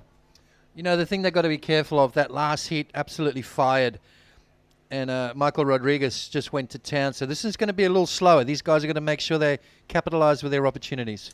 Absolutely. And as we wait for our other surfers to engage rides here, we will go down to the winner of that last heat down there with Jared at ringside.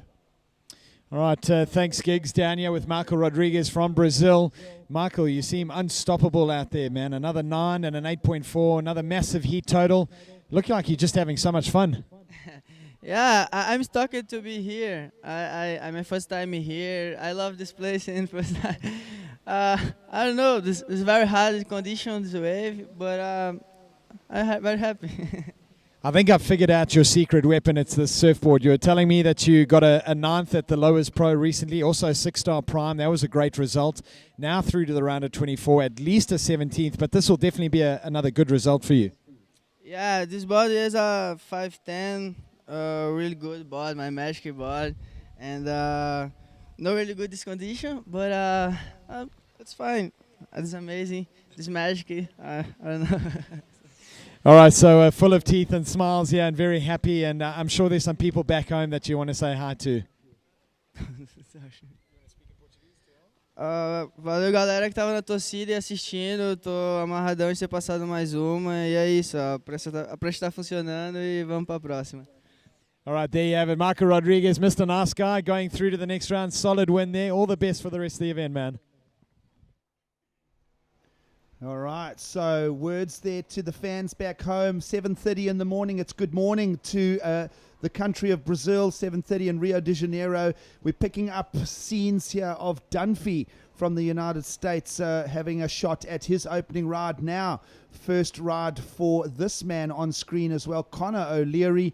Good crack on the backhand as well. So during the course of that interview and just after, all surfers now engaging in opening rides. But while the Brazilian heat winner Rodrigues was being interviewed, Jadson Andre out the gates, nailing an opening score. So we're going to have a look at those on replay shortly. But all four surfers with opening rides now to consider here, Potts. Yeah, exactly. How many waves do you reckon Jadson's going to get in this heat? As he snaps it off the top there. Jadson, just his work ethic is second to none, Gigs. He's quite active on a wave. He's active in his heats. He's always got a big smile on his face, milking this one through. Watch how he doesn't give up on the wave. Bangs it off the top. You think he's finished? No, he wants more. And another little check turn right there. So Jadson Andre, the Energizer Bunny, I think you called him yesterday. He was on fire. Here we go. Surfer in yellow, Michael Dunphy. Watch this last turn here. We're going to see a lot of this with a higher tide. Bang, right there. Throws the fins out the back of the wave. Beautiful finishing move there for Michael Dunphy. All right, so packaging the action there live now with Lucas Silveira. Wave number 2 underway, a strong rail turn. Beautiful fluid approach to that surfboard, just beautiful transitions. His weight front foot to back foot is just seamless, and it's a great delivery there for a second score for Lucas Silveira. Judges will now consider that. Wave number 2 of that man in white, Lucas Silveira. The judges will also owe us now opening scores for O'Leary in red, Dunphy in yellow, and Jadson Andre in blue. So great opening pace here to the heat. Everybody coming in with a decent delivery to start momentum here, Potts, early on. And let's have a look here because the momentum won't stop. This is now Dunphy with wave number 2, waiting to get a score for his opener. That will be a throwaway score in the context of the heat. Yeah, you know the thing I like about the tide right now is that we're going to see that shore break stand up. We're going to see some radical finishing maneuvers. There was a big scores went down in the last heat, a 9 and an 8.4 from Michael Rodriguez. So I dare say we're going to see some fireworks in these last 2 heats of the day. Here we go. This is the surfer in red on his backhand. Connor O'Leary milking it all the way through the inside here. Nice drawn out bottom turn. Snaps it nice and vertical.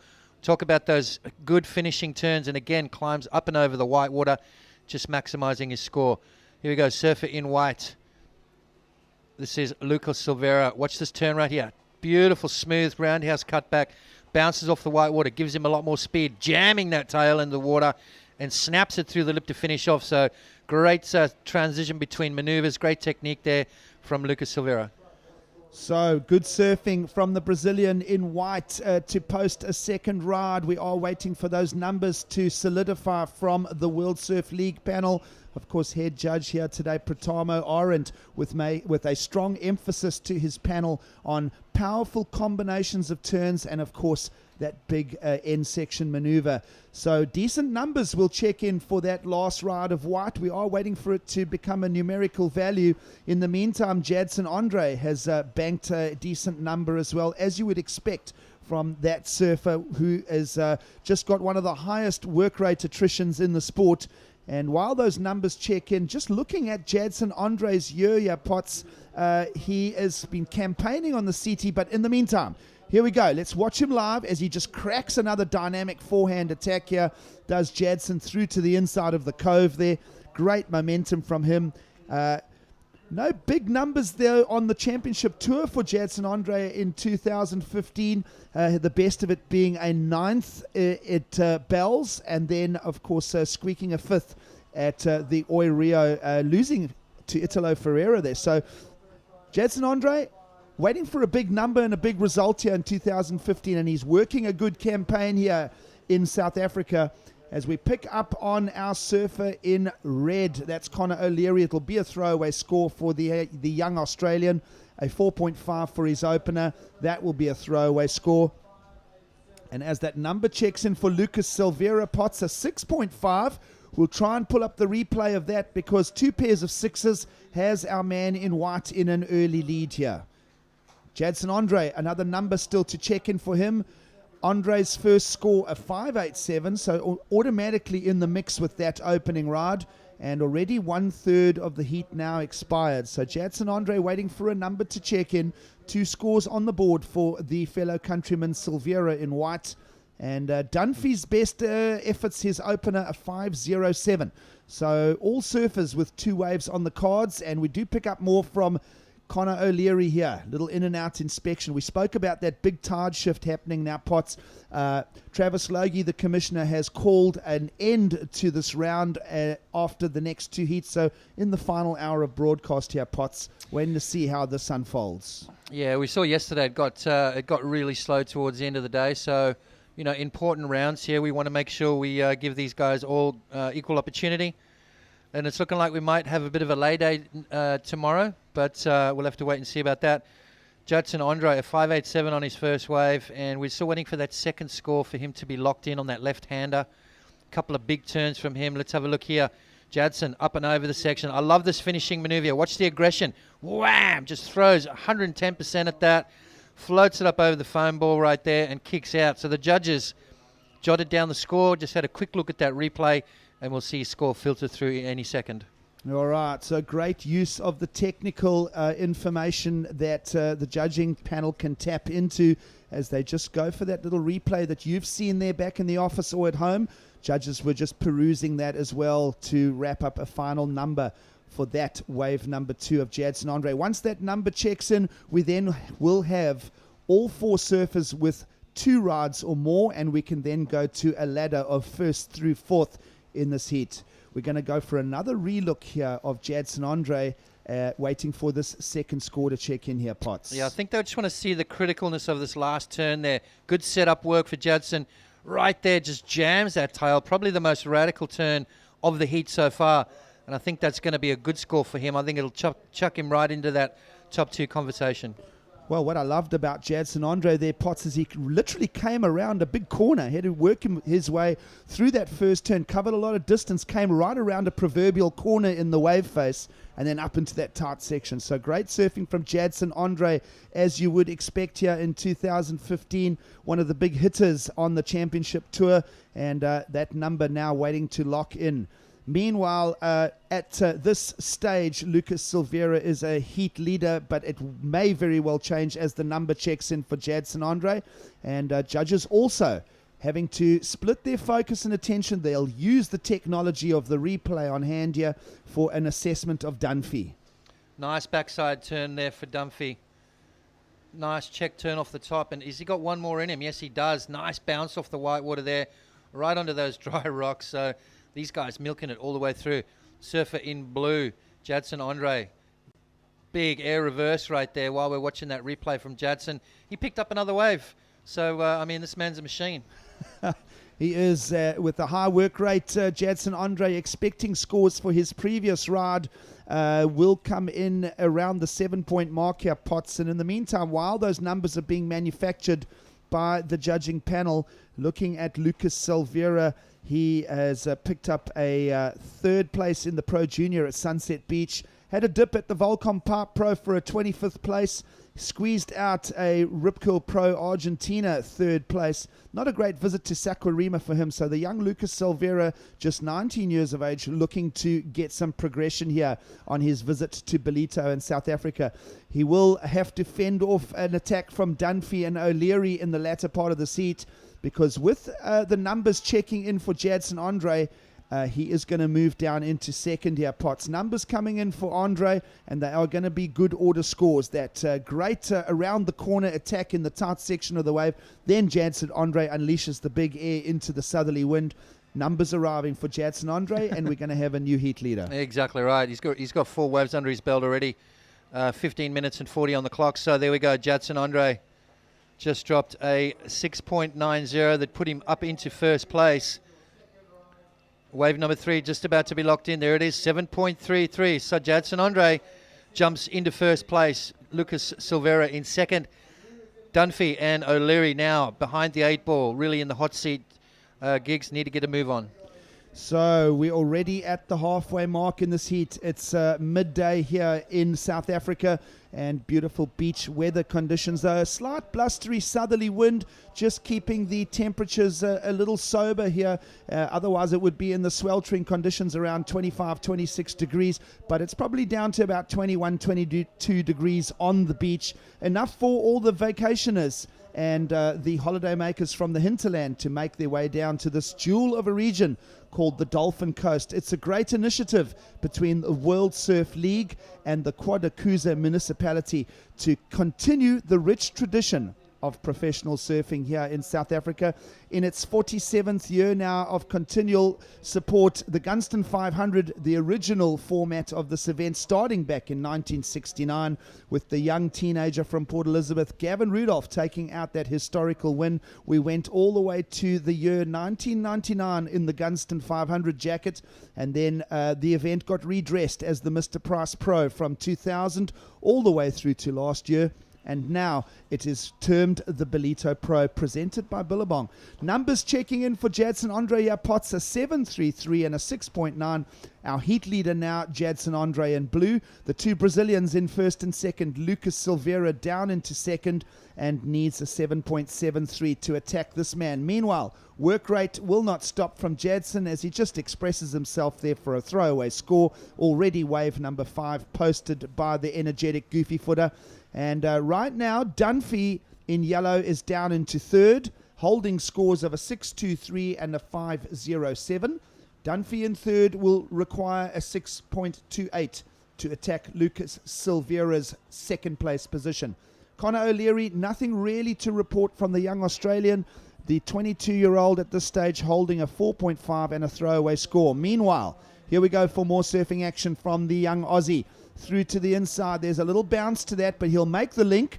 That's a nice crack. Now through with some glide and a nice wraparound on the rail carve. I see Potts' head with a little acknowledgement nod there as we'll go to the analysis of that backhand attack of Connor O'Leary with a replay shortly. But a useful way for him with 13 minutes on the clock. You know, he's only got a 4.5 at the moment in his scoreline, so that's going to be a nice little backup for him. Let's have a look up and riding. All right, here we go. Live action continues. Guess who's up and riding again? It's Jadson Andre. Is there a maximum wave count here, Potts? Because he could reach it quite quickly, already posting a 6th ride right there. And this is testimony to Jadson Andre's success. We've spoken about these broken beach break conditions a number of times. Here's O'Leary on the replay. Yeah, nice little effort right here to get through to the inside. Tags it nicely. I love this next turn right here. Drawn out bottom turn and really gets a nice rotation off the top right there. So Connor O'Leary, that was a couple of beautiful turns. Here we go. This is live action. All right, here we go now. Some reply from Dunphy, the American surfer on the backhand, looking to see if he can find something into that steeper section. Oh, that is right amongst the bricks there. I'll tell you now, you'll see there less than waist deep water. These are the rock coves of the Ballito shoreline. It's a great little jewel on the east coast of South Africa, about 30 minutes north of Durban, the big harbour city. And we are in the higher latitude. So water is in around the 22 to 23 degrees centigrade. Google that as a Fahrenheit. I'm useless at it. I grew up with the centigrade scale. But you can wear board shorts and maybe a 1mm surf jacket for a comfortable few hours in the water here. And let me tell you, if you've never done a surf trip to the east coast of South Africa, pencil it in for around this time of year because you are going to score waves par excellence. Yep, waves and weather. It's nice and warm and locals are super friendly. Beautiful part of the world. A surf city, that's for sure. So numbers checking in now with 11 minutes on the clock for our 4 surfers in the penultimate heat of this round 2. We are waiting for a score to reach Connor O'Leary in red. Backhand attack from the young Aussie. Might try and get another relook at that. He is lying 4th and he needs a big requirement of an 8, so he needs to build some scores as a platform. Here's one of those building blocks for Connor O'Leary, a 6.03. That's going to be a useful score because now his requirements are lessened to a 6.48. So O'Leary now back in the discussion here with 10.5 to go on the clock here in fourth place. Dunphy lying third, replacing a score there, a 6.23 and a 5.07, his two numbers. Also a 6.28. So mid-range sixes for both our third and fourth place surfers required. All right, let's have a look at the surfer in red. This is Connor O'Leary. That's a 6.03. This is where the wave kind of went a little fat, so he's got to do all this transition work to try and get himself through to that inside section. He does. Nice turn right there. I love this last turn. Watch how low he gets off the bottom. Spring-loaded attack right here and just unleashes a beautiful turn. Gets a little drift on that turn as well. So great commitment, great technique right there for Connor O'Leary. Yeah, great wrap-up at the end of that ride there, Potts. Couldn't help but thinking that there was another whole point and a half that went adrift because the wave let him down right in the beginning. But he's going to continue momentum. He's going to pick up on Jadson Andre's notebook here and keep a work rate going as we are inside the last third of this heat now. Let's have a look at Jadson Andre's last ride. We're waiting for that to come to screen. And also a little value for Connor O'Leary. Here we go with Jadson. Yeah, Jaddy on his forehand. Nice quick snap there from him. Waiting for this wave to stand up again. Lightning fast surfing from Jadson. And then throws the tail out. 3 solid maneuvers for Jadson Andre.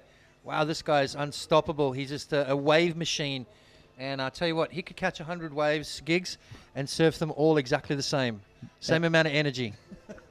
Well, I tell you what, he has a good nutritionalist in his camp because his energy levels are high here. And he is working what we would call a very typical beach break that very closely resembles where he would have grown up. Well, a lot of the Brazilians are feeling comfortable here, you know, hence the good results that we've seen. A lot of them feel at home on these little beach breaks, and we're seeing a lot of them come through, make it through their heats, so definitely feeling at home, that's for sure.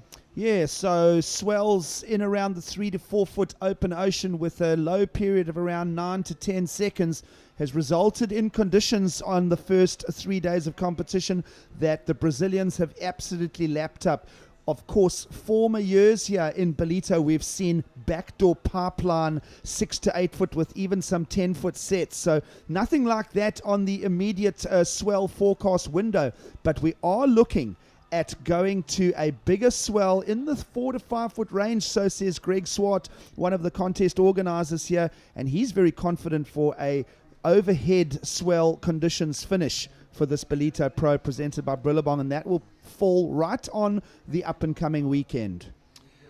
Yeah, we've got through a lot. Once we finish off this round 2, we're going to have a lot of time left up our sleeve with 4 days left in the waiting period, and I would imagine that the commissioner Travis Logie would like to get this thing finished on the weekend in front of a huge crowd and some pumping waves. Absolutely. So swell conditions and weather conditions looking premium for the climax of this event later in the window. It is day 3 of competition. You're joining us with 7 minutes remaining on the clock here on the east coast of South Africa. Your 4 surfers in the lineup there. You'll see they're all bunched fairly close. This has been a wedge-shaped left and right peak that we've been utilizing for 3 days. It is getting a little ruffled with the afternoon winds, so much so that the Commissioner Travis Logie, along with the contest organizers, have said we'll wrap up round 2. We are in the penultimate heat of that, so 1 more heat to go. In 6 minutes' time, we'll kick that off, and then we'll wrap up day 3 of competition. Potts, some great surfing through the morning again. A strong theme that we've spoken about is work rate for our surfers in these mixed condition beach breaks. And then, well, when you start talking that, you can't help but bleed the subject over to the Brazilian camp. Yeah, they've definitely done well. The Muniz brothers as well have started to impress me. Italo Ferreira didn't look like losing his heat, so he's still on a bit of a roll. I think the Brazilians are looking well. Medi Verminati from France, I thought surfed really well today as well. Mark Lacamore, strong on his backhand along with Johan Daru. There's been a lot of highlights, really. Yeah, absolutely. Good flag flying from the European contingent there here in South Africa. Now less than 6 minutes to go as the Seabreeze fans the beach scenes here at Ballito. We are north of Durban, as we keep mentioning, for those of you who may have just plugged in and looking for some more numbers to reach our surfers as we go to the back part of this. Jadson Andre is in the lead, as you would expect from a championship tour surfer. He is also a 2-time champion of the Cascais Billabong Pro up in Portugal. So great to see Billabong behind these qualifying series events. Meanwhile, this man, O'Leary, on screen, down into 4th place, needs something special, and he'll whip it away on the backhand here. This might just end up being a useful score. One of his counting two is a 4.05. Now it's an exchange as Lucas Silveira, our second-placed surfer, cracks away to respond to O'Leary there. So a little exchange. We're well inside the 5-minute mark. Now all surfers delivering numbers for the judges to consider. This is Dunphy looking strong. Through to the inside, the guys are using that right-hander again. Seems that the tide shift is just bringing that wave a little more into the inside sandbar area. Does Jadson Andre become any of this discussion? All three surfers, Silveira, Dunphy, and O'Leary, with now judges working on scores for these 3 rides. Yeah, let's have a look at O'Leary's wave first on his backhand.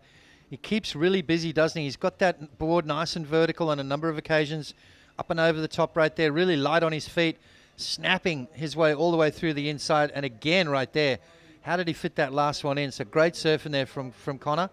And right behind him, this is Lucas Silveira trying to improve on his second spot, trying to get rid of that 6.0 and put a bigger score in there just to solidify himself in the top 2. Nice finishing turn from him, and kicks out of that one. Dunphy, back-to-back waves here for all these guys. The judges have been very, very busy today. A lot of waves have been caught, and that one isn't going to go into Dunphy's top 2. All right, so judges considering that exchange between the 2 natural footers and the goofy footer there. O'Leary on the backhand with some great lethal cracks, and I think the judges are going to respond well to that because he got it with a lot of power in the pocket, and a good number is now being manufactured by the judging panel for Connor O'Leary in red. That'll bring him right into discussion as we move towards the 3-minute remaining mark. Scores also for Dunphy, not going to be a huge one, but Silveira will be pegging a decent number as well. Your second place surfer in white, already a 6.5 and a 6 to his credit, looking to just nudge the barrier and cement that second place position. But another score to come for Silveira. Let's wait and see. It's a real close seesaw here for second place as we go inside 3 minutes remaining. Jadson Andre is out front in this heat, but the discussion now a topic between O'Leary and Silveira, and that last exchange, Connor O'Leary a 7.3, last of white a 6.67, but a change in the order here, Potts. Now first blue, second red, and now third Silveira. So your surfer in white, we'll look for more from him, but on screen is Jadson Andre. He'll just flare that one away. He is your heat leader, a 7.33 and a 6.9. But the Australian, now part of the discussion, Connor O'Leary, a 7.3 on that last ride, Potts. Now, how does he defend any last-ditch efforts from Lucas Silveira in white and Dunphy in yellow? Well, I think he's just got to try and get priority. I mean, he's gone from 4th all the way up into 2nd spot. Ultimately trying to improve on a 6.03, but with just 2 minutes remaining, he's got to play a little bit of defense here right now. He's got to try and get that priority and hopefully hold off Lucas Silveira. But it's in saying that, he's also got to keep a close eye on Michael Dunphy, who only needs a 7.11. So this is a very tight heat here. Jadson Andre quite comfortably in first place. A 6.94 required by Connor O'Leary if he wants that spot. All right, so Connor O'Leary with momentum here in the back part as we approach the 90-second remaining mark. Important to note that O'Leary is gaining momentum in 2015, picking up a 9th at the Quicksilver Pro Saquarema just a short few weeks back. So momentum building here in 2015. Does he hold this second place position and keep a spot for an advancement into the next round here in Ballito? We'll find out as we hit the 1 minute mark now. Jadson Andre will possibly want to keep busy as well. Now, this is an all-important ride for Dunphy. Last roll of the dice. He needs a 7.11 from the judges. He keeps it tight. It's right in and amongst the rocks there. He's trying to manufacture that score here, Potts. And now, this is O'Leary defending that second place position. So an important exchange here. O'Leary looking very smooth on the backhand. He'll want to just nab another one. He does wrap it up nicely, and a good delivery there from the young Australian. Well, is it going to better his 6.03 and just solidify that second spot? Dunphy looking for a 7-1-1. 2 big backside snaps. Wow, 30 seconds to go. Exciting finish. Well, all happening here in the dying seconds of this Heat 11. The penultimate heat of round 2. Now we're picking up on this man here. This is Lucas Silveira, third place surfer, looking to reach for a progression here. Big squared off turn. He just sort of rotates that, and it's an exchange now with your heat leader on frame, Jadson Andre. And the beach commentators count it down to finalize the heat there. Judges will have to consider all of these rides. And we're picking up on Dunphy as well. So a big flurry of scores here at the end here, Potts. Lots for the judges to get busy with real quick as this heat wraps up. Yeah, the next heat will be on standby once they until they get all these scores locked in and sorted out. We could have a lead change. You never know. We'll have to wait and see. Conor O'Leary got a good one. Lucas Silveira, a nice way to finish off, as did Michael Dunphy. So it is in the judges' hands right now, and we basically sit back and wait. Well, we'll sit back and wait for the judges to put numbers to Jadson Andre, Conor O'Leary, Lucas Silveira, and Michael Dunphy. We'll leave you with a short break. Don't go anywhere. We're back to bring you final results of the heat and, of course, wrap up the final heat of day 3 here. Stay with us. It's the Ballito Pro, brought to you by Billabong.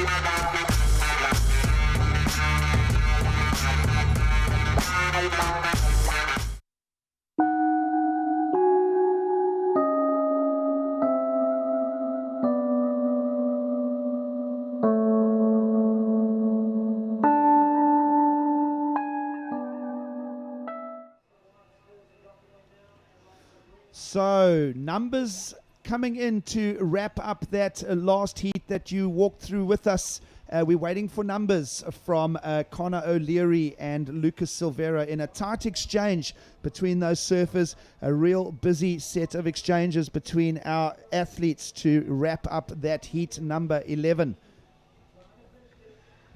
Well, I'll tell you what, Conor O'Leary, a 7.07. That took him up into first place.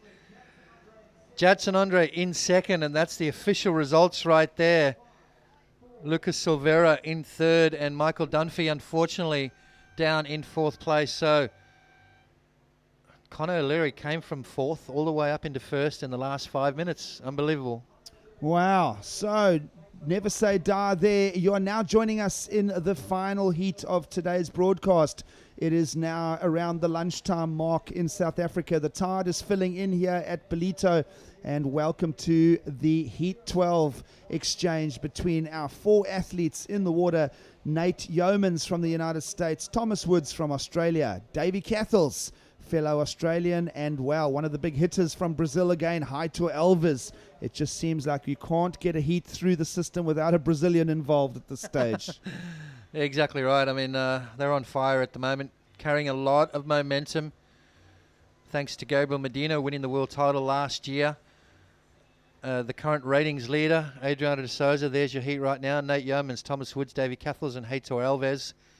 And a truly international heat. 2 Aussies up against a Brazilian and an American. But yeah, you know, thanks to Medina, the Brazilians are on a major roll. Current ratings leader at the moment, Adriano de Souza. World number 2, Felipe Toledo. Italo Ferreira, rookie on tour, number 8 in the world. So the Brazilians are on an absolute tear right now. Yeah, absolutely. We don't mean to make it the entire subject of discussion here at Ballito, but it is a very, very strong theme to consider and to continue to debate. And with the Brazilian Heitor Alves in this heat, it will continue to be a subject of discussion.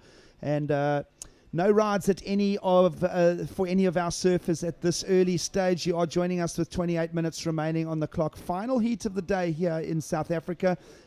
Forecasts looking like they will go a little worse tomorrow, and there has been an official call to be made that we will make a call at 7 a.m. on Friday.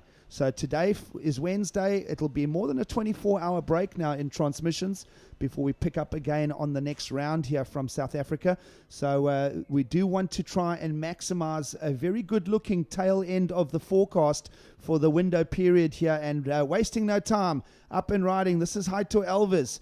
Broken conditions here in the southerly winds. We have been continuing to talk about that, but gee, didn't O'Leary do a good job of doing a comeback in that last heat? So there are still waves on offer out there, and we'll look to see what we can squeeze out of the last 27 minutes here. Yeah, that was a great comeback, and it goes to show, you're in the heat all the way to the end. You're never going to give up. You never know what the ocean's going to offer you. You might paddle out and get one of the best waves of the day. Here we go, up and riding. All right, so join us with Davy Cathels, one of the Australian crew making the trip here to South Africa. Of course, Davy Cathels, currently 39th on the QS, looking for results here. He started surfing at the age of 9, so he's got a lot of surfing years under his belt. I always hear about the mythical 10,000 hours, as an athlete, so he would have surpassed that quite a few years back, Davy Cathels. Best this year is a 9th at the Burton Automotive Pro up there in Newcastle on the New South Wales coast of Australia, and waiting to see if Davy Cathels can find some numbers for us here in this encounter. It'll be a small throwaway score, in fact nothing but throwaway scores to discuss at this stage. Cathels around a 1 point mark, and Haito Elvis just a decimal score. Nothing on the cards yet for Nate Yeomans and Thomas Woods. And just going back to the area that we're in here, for those of you who have not made the trip to this part of the world, it's a beautiful climate, warm water, and a fantastic place to visit here, the Ballito area just north of Durban. And having said that, let's go down and plug in with Jared for one of the last beach interviews of today. All right, we're down here live on the beach. Sorry about that, Kai. We're going to catch up with Conor O'Leary, a last-minute win in that heat. You must be super stoked. Yeah, no, I'm starting from 4th for 12 minutes or so, or maybe the rest of the whole heat. Yeah, it's good to get a couple at the end and get through. Coming up against guys like Judson Andre, we always know the Brazilians are a tough competitor to go up against, but just kind of going about your own thing out there and trying to get the best waves? Yeah, I mean, there's so many good surfers in this whole thing, and yeah, I mean, people like Judson and most of the CT do these prime events, so yeah. And tell me, there's not been too many surfers that I've interviewed where I'm looking up so tall. You're quite a big guy. Do you struggle out there in these smaller conditions? Well, I live in Sydney, so waves like this every day, so I guess I get good practice in surfing bad waves. And Conor, obviously you've had, I think it's 1/5 and 2 9ths as well. Now you're going into the round of 24. This is certainly, I think, going to be a keeper for you. Yeah, 100%. I guess it's more of a confidence thing, just getting through heat by heat, and yeah, I'm just focusing on every individual heat, so yeah. Awesome. There you have it. Conor O'Leary from Australia with a solid win there, last-minute win over there ahead of Judson Andre. Through to the round of 24, the best, bud. Yeah, thank you. Thanks heaps. All right, so great topic of discussion there, Potts. Building confidence. You start getting those heat wins, and everything just seems to start going your way, right? So that's the psychology that Conor O'Leary will want to keep, as we have a split peak here between Nate Yeomans in red on his backhand, and that was split, I think, with Davy Cathels. We'll pick up on that. This is going to be a reasonable opener in the ever-changing conditions here for Nate Yeomans on the backhand. His opening ride. Clock already down to the 23-minute mark here in Ballito. So Nate Yeomans using up about 6 to 7 minutes to pick out that opening score. Of course, Haito Elvis posting a 5.5 as well. We'll get all of those numbers to you shortly. But nothing on the cards yet for young Thomas Woods. Let's go and have a look at the replays here. Yeah, let's have a look at Nate's first on the backhand. Both guys splitting that peak there. So obviously communicating. As we see Nate getting that board rocking and rolling, surfed really well yesterday afternoon in very similar conditions. Waited quite a bit of time though, uncharacteristic for Nate. And here we go on the backhand. Davy Cathels up and over the top of that one. Did not quite connect on that last one, so it's not going to be a huge score, but a momentum builder. We heard Conor O'Leary talk about getting that confidence going. I think that the difference between someone that's going to win this event and someone that won't is that confidence level. I think all these guys are amazing talents. They've all got, pretty much equal ability. It's that little thing called confidence that goes a long way. Absolutely. So that self-belief will build momentum for Conor O'Leary when he reappears in the draw on Friday. But for now, we are wrapping up a Wednesday afternoon here, and have a look at this. This is your surfer in yellow, Cathles, who may have got the better of that split peak exchange a little earlier over Nate Yeomans, and now backs it up with another left. So high work rate from Cathles. We've been speaking about these low period swells, these beach break mixed conditions, ever changing. We're also dealing with the spring tides, what you, the Australian audience watching, will call the king tides. Of course, full moon around the world, and that does play a part. These are small, little, they not big footprints, these bays. They're only 100 or 150 yards, these little rock crescent bays. So the water does tend to splash and move around the bay quite a lot here, and that does affect the wave face itself. Yeah, Davey Cathel's up and riding. Back-to-back left-handers here. Tagged that one nicely there as he finished off right on the rocks. So Davey Cathel showing some commitment right there. A 5.07 on the wave before. Pushes him up into first place and then backed it up with a 4.0. So only low-scoring heat at the moment.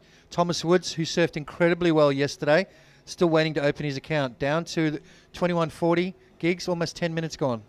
Absolutely. So that 30 minutes on offer does go by fairly quickly, especially when you find yourself with no scores to your credit and a third of the heat already expired. There you can see how the southerly wind is really kicking in now. It's lifted another knot or two. Those seahorses, the white seahorse caps out the back, really starting to almost roll into the lineup now. We are inside a little crescent bay here and enjoying that shelter, but certainly now the wind ripping through the lineup, and it will be a test of wave selection here as well as performances for our 4 athletes in this final heat of today.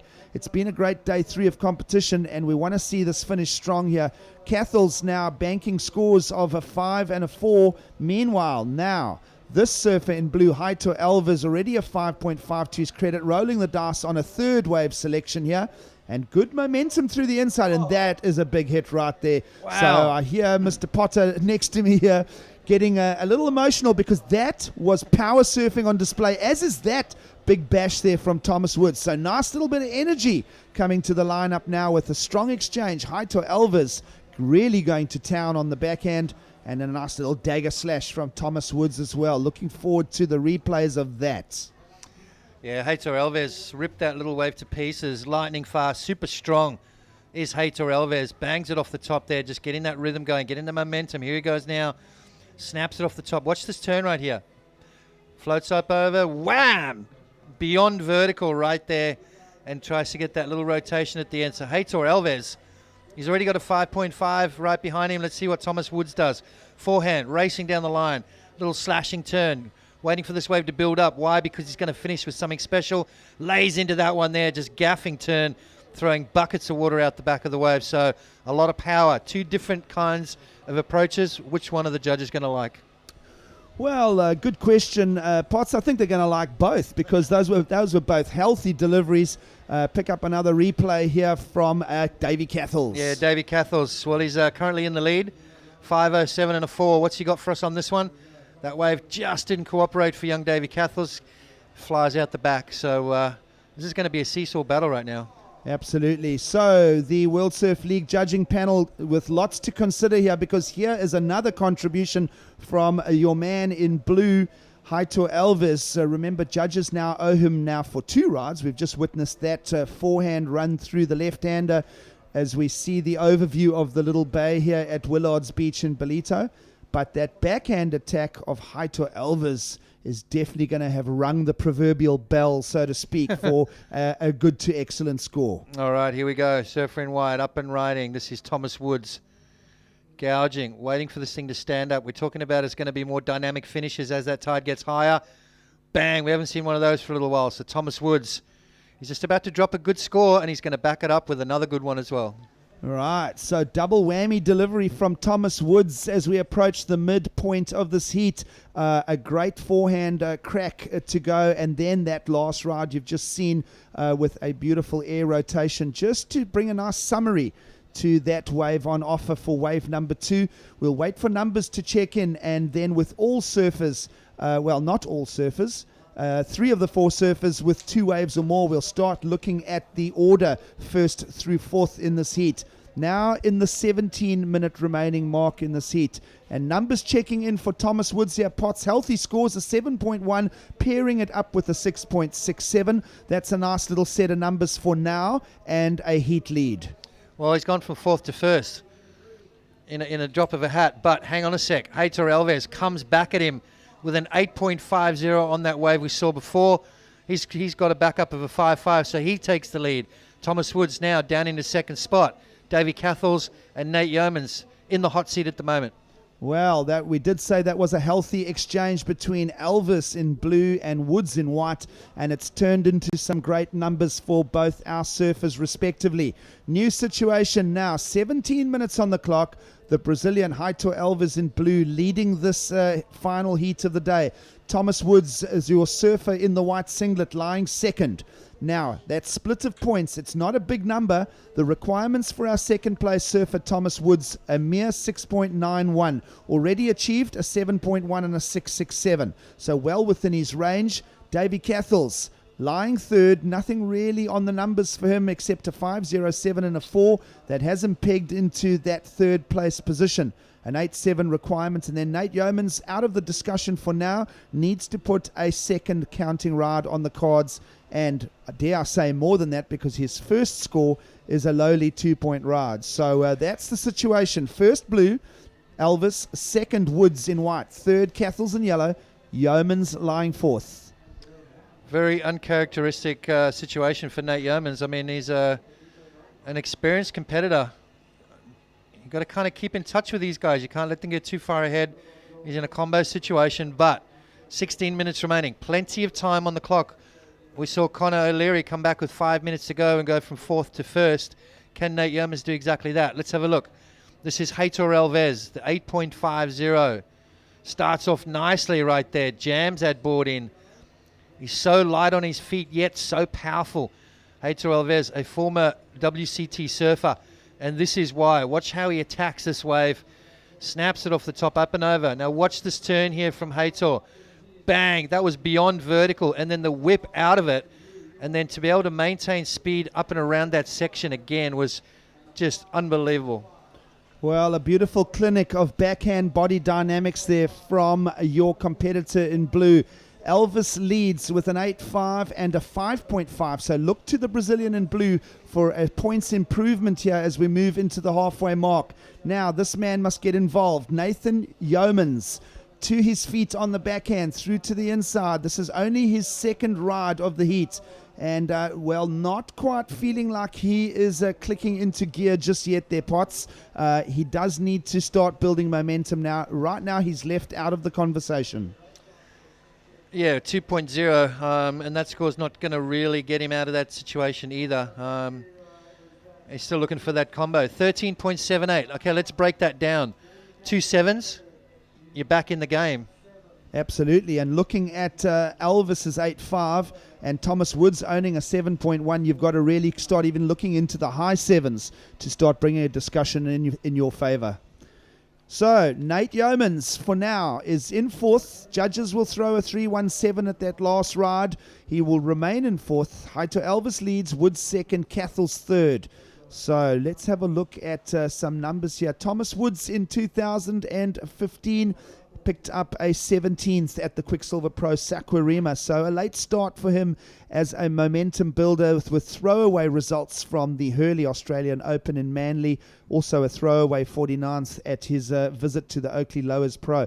So right now Thomas Woods wants to look at getting good results here from his sojourn to South Africa. Little beach scenes here in Ballito as we move towards the end of our broadcast day. It's been a big day 3 with great surfing all the way through the lower tide conditions here. We will basically take the day off tomorrow. Commissioner Travis Logie assessing the forecast for the week ahead, and we'll reconvene on a Friday morning, 7 a.m. local time. Right now, if you want to calculate that, it's just after 1 o'clock in the afternoon in South Africa. And you're joining us with 13 minutes remaining in the final heat of the day. The Ballito Pro 2015 presented by Billabong. We're having a great time here. The world's best surfers visiting. Of course, we did have 15 of our championship tour surfers visit. And didn't we just whittle them out of the discussion fairly quickly? Yeah, exactly right. I tell you what, there's so much talent on the QS 10,000s these days. There's no guarantees. We lost some big names in round 1 and even more in round 2. So the upsets continue, but I tell you what, the standard of surfing has been unbelievable. It has been action non-stop. Now, 12 and a half minutes remaining on the clock. No change to any situation, and this would be a good time to go to an ad break, but we'll wait for the cue for that. Haito Elvis is in the lead with an 8.5 and a 5.5. Thomas Woods, a 7.1 and a 6.67. And we'll keep a little eye on the peak here. Your four surfers clustered into the middle of frame there. You see that southerly wind blowing. We are on the east coast of South Africa, so that wind right to left of screen is a southerly direction. And it is just ruffling up proceedings enough to go on hold at the end of this heat, and we'll reconvene in a little over 24 hours again, because a healthy forecast is on the charts with a much bigger period swell. Speaking to a few of the locals, they are expecting waves in the overhead range. Now have a look at this. This is an effort from Cathels, your third placed position surfer in this heat. He'll just stumble and go down at the end of that. Requirements for Cathels in yellow, an 8.7 to attack Thomas Woods in the white, holding second. Now, this man, Nate Yeomans, does he become part of the proceedings here? Good crack on the backhand through to the inside. It's only his third ride of the heat, and I'll tell you what, he's right in amongst the cheese-grating granite rocks there. He's milked it all the way to the inside. Checks out the equipment. He's okay for another roll, and Yeomans will expect, I would say, his best score right now. Not a big builder. We did discuss requirements of 7s plus for him to now engage this heat. Yeah, I mean, if you look at it, if he gets a 3.78, he's out of that combo situation, but then we'll need a perfect 10. Ultimate case scenario is to get a good, as you said, a good mid-range to high-range 7, and then fire back at Thomas Woods, who is holding a 6.67. All right, and as we mentioned his name, he has a little look here. Thomas Woods will be wanting to solidify some scores here to look for the advancement here at the Ballito Pro. Your surfer in white, Woods, with a 7.1 and a 6.67, as just mentioned. So Yeomans now expecting a score, and it will tell the tale of what he has to unfold with a little over 10 minutes to go. No changes to your heat leader. Haito Elvis gone into a sort of slumber mode, so to speak, looking to eke out something to improve on a lower scoring 5.5. So we're expecting another big hammer from Haito Elvis to match his 8.5 already achieved, and we'll keep a very close eye on proceedings here. Potential left-hander running through the lineup there. No takers for that. Let's have a little look at the replay here for our man in red. Yeah, we're still waiting for that score to come through. Judges obviously having a look at this replay. Nice turn right there. Nothing too radical just yet. Gets that board nice and vertical, and as you said, just dodging the rocks on the inside there. Complete commitment there from Nate Yeomans. Where is that going to fit in? Is that going to get him out of that combo situation? Well, all these questions will be answered when your panel puts the scores in. Meanwhile, entertainment continues with Davy Cathels, who's found himself a clean inside wall opportunity here. Rail-to-rail generation of speed, power crack there. So a good delivery from Davy Cathels. He needs to go top order scores now if he wants to get involved in this discussion. An 8.7 was the requirement for your man in yellow on screen. And, well, if he doesn't achieve that, at least try and build momentum by dropping his low-scoring 4-point ride. So look for more from Cathels and Yeomans as we move to around the 8.5 minute remaining here on day 3 in Ballito. 5.83, Nate Yeomans. So there he goes, out of that combo situation. Still looking for a solid score, close up into that excellent range of a 7.94 to get him into the top 2. So back to the drawing board for him. And as you said, a massive score required from Davy Cathels. Still waiting for that last wave to be locked in. So Davy Cathels maybe on a comeback trail as well.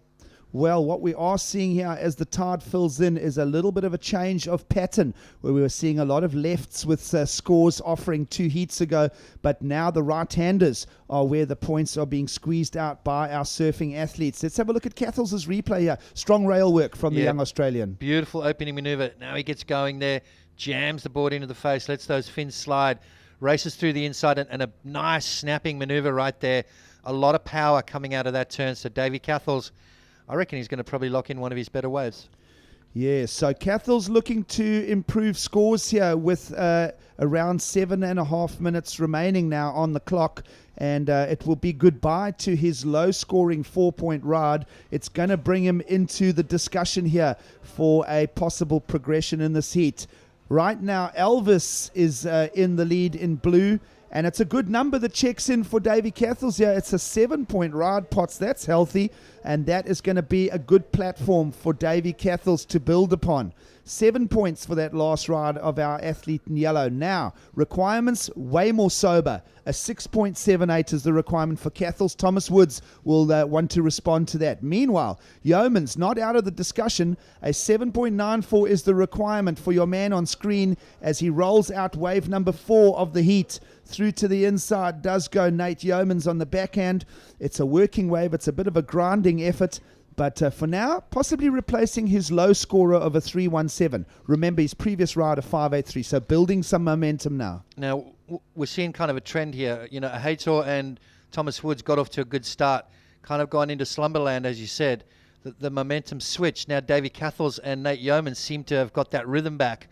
Davy Cathell's dropped his best score, 7, as did Nate Yeomans at 5.83. So are we going to see two sides to this heat? Well, interesting dynamics at play in this heat, kind of like being a boxer and winning the first couple rounds and then just putting your arms down and allowing the other guy back into the discussion. So have Elvis and Woods done the right thing?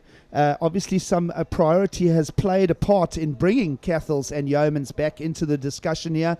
But right now, with 6 minutes remaining, no change to the situation. Haito Elvis, the Brazilian, holding an 8.5, is in the lead, but a lowly 5.5, one of his 2 counting numbers. So blue leads, Thomas Woods in white lying second. We are keeping a very close eye on proceedings here because Cathell's requirement has been reduced to a 6.78. So interesting finish that can unfold here for us.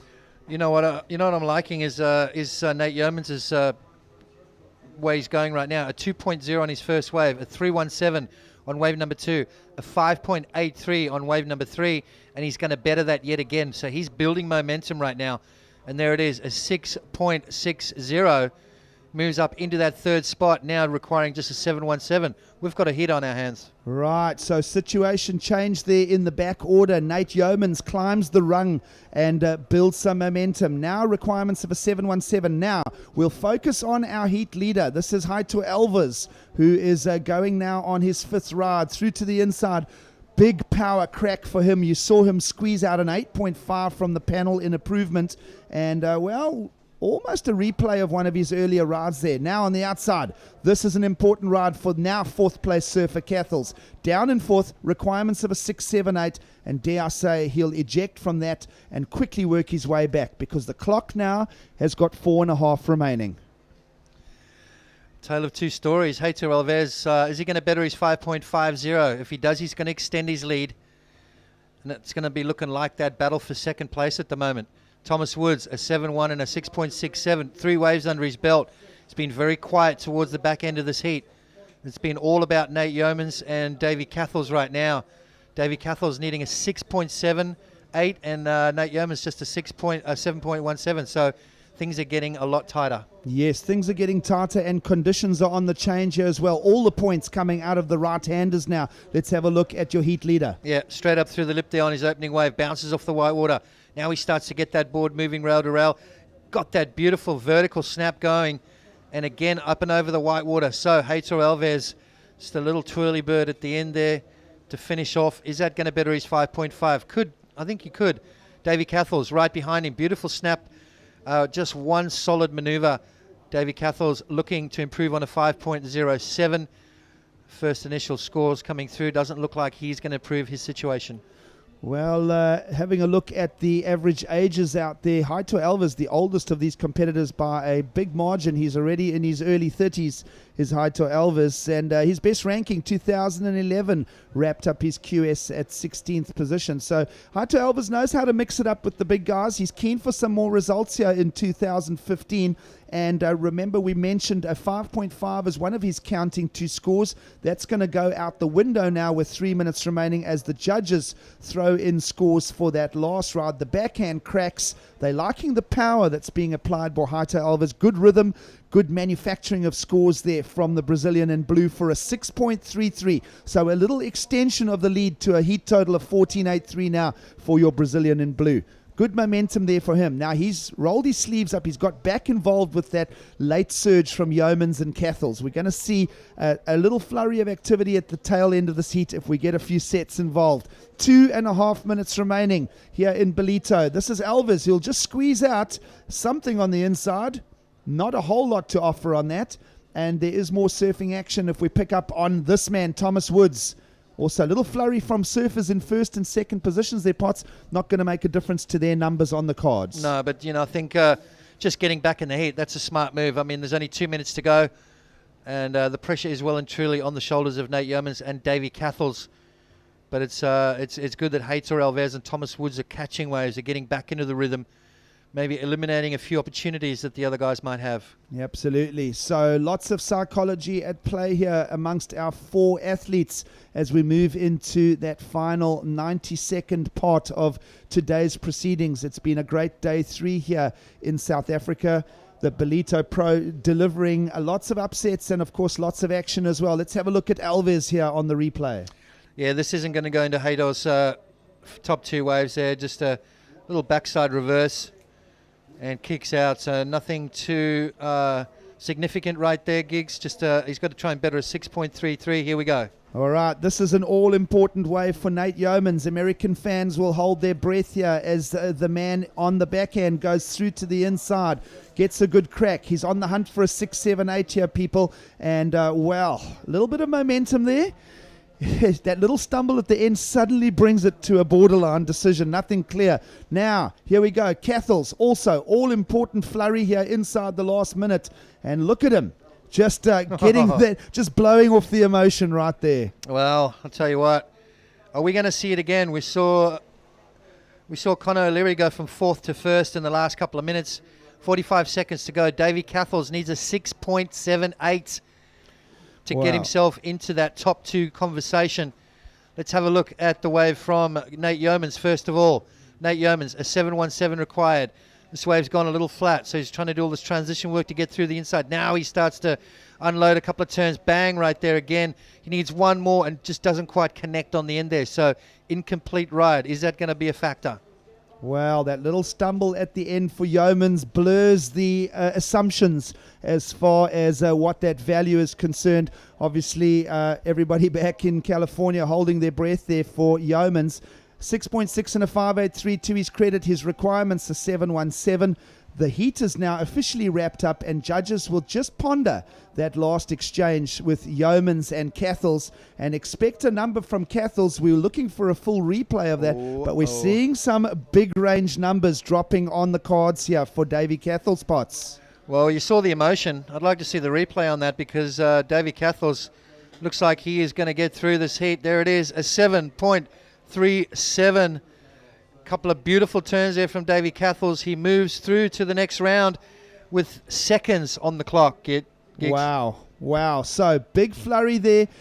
We didn't manage to capture all of our surfers there, but Haito Alves has eked out the win here, an 8.5 and a 6.33 for the heat win.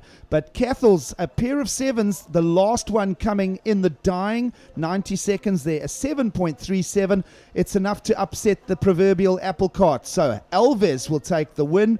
Cathels will wrap up a second place position and continue in the draw here in Ballito. It is at the expense of Thomas Woods and Nate Yeomans. So wow, there we go. Results official. That is a previous thing. There's that discussion of Conor O'Leary. We were talking about that earlier, how he got involved in the discussion. Haito Alves, though, takes the win on this current Heat 12 that we've just wrapped up. Davy Cathels is your second place surfer. Thomas Woods third. Nate Yeoman's fourth. Everyone was in the discussion there for a while, Potts. Oh, absolutely right. I mean, you look at the scoreline, 14.83 for the winner and 12.77. So that's 2-point difference between four surfers. So that was a super tight heat. All of those guys had plenty of opportunity, but Heitor Alves and Davey Cathell's coming through at the end. Yeah, absolutely. So we'll go to a small break and then we'll be back to wrap it up here with a couple of words from Heitor Alves, and then we'll say goodbye from Ballito. We'll go to a break and we'll be back for more. The Ballito Pro presented by Billabong.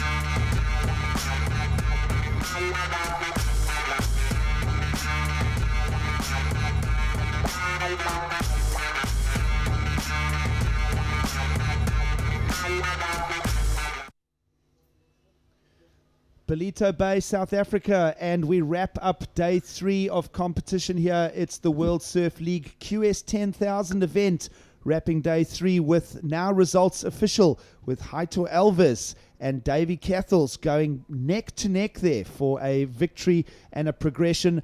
Davey Cathels with a last-minute gasp. Their pots are 7.37 on the what do you call that? The buzzer beater, right? And he gets the all-important progress into the next day of competition. You know what? It goes to show you've got to stay in the game. You've got to be in the fight. You know, you can't give up. Davey Cathels kept plucking away. He was down in dumps in 4th spot, and that gem came his way. He capitalized on it, unleashed some big turns, and went from 4th all the way up into the top 2. Great surfing from him, and I like the fact that he didn't give up. He just kept plucking away. Absolutely. So responding to maybe one of his sparring partners from their junior career, Stu Kennedy, in a previous heat, also going through with a 2nd place there. So the young Aussies who are getting not so young anymore, they're maturing as competitors, but certainly Cathels and Kennedy have impressed me today, and we will try and get a word with our heat winner shortly. But a great wrap-up of the day there. We did start around 7:15 this morning. We've chewed up the whole of round 2. We've done well, and we've also lost a lot of big names. We started yesterday, or day 1 of competition, with 15 of the World Championship Tour competitors looking for points and knocking on the door here at the QS 10,000 opportunity. We've whittled them right down to just a handful now remaining, and one of them, Jadson Andre. Let's make that a topic of discussion quickly. Jaddy Andre really impressing today with a high work rate. Italo Ferreira, is he going to be unbeatable here in Ballito? Lots to discuss. Yeah, Italo Ferreira is still in there. Alejo Muniz surfed really well. Keanu Singh, there you go, another WCT guy that's still in the running. And as you said before, Jadson Andre. So Chloe Andino we lost today as well. I was impressed with the goofy foot attack from both Joanne Daru and Mark Lackamore as well.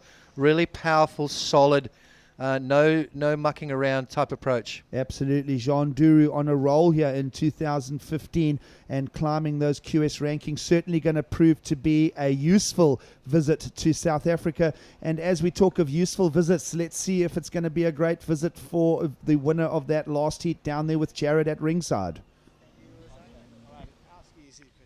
All right, so we're down here on the beach live with winner from that last heat, Heitor Alves from Brazil. Heitor, just take us through a bit of that, the conditions, you know, high tide, a little bit difficult.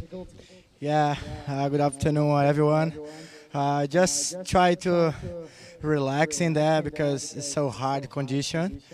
But I have a good choice with the couple turns right, and then got a good score. I'm so happy. Just keep it focused for the next round. Haito, you're going obviously through to the round of 24 now, and we're going to have a lay day tomorrow. No surfing tomorrow, but the forecast for the weekend is looking pretty good. Some nice swell, good conditions, offshore winds as well. Are you? Have you got different equipment? Are you looking forward to some good waves, hopefully? Yeah, I hope the bank come back front of the 10 here, and then I just try to relax and keep it focused, and then try to make a good result here. Like Ballito, this ride is my favorite in the world. And I'm sure there's some people back home that you also want to say hi to watching on the webcast in Portuguese. Só quero dizer beijo para minha namorada que está me acompanhando e a gente está em boa fase, graças a Deus. Quero mandar abraço para minha família também, irmão, irmã, mãe, todo mundo que me acompanha. E é isso, vamos lá no foco. Well, there you have it, winner from the last heat of the day, Haito Alves, through to the next round. All the best, Haito. All right, so some words there from our heat winner and a good solid momentum building win there for Haito Alves, and we are wrapping up day 3 of competition. We have got through the entire round of 48 in this encounter today. The next time we get on deck will be the round of 24 surfers remaining. We'll go to the 3-man heat formats. And looking at your forecasts there, an overview of the Ballito lineup here, that southerly wind ripping into the ocean and also breaking the momentum of the swell. But the strengthening wind is starting to gear up a much bigger period swell, which is due to start arriving on the hours of Friday morning. So we're going to go into a 24-hour pause, so to speak. So those of you around the world who have got a vested interest in what is going on in South Africa, it is Wednesday afternoon now. We're wrapping it up right here and now, and we'll make our next call on Friday morning local time. So that'll fall at about mid-afternoon for the east coast of Australia, and your next call there is Friday on screen in the bottom right-hand corner. Potts, a couple of things just to wrap up quickly. Great surfing from the Brazilians. We've made that a common discussion, but there's the European contingent still involved. We have a fistful of our championship tour surfers still in the ring and boxing, so to speak. And the next time we open up the proceedings here, it will be a big encounter between Aleo Muniz, Kanoa Igarashi, and Keanu Ising as we move into that 3-man format, the round of 24 surfers remaining. Yeah, it's going to be exciting stuff. I mean, these guys are getting to know this break. We're starting to see some big scores come through. We've got a mixed bag as far as countries go. Got some Europeans still in there, some Americans, a couple of Frenchmen as well. I think it's going to be a great end to this event. Italo Ferreira still in the mix, looking really sharp. Jadson Andre looking sharp as well, catching 100 waves as usual. So it's going to be an exciting event. A nice lay day tomorrow. Give us a bit of time to go for a paddle ourselves. And we'll see you guys back on Friday morning. Absolutely. So we're wrapping it up here in South Africa. It's a goodbye from Gig Cilliers, myself, and the 89 world champion, one of the best analysts of the sport, Mr. Martin Potter. We'll see you all again for the next call on Friday morning.